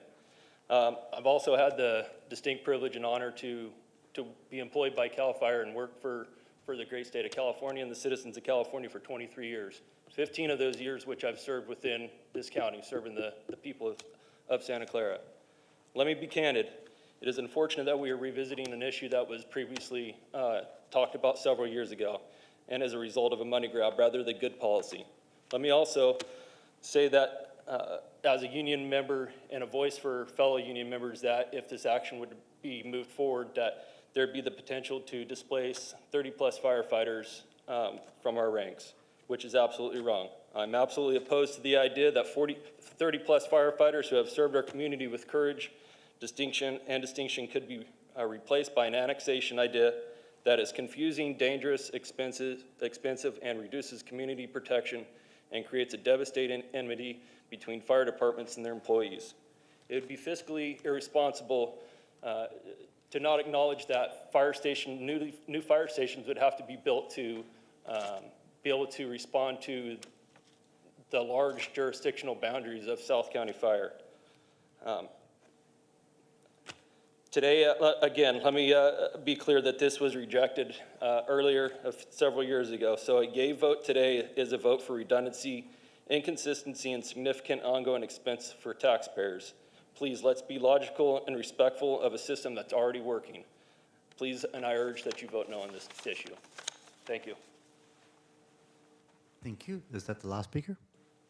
Okay, I'll correct myself. It wasn't public hearing, it was public comments. I'll go ahead and close the public comments portion of this item. Yes, Vice President Arenas. Go ahead. Thank you. I really appreciate the public comments, and it isn't an easy decision to make. Because there's, as representatives of our community who were voted in, we sometimes have to make really difficult decisions. And we make them keeping in mind the greater good of the community. And in South County, just like in different parts of this county, they're more prone to fires, right, than others. And so I don't have to tell anybody in this room how devastating that could be, because we're seeing it down south. And so what I'm hoping to do is to really avoid the collapse of one fire district, or in order for the greater good, really, it's what it is. And I understand that I rely on our firefighters, our paramedics, our medics. If I'm in trouble at home, you know, we're all calling you. And so I want to make sure that you all have the kind of resources in order that you deserve and that are needed in order to provide that medical care, that response that we all rely on. And Roof, in CAL FIRE, and partially because of that, and because there was a deficit in their budget, the general fund covered those costs. And you know, my colleagues were generous enough to support that, because they believe, just like I do, in the greater good. So this is just part of that greater good that we are doing, and I really appreciate those folks from our South County that are going to rely on this new way of doing things. And I know that sometimes new may feel strange at first, but I assure you it is for efficiency and for the safety and well-being of all of our communities. And so, you know, there's a couple of questions that I just wanted to ask so that I can make sure that I clarify some of the concerns that have been either expressed through email or calls that we're not hearing today. But I just, you know, just to make sure that we reiterate that, will property taxes for our community be impacted by this? And thank you for asking that question, Supervisor. Proposition 13, which is as part of our California Constitution, sets the limit, 1%, for our property taxes. There will be no change in ad valorem taxes as a result of dissolution and annexation. There are no special assessments, either by the Central Fire Protection District or the South County Fire District. So there will be no change in property taxes as a result of this action whatsoever. Thank you. And as a matter of fact, I think that there's things that we do in order to preserve open spaces and farmlands and keep agriculture viable. And part of those efforts are the Williamson Act and other initiatives that actually lower property taxes in order for that to be affordable to those property owners. And so I just want to reiterate, put that out there. And the other question is, what is the process going to be for the coverage in the Pacheco Pass that is currently provided by the Amador contract at Pacheco Station? Because typically CAL FIRE covers summer and we cover the winter. And that's part of the other, I think, believing in the greater good, we can't leave this community open to fire during the winter. Absolutely. So the Pacheco Pass Station, which is a CAL FIRE state station, is currently funded through a separate contract between the South County Fire District and CAL FIRE under what's called an Amador contract, which is where the district picks up the costs of maintaining staffing at that station outside of fire season. Of course, that varies from year to year. It is based on the declared fire season by the state. That separate contract, it would be our expectation that we would be able to continue to cooperate with the state for that contract.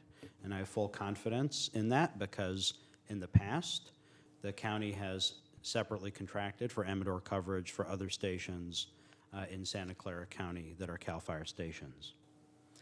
In the event that there's challenges associated with that, we're working closely with County Fire and have alternative options for coverage.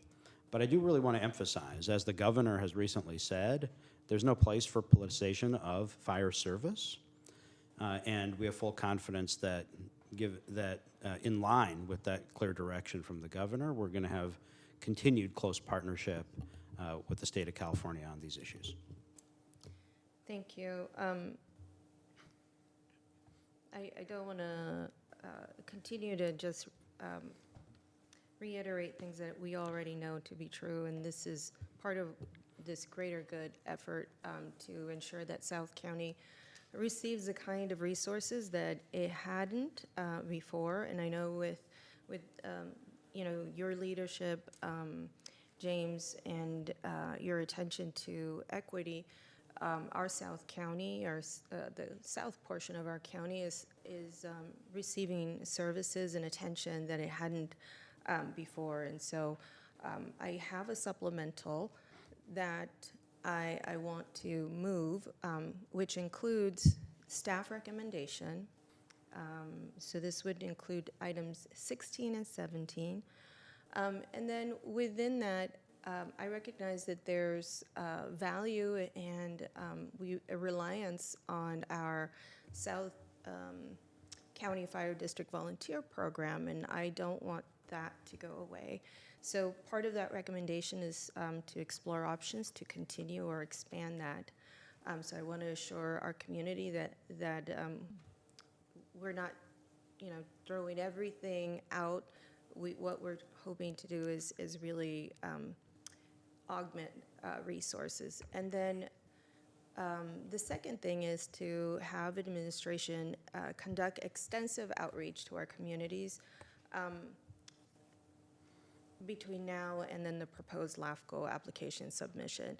And I understand that this will go to LAFCO. I'm the chair of LAFCO.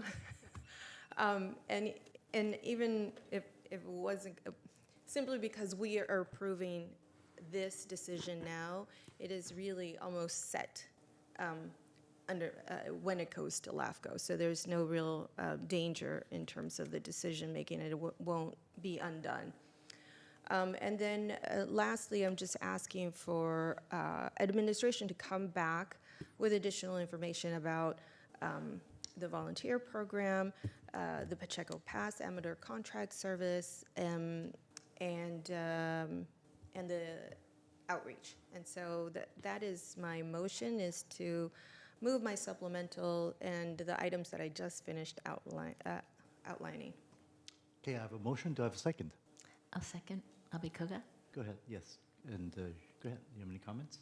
Oh, thank you. Yes, thank you, President, and thank you for the presentation. I was on LAFCO back in 2010, and so I thought, oh, I remember something looking at this before. So definitely this isn't a new issue in any regard, and I know that we've studied this for many years. I first of all want to express my sentiment and to those, my heart goes out to the families in the LA area who are experiencing the major fires there, and also my deepest gratitude to our first responders. And I know we have County Fire and some of our retirees too here, as well as CAL FIRE and many of our agencies who are down there on strike teams. And I just really want to express my gratitude to all of them and wish them safety and well. But as mentioned, this is an item that we've talked about for a while. I think what's going on in Southern California really speaks to the importance of taking action. I look at this as really a way for us to be able to improve service. I was really struck, frankly, by the deficit that South County is experiencing, and so from a financial fiscal solvency perspective, this seems like it really is necessary. I did want to ask, and I very much appreciate that the issue of the firefighters and employment, but was hoping that we could get a response in regards to the potential, or if there is displacement of firefighters, or the opportunities. Yeah, we can certainly provide further information on that as part of the report backs that Supervisor Arenas has requested, but it's a multifaceted response, so I think it'd be probably best to provide that to you as part of that supplemental report. But it is something that we've talked about and looked at. Great, thank you. Thank you.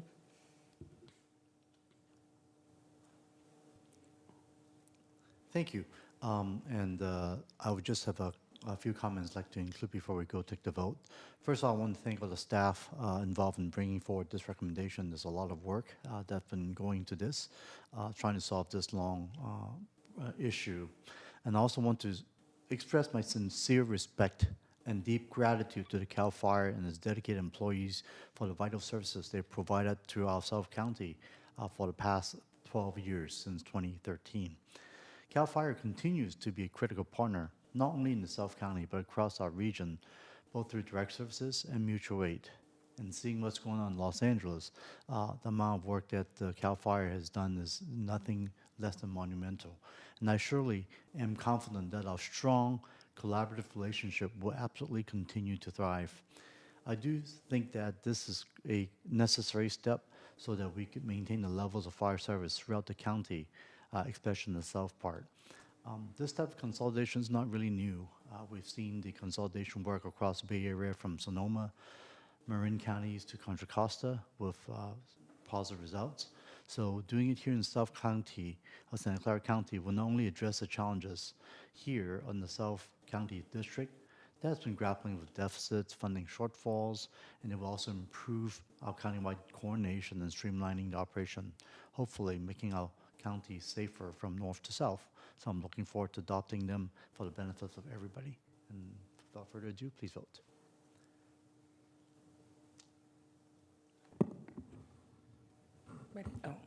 Through the chair to the parliamentarian, these are two separate items and they are resolutions. I just want to clarify, we're adopting the resolutions as amended, including the direction in the supplemental.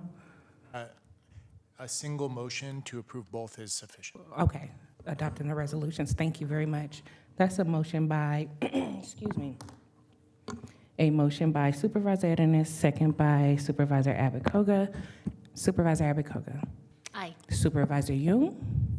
Supervisor Ellenberg. Yes. Vice President Arenas. Yes. And President Lee. Aye. The motions pass.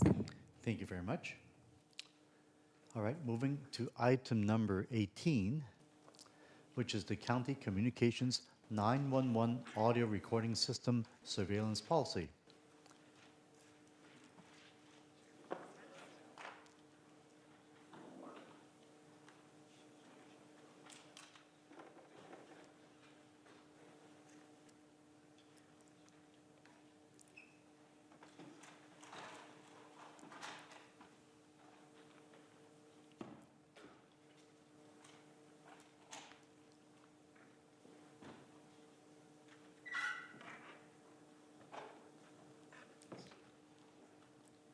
Okay, good afternoon. Good afternoon. Before you is a recommended action asking to, or on behalf of as a result of a Senate bill that took place in 2024 requiring 911 calls related to domestic violence, sex trafficking, child abuse to be retained for 5 years. Our request is to allow us to expand our retention from 2 years to 5 years. Yeah, would you mind saying your name for the record, please? Yeah, I'm sorry, Tricia Adcock. Okay, your mic is actually furry. If you could mind pulling closer so we could hear you a little bit better. How's that now? I Is think? that better? Oh, much better. Yes, thank you. I should have said that earlier. Thank you. Yes, actually, would you want to hear from public first? I'm happy to make a motion to approve the requested action. And if I could just take a quick second, since I so recently toured the 911 dispatch center, to just lift up again how phenomenal the work is that is being done there. The fact that you've been able to come up from a 50% vacancy to, I think it's less than 15%? 12% vacancy is remarkable, and just seeing the equipment, the work environment, the folks who were there, really especially in a time of increasing numbers of catastrophes and traumas of all kind, I really felt impressed and frankly well taken care of by the quality of the operation. So that's not part of the motion. The motion is just to approve the recommendation, but didn't want to miss a chance, Tricia and Chief. Second. Arenas. All right, motion Mallenberg and seconded by Vice President Arenas. Let's see, I don't have any lights on, so let's open up the, any speakers do we have today? No speakers on this item. All right, go and close for speakers, and let's go ahead and take a vote. Supervisor Abakoga? Aye. Supervisor Young? Yes. Supervisor Ellenberg? Yes. Vice President Arenas? Yes. And President Lee? Aye. Motion passes. Great, passed unanimously. Moving to item number 19, which is recommendations for the federal fiscal year 25 State Homeland Security Grant Program application. And on this item, actually, do we have any members of the public that would like to speak? I don't see any speakers in Zoom and no cards in chambers. 5, 4, 3, 2, 1. All right, I'll go ahead and close the speaker queue and come into the board. Do we have any more questions or comments from the board? I'm ready for a motion. I'd be happy to make a motion to move staff recommendation. Happy to second the motion. Great. Motion by Abakoga, seconded by Young. Any further comments? If not, please vote. Supervisor Abakoga? Aye. Supervisor Young? Yes. Supervisor Ellenberg? Yes. Vice President Arenas is out of her seat. President Lee? Aye. Motion passes with 4. All right, moving to item number 20, which is recommending the relating to the Office of the Sheriff booking photograph cameras.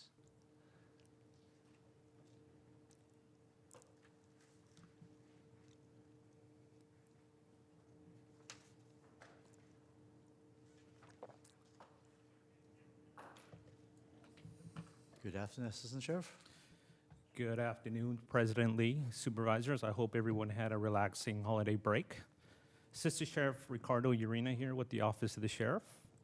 With me to my right here is my colleague, Captain Gill, who helps manage our main jail facility, and will be giving us a quick overview of item 20. Thank you.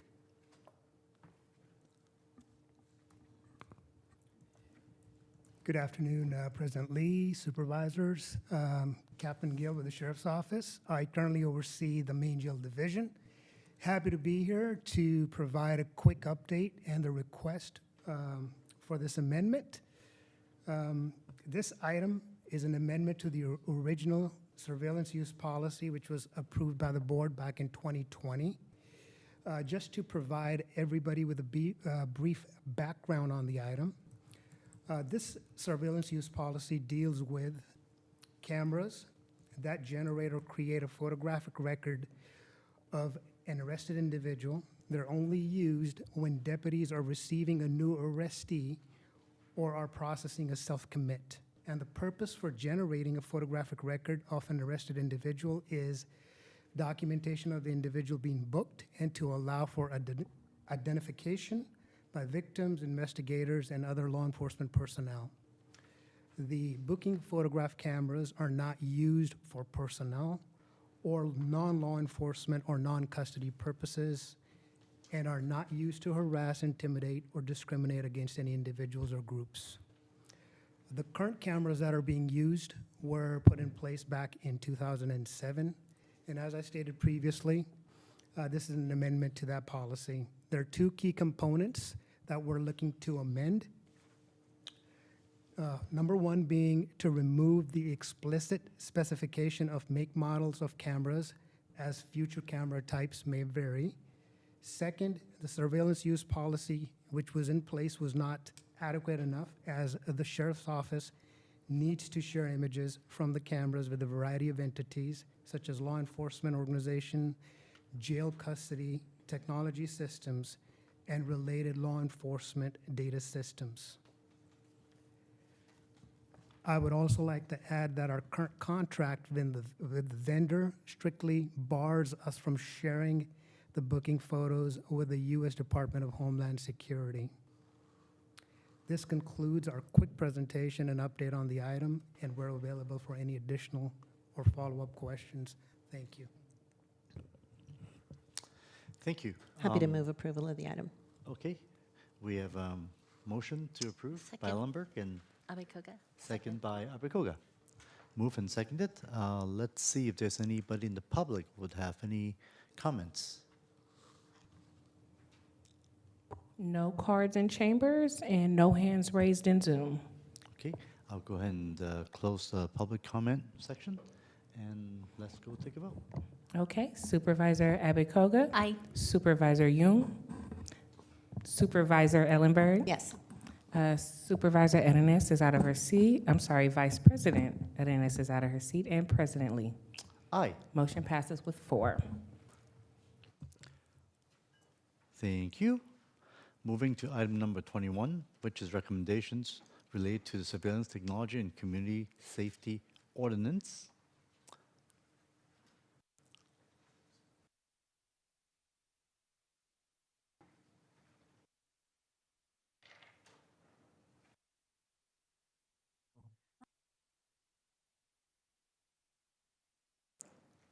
Yes, please proceed. Good afternoon, President Lee. Good afternoon. Good afternoon, members of the board. My name is Chris Paul, and I'm the Chief Privacy Officer, and I'll let those who have joined me to introduce themselves. Good afternoon. I'm Megan Doyle, Deputy County Executive. And I'm Lisa Pfeiffer, the Chief Compliance Officer of the Health System. Thank you. As background, the County Surveillance Technology and Community Safety Ordinance, Division A40, mandates an annual public meeting by January 15 for the board to review and discuss the annual surveillance reports for all approved surveillance technologies. These reports allow the board to assess whether the benefits of the surveillance policies outweigh their costs and whether civil liberties are adequately safeguarded.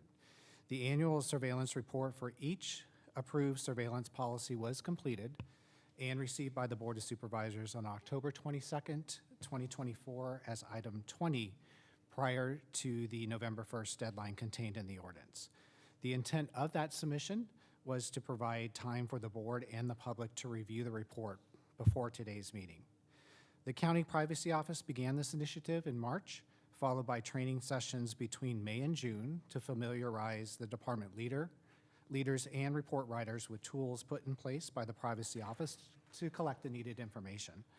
We saw high engagement with 40 employees across 22 departments participating, including a special session for the Sheriff's Office.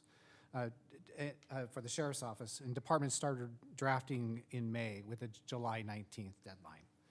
The report's efforts span 22 departments, resulting in 100 comprehensive reports. Approximately 70 county staff members were involved, not including 3 dedicated full-time county privacy office and 1 health system staff overseeing and supporting the reporting process from March through December. Notably, 83% of the reports were submitted on time, reflecting a substantial improvement in department efficiency over the prior reporting cycle. The Office of Correction and Law Enforcement Management evaluated 53 annual surveillance reports specific to surveillance technologies used by the Public Safety and Justice Departments, which include the Office of the District Attorney, the Office of the Sheriff, the Office of Pretrial Services, the Probation Department, the Public Defender, and Alternative Defender offices. Beginning in late calendar year 2023, the County Privacy Office and the Health System Ethics, Privacy, and Compliance Department began conducting periodic assessments on certain higher risk surveillance use policies to confirm reasonable controls have been established. Our assessments identified strong practices in data security and access controls and successful automated solutions, such as the body-worn camera program in the Office of the Sheriff. Through our periodic assessments and training and other department interactions, we identified a need to help departments on best practices for conducting their own self-assessments of controls, such as data retention, which we are developing in partnership with departments. Non-compliance events, as outlined in the legislative file, are primarily identified through two channels: self-reporting by departments to either the County Privacy Office or the Health System's Ethics, Privacy, and Compliance Office, or during the periodic assessments. Notably, self-reporting has increased from 3 incidents occurring during the reporting period ending June 30th, 2023, to 13 incidents in the period ending in June 30th, 2024. This increase reflects the effectiveness of ongoing training and awareness efforts, which have helped departments better understand when County Ordinance A40 is triggered, their obligations under the approved surveillance use policy, and the importance of promptly reporting suspected or known noncompliance. When noncompliance is identified, the Privacy Office works collaboratively with the department to investigate the issue, determine its root cause, and implement corrective actions. This process often involves stakeholders such as the Office of the County Council, and when necessary, may include revising internal procedures or seeking board approval to update a department's surveillance use policy. In addition to addressing individual incidents, the Privacy Offices track noncompliance trends to identify opportunities for targeted training or communications. And future assessments are also scheduled with departments involved to ensure the issues do not reoccur. I'm pleased to report that to date, there have been no reoccurring non-compliance issues following the initial remediation, nor have we identified any emerging trends of concern. To assist with specific questions regarding the 100 annual surveillance reports on today's agenda, representatives from each of the 22 departments are available here in chambers or on Zoom, and Julie Rulin from the Office of Corrections and Law Enforcement is also available via Zoom, should there be questions about OCLM's review of the Public Safety and Justice Department's annual surveillance reports. With that, we welcome your questions and input. Thank you very much.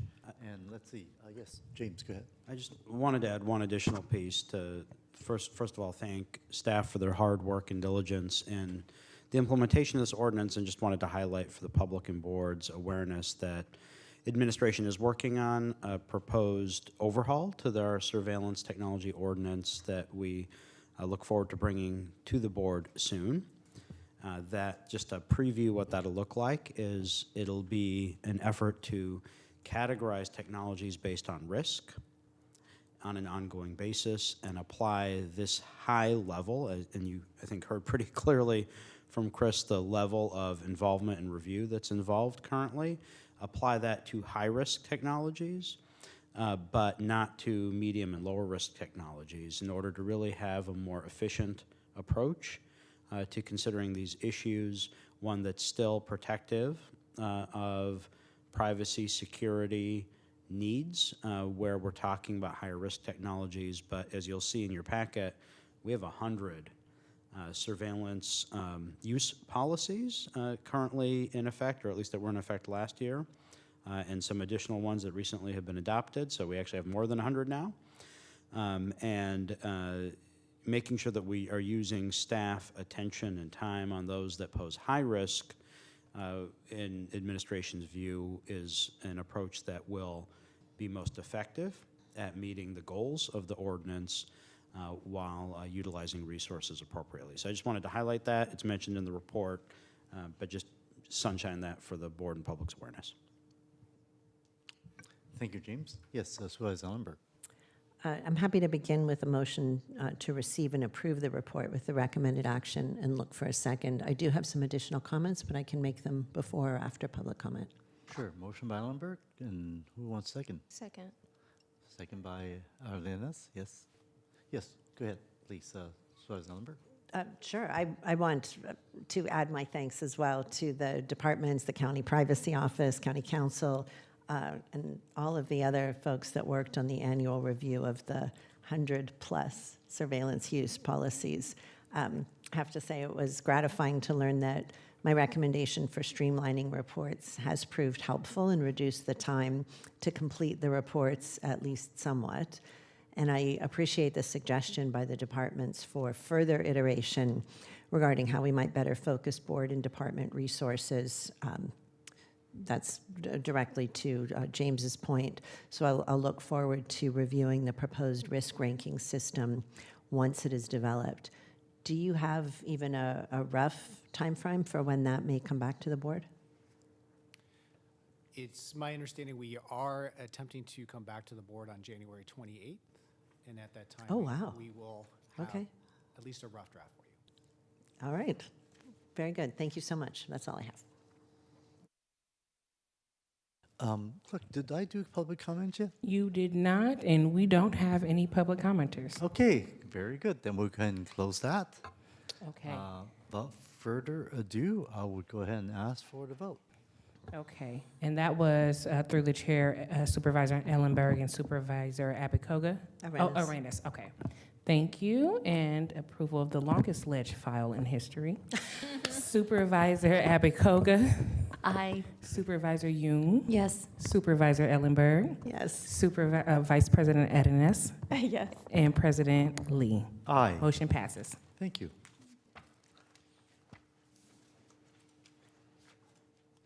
All right, moving to item number 22, which is a resolution related to the extra help employment of Greg Uturia. James, I think this is yours. Yes, I think the ledge file lays things out pretty clearly. Happy to answer any questions. Okay, thank you. I don't see any public would like to speak on this item, correct? No cards, no hands raised. All right, go ahead and close the public comment period. Do I have a motion on this issue? Any questions? I'd like to make a motion to move staff recommendation. Okay, Abicoga moved. Who was second? Anybody? I'll second. Second by Rennes. Any comments? Not, let's go take the vote. Supervisor Abicoga? Supervisor Yoon? Yes. Supervisor Ellenberg? Yes. Vice President Edenes? Yes. President Lee. Yes as well. Motion passes with 5. Thank you. We are definitely making quick progress this afternoon. Thank you, colleagues. All right, item number 23, 24, we're hearing those concurrently, which is to approve the modification relating to the district attorney's office budget. And I believe we have our district attorney, Jeff Rosen here. Good afternoon, sir. Yeah, thank you so much, Supervisor Lee. Please. I sent to the board a ledge file on this, but I wanted to just highlight a couple points, and so I want to make sure to be clear. The county's approach to its deficit last year was to disproportionately cut the DA's office by 29 positions. It's more than 4% of our total staff, and to reduce our general fund budget by more than 10%. I did not agree with that. Today, we've met the savings target requested by the CEO and approved by last year's Board of Supervisors through attrition and revenue increases. And we appreciate the CEO's office and working with the CEO's office to allow the DA's office to achieve these savings over several months and not immediately. However, the workload of the DA's office has increased significantly for 3 reasons.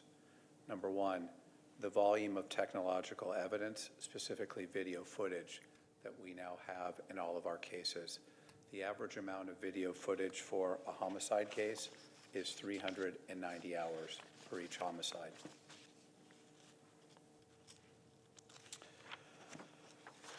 For gang cases, it's 85 hours per case. Sexual assault cases, 34 hours of video footage per case. Domestic violence, 18 hours of video footage per case, and 12 hours for general felonies. Even misdemeanor cases average 7 hours of video evidence per case. When I began as a prosecutor in the 20th century, not the 21st century where we are today, there was no video evidence. There were a few photos. So things have changed dramatically, particularly in the last 4 years. So the first reason our workload has increased is the volume of technological evidence. Second, rising crime rates, particularly for violent crimes, which have increased 25% since 2019. The kinds of crimes I'm speaking about are domestic violence, rape, child molestation, and aggravated assault. Number three, criminal justice reforms, including our custody alternatives and mental health programs for mental health diversion, drug diversion, resentencing, truancy prevention, and community prosecution. These are the three reasons that over the last 4 to 5 years, the workload in the DA's office has significantly increased. And so what I want to emphasize to the board is further cuts to the DA's office would narrow our focus to violent crime as the highest priority and jeopardize prevention and service programs designed to prevent crime from happening in the first place, designed to mitigate crimes when they happen. And these are programs like our Parent Project, our South County Youth Task Force, our community prosecutors, and all of our drug diversion and mental health programs. Finally, depending on the significance of further cuts, we would have to look at whether we would be able to continue to prosecute misdemeanor cases, which are about 75 to 80% of all the total number of cases we prosecute. I don't believe that the cities are prepared to prosecute misdemeanor cases, and it's not something I want to do. I don't want to do any of these things that I'm outlining, but I just want the board to understand what further cuts to the DA's office would look like on top of the more than 10% cut that we took last year. Thank you. Thank you. I see a light here. Supervisor Ellenberg, would you want me to go ahead and listen to public first? Okay. Anybody in the public would like to make a statement on this? I have one hand raised in Zoom, no cards in chambers. So just one speaker. Okay, go ahead and allow that for 2 minutes, please. Ben Z, please accept the unmute. You may begin your comments. Yes, I understand the reasons that that the costs have increased in the district attorney's office with technology, video evidence, new laws.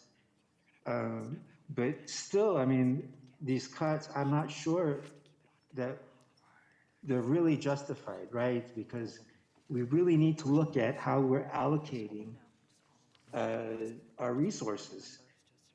For instance, DA Rosen, as he sits here now, he knows that my kids are being sexually abused, right? He knows it, but he's not going to do anything about it because Valerie Helton, she wants the sexual abuse to continue, and so does Judge Towie. Now, what he's doing instead is he's prosecuting me. He's putting resources into prosecuting me when I didn't commit a crime, and it's just a waste of money.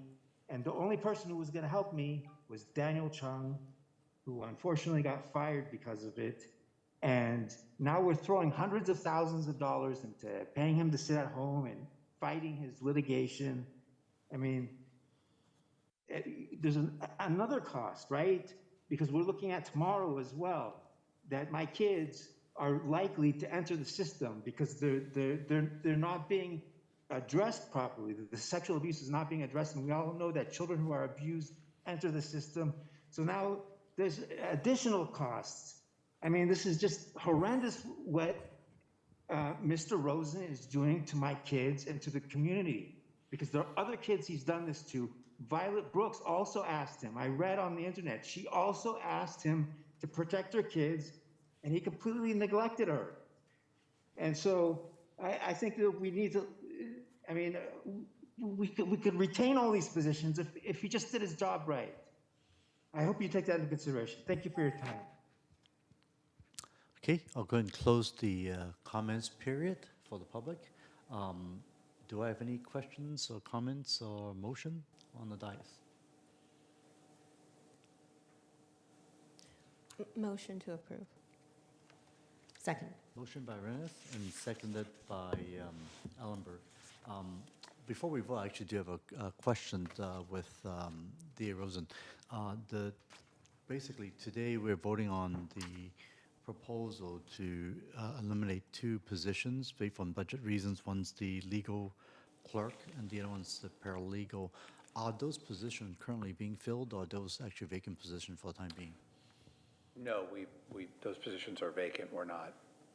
Those are being eliminated through attrition. For attrition, so it's, Yes. right now, we don't have to do any potential immediate layoff if this were to pass today.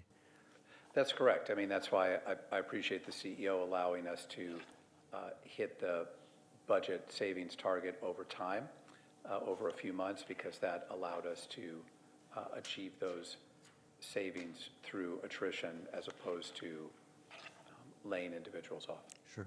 And now I just invite you that in the future, let's say if these positions, you have somebody who you want to fill in the future, let's come back to us and we can, for discussion, if we can add those back to the budget, if that's what we can do. Okay, thank you very much for being here today. All right, without further ado, let's take the vote. Thank you. And through the chair, that is the approval of item 23 and 24. That's correct, concurrently for both, right? County Council, no issues for doing both at the same time? Yes? No issue. Thank you. Supervisor Abakoga? Aye. Supervisor Yoon? Yes. Supervisor Ellenberg? Yes. Vice President Arenas? Yes. And President Lee? Yes, as well. Thank Motion you. passes. Okay, thank you very much. Let's see, I believe item 25 is now held until February 25th. So we go down to item 26, which is regarding the items removed from the consent calendar. Let's see, I believe the first item removed from consent is item number 48, correct? Which is to consider recommendations relating to the staff reports on items previously referred to the administration. I believe it was Supervisor Young that requested this to be pulled off, so please proceed. Yes, thank you. So my request for this item is to hold off on some of the referrals that are proposed for removal from the matrix. And this is really a matter of my office gaining situational awareness on these items to make sure that we have a plan in place or no longer a need for these items before removal. So I'll list these items off. So on the removal, the matrix that has the items recommended for removal, I'd like to remove from the list of removal, referral ID number 261.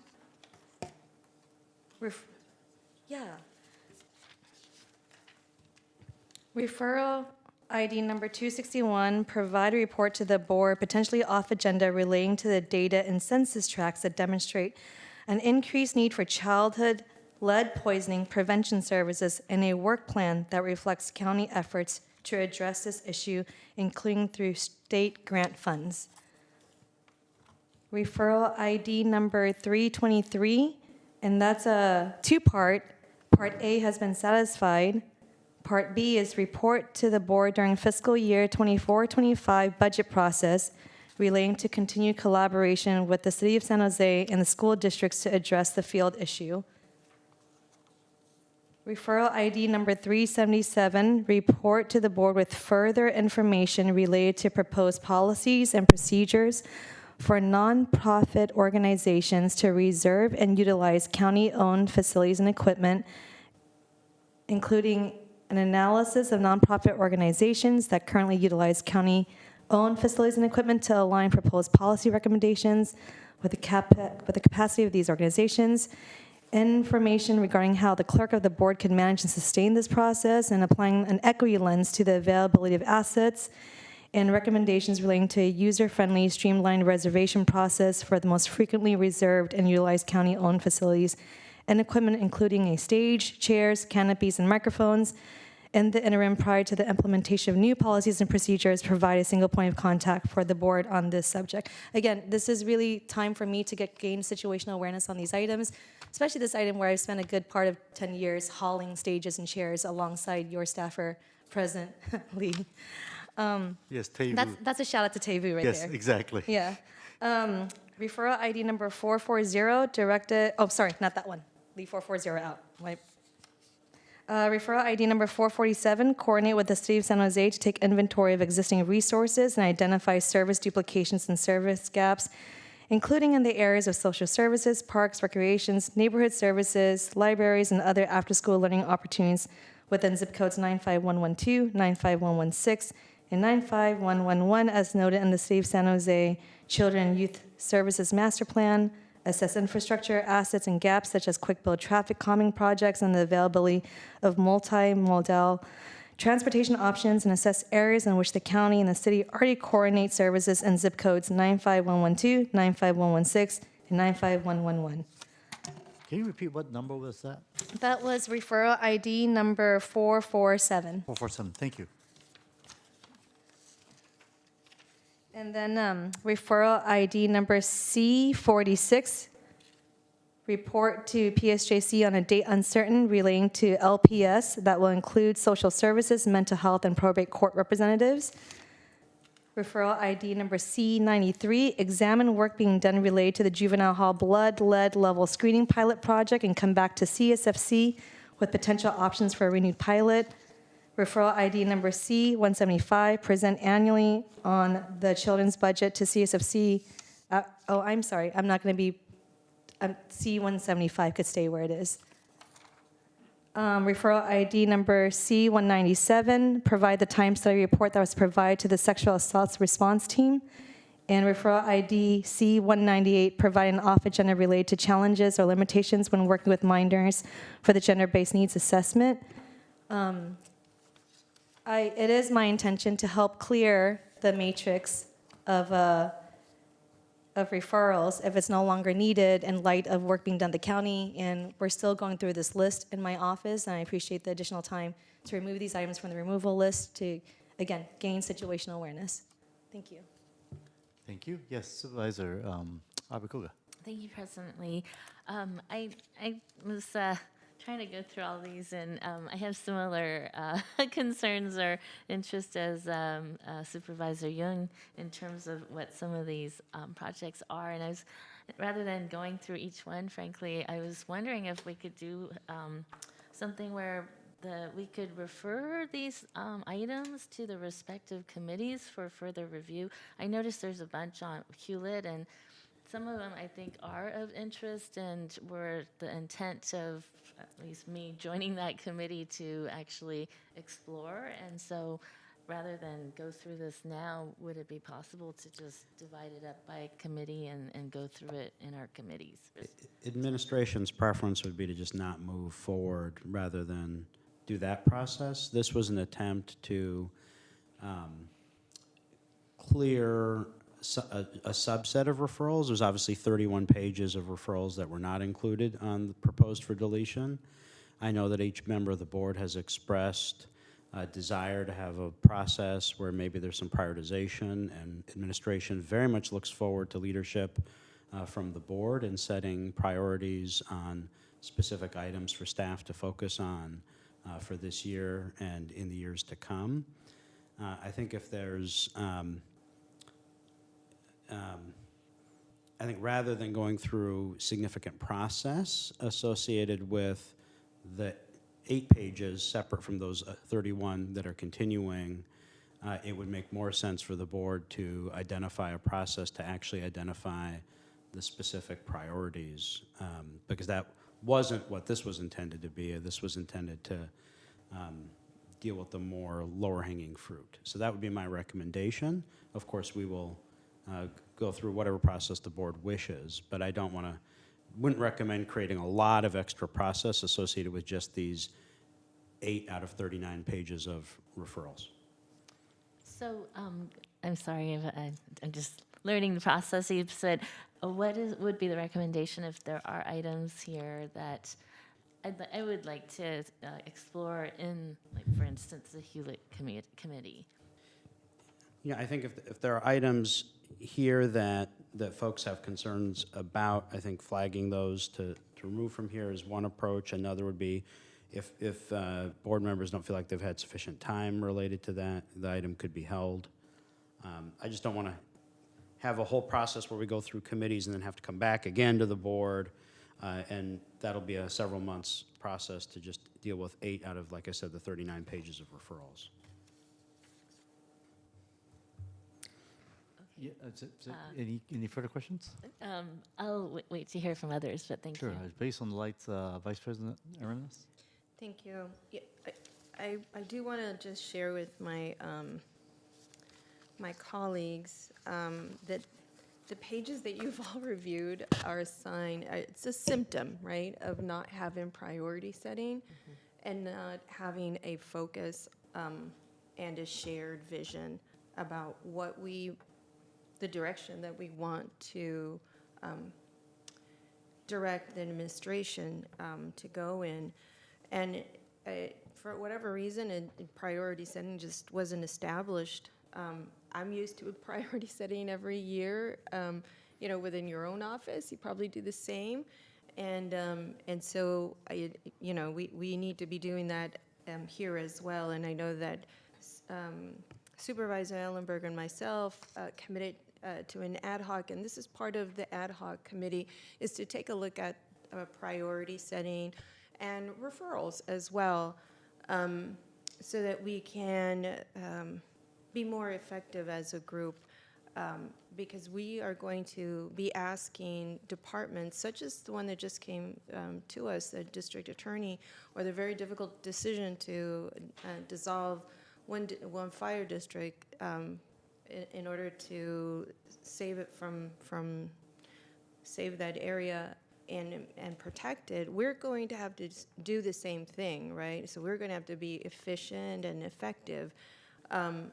And so I just ask you, I invite you to think about your own priorities for this year and how you want to employ, how do you want them to be carried out? And not every priority is going to get carried out, because some we all have in common, and those are the areas that we're going to tell administration, this is how you should get this done. And I know I've done it myself. Some of my priorities don't get voted in, some of them do. And it's just part of being more efficient and more effective, right? And I really look forward to when we are actually establishing that process together, and figuring those pieces out. Because if everything is a priority, nothing is a priority and nothing gets done. Anyways, I know I'm preaching to the choir here, but I know we don't have a baseline in terms of conversation. This is really the first meeting that we've had this year. And so this is a new board, and just so that we can get used to what our expectations are. And in the future, I know that we are going to coalesce and come together and have some priorities that we share, some priorities that we don't. But I also don't know what to do about this particular item. I guess I'll support administration's request just to remove it and not have these items go to the respective committees that they're assigned to, because I think the larger question is, what are our priorities as a collective group? And that will help determine what stays and what gets dropped off on that list. Yes, Supervisor Ellenberg? Thank you so much. I think that what we're lacking right now is a strategic approach. And the reason this list has gotten so unwieldy is that it's clearly more than can be accomplished. And keeping items on doesn't necessarily mean, frankly, that they will be accomplished sooner. It certainly makes it harder to add any additional work, knowing that we are growing here. And I would be more, I support holding this item. And the reason I'm not keen right now on our going item by item and saying, I like these and I like these, is that it's not strategic or collective. I believe that at our next January meeting, Brian Darrow is bringing forward a first report on the strategic planning process of what that's going to look like. Is that correct? I'm not sure which meeting, but I know it's soon. I don't know if it's the next Soon. meeting. We haven't had a strategic plan in this county for at least 15 years, and no one was entirely sure before that. 2 years ago, the 5 then supervisors kind of coalesced around 6 priorities, which truly, and we're all smart, you can make anything you like or that you care about fit into one of those priorities. I would like to see us go through that process, determine what our priorities are collectively, and then go back, and I think we'll be able to rank anything on that list and say, well, this really aligns with what we've all just said is most important, and kind of do it that way rather than through committee. We have to significantly cut down that list in order to move forward. But I certainly don't say that with any intent of abandoning still relevant work. Some may just have become obsolete by nature of the time. But does that make sense? And does that work for you, Supervisor Young? I know you were starting to go through some of the items that you would like to hold on to as well. Yeah, I'm happy to hold this item and appreciate the broader picture and goal here is to have a strategic plan. Something I tell my daughter every other day and something my mom tells me every day is that we can do anything but not everything. So I understand that fully. Although, as I was going down the list with administration, I was very happy to hear that some of the items marked for removal or proposed removal has already been embedded in larger strategic plans or already incorporated into existing work happening in our departments. So again, this is something I think I'm happy to hold this item to give myself and Supervisor Abekoga some time to just follow up and see where these items are and what the status is and how this work has been manifested elsewhere, so that we can confidently say that we've done our due diligence to our constituencies and residents, and I'm able to move on. So is there a motion on the floor Not right yet. now? Not Go yet? ahead. Okay, I make a motion to hold this item to the next board meeting. Could we hold it, before I second it, could you amend that to hold it until we have an understanding of what the strategic planning process is? Does that work for your timeline, James and administration? Well, I think that process, let me say this. As was astutely noted, there are some old items on this list because they're not getting done. Just in the interest of transparency, that will continue to be the case for many items on this list and the broader matrix, especially in light of the overriding need for administration to focus on things like, for instance, the operational work associated with Regional Medical Center. So just sharing that, that's of course self-evident, but I think it's fine to hold the item, and administration will continue to move forward those items that there's capacity and bandwidth to move forward, and others will remain on the list until the completion of the board's priority setting processes. Would it make sense to add sort of a moratorium or a pause on work on everything that was suggested for deletion, so that we're not asking anybody to spin their wheels or work on something that may in fact be contemplated somewhere else, or that may be determined not to be a priority? Is that problematic? Maybe we're thinking of the same thing. The list of items proposed for removal, I would like those items to be held, just to give myself and other supervisors enough time to follow up with administration on the status of these items.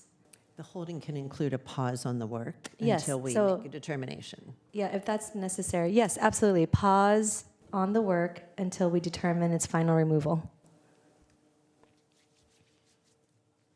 Okay, I see the James nodding, so I guess that's okay with him. So we have a motion to hold. Anjanae, do you need me to repeat that motion? No, I just wanted to clarify if we're holding it to a specific date or a date uncertain. I would say to the next Board of Supervisors meeting. Wait, I had understood that the idea was to hold until the strategic planning effort is finished. Hold into the strategic planning, yes, thank you. Okay. With a Motion pause and- on all work proposed for deletion. Okay, it's motion, seconded by Me. Ellenberg. Ellenberg. Okay, very good. So motion, seconded. Comments, Vice President? Yes, so Supervisor Ellenberg just reiterated what I was going to ask. So you're pausing everything, not just the ones that Supervisor Young read off, but everything in general, waiting for that strategic planning process. Everything that was proposed for deletion, yes. Whether or not it was called out Right. specifically. Yeah, okay, I'll support that. Okay, with no further lights, I see, so let's, oh, wait a minute, let me see. Any public would like to make a comment on this? There are no speaker cards or hands raised on this Very topic. good, let's close that, and let's go take the vote. Okay, that is a motion by Supervisor Young, second by Ellenberg, correct? Thank Correct. you. Supervisor Abikoga? Aye. Supervisor Young? Yes. Supervisor Ellenberg? Yes. Vice President Arenas? Yes. And President Lee? Aye. Motion to hold carries. Thank you. And the next item I have on my list is 69, is that correct? 69, yes. 69 is related to the bids for construction of the County Sanitation District Capital Fiscal Year 2025 Sanitation District Capital Improvement Project, Structural Defect Repair Project, Phase 1.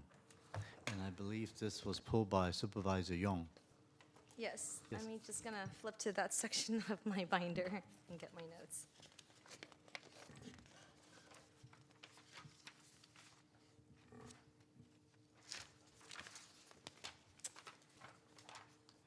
All right, I pulled this item off. Of particular interest to me is that, it's important to me that necessary repairs to our sanitation infrastructure be made. And, sanitation is something we don't think about until it doesn't work, then it's all we think about. Kind of like the garbage contracts. Really, I wanted to ask about the bid of the vendor before us it's more than 50% lower than what the engineer's estimate was, and also significantly the lowest bid amongst all of the submitters. And I just want to really understand the decision-making process, that the best value is just not the price alone, that it was more comprehensive. Sure. Chris Lamb, Deputy Director of Infrastructure Development with the County Roads and Airports Department. Yeah, the item before you is essentially the award of a construction contract for repairs of structural defects that have been identified in the county's sanitation district. Our sanitation district manager did meet with West Rock Engineering to better understand their position and their bid that was proposed. The company is a newer construction company, but consists of staff that have over 15 years of experience doing these kinds of projects. So we feel that they are capable of doing the project. They had good references from the city of Palo Alto on similar types of projects. And they do stand by their bid. I think as a younger construction company, they probably have less overhead and general costs that they're trying to cover in their bids. And additionally, 6 of the 7 bids were actually lower than our engineer's estimate. So I think that, you know, there's probably something to be said for the engineer's estimate itself. It was probably a little conservative. There's a lot of factors that can go into, you know, why any bids come in at what they come at, but we feel comfortable standing by their bid. Yeah, and do you feel confident that at this lower bid, this lowest bid, lower overhead, that the vendor will be able to complete the work in the projected 15 days? Yes, 115 days for a project of this size is, I think, similarly conservative, so I think there should not be a problem. Going back to the bids, I understand that 6 out of the 7 bids came underneath the engineer's estimation, but not as drastic as this vendor. So, for the record, I do have my concerns. I love a good deal, but the importance of sanitation and that this work is done at a level of quality is paramount to the well-being of our residents. Well, I have no more questions. Thank you. Thank you. For addressing that. Yes, Supervisor Abacoga? Thank you. I'm sorry. Just a point of information, if that's the right term, but we are subject to the lowest responsible bidder. Correct.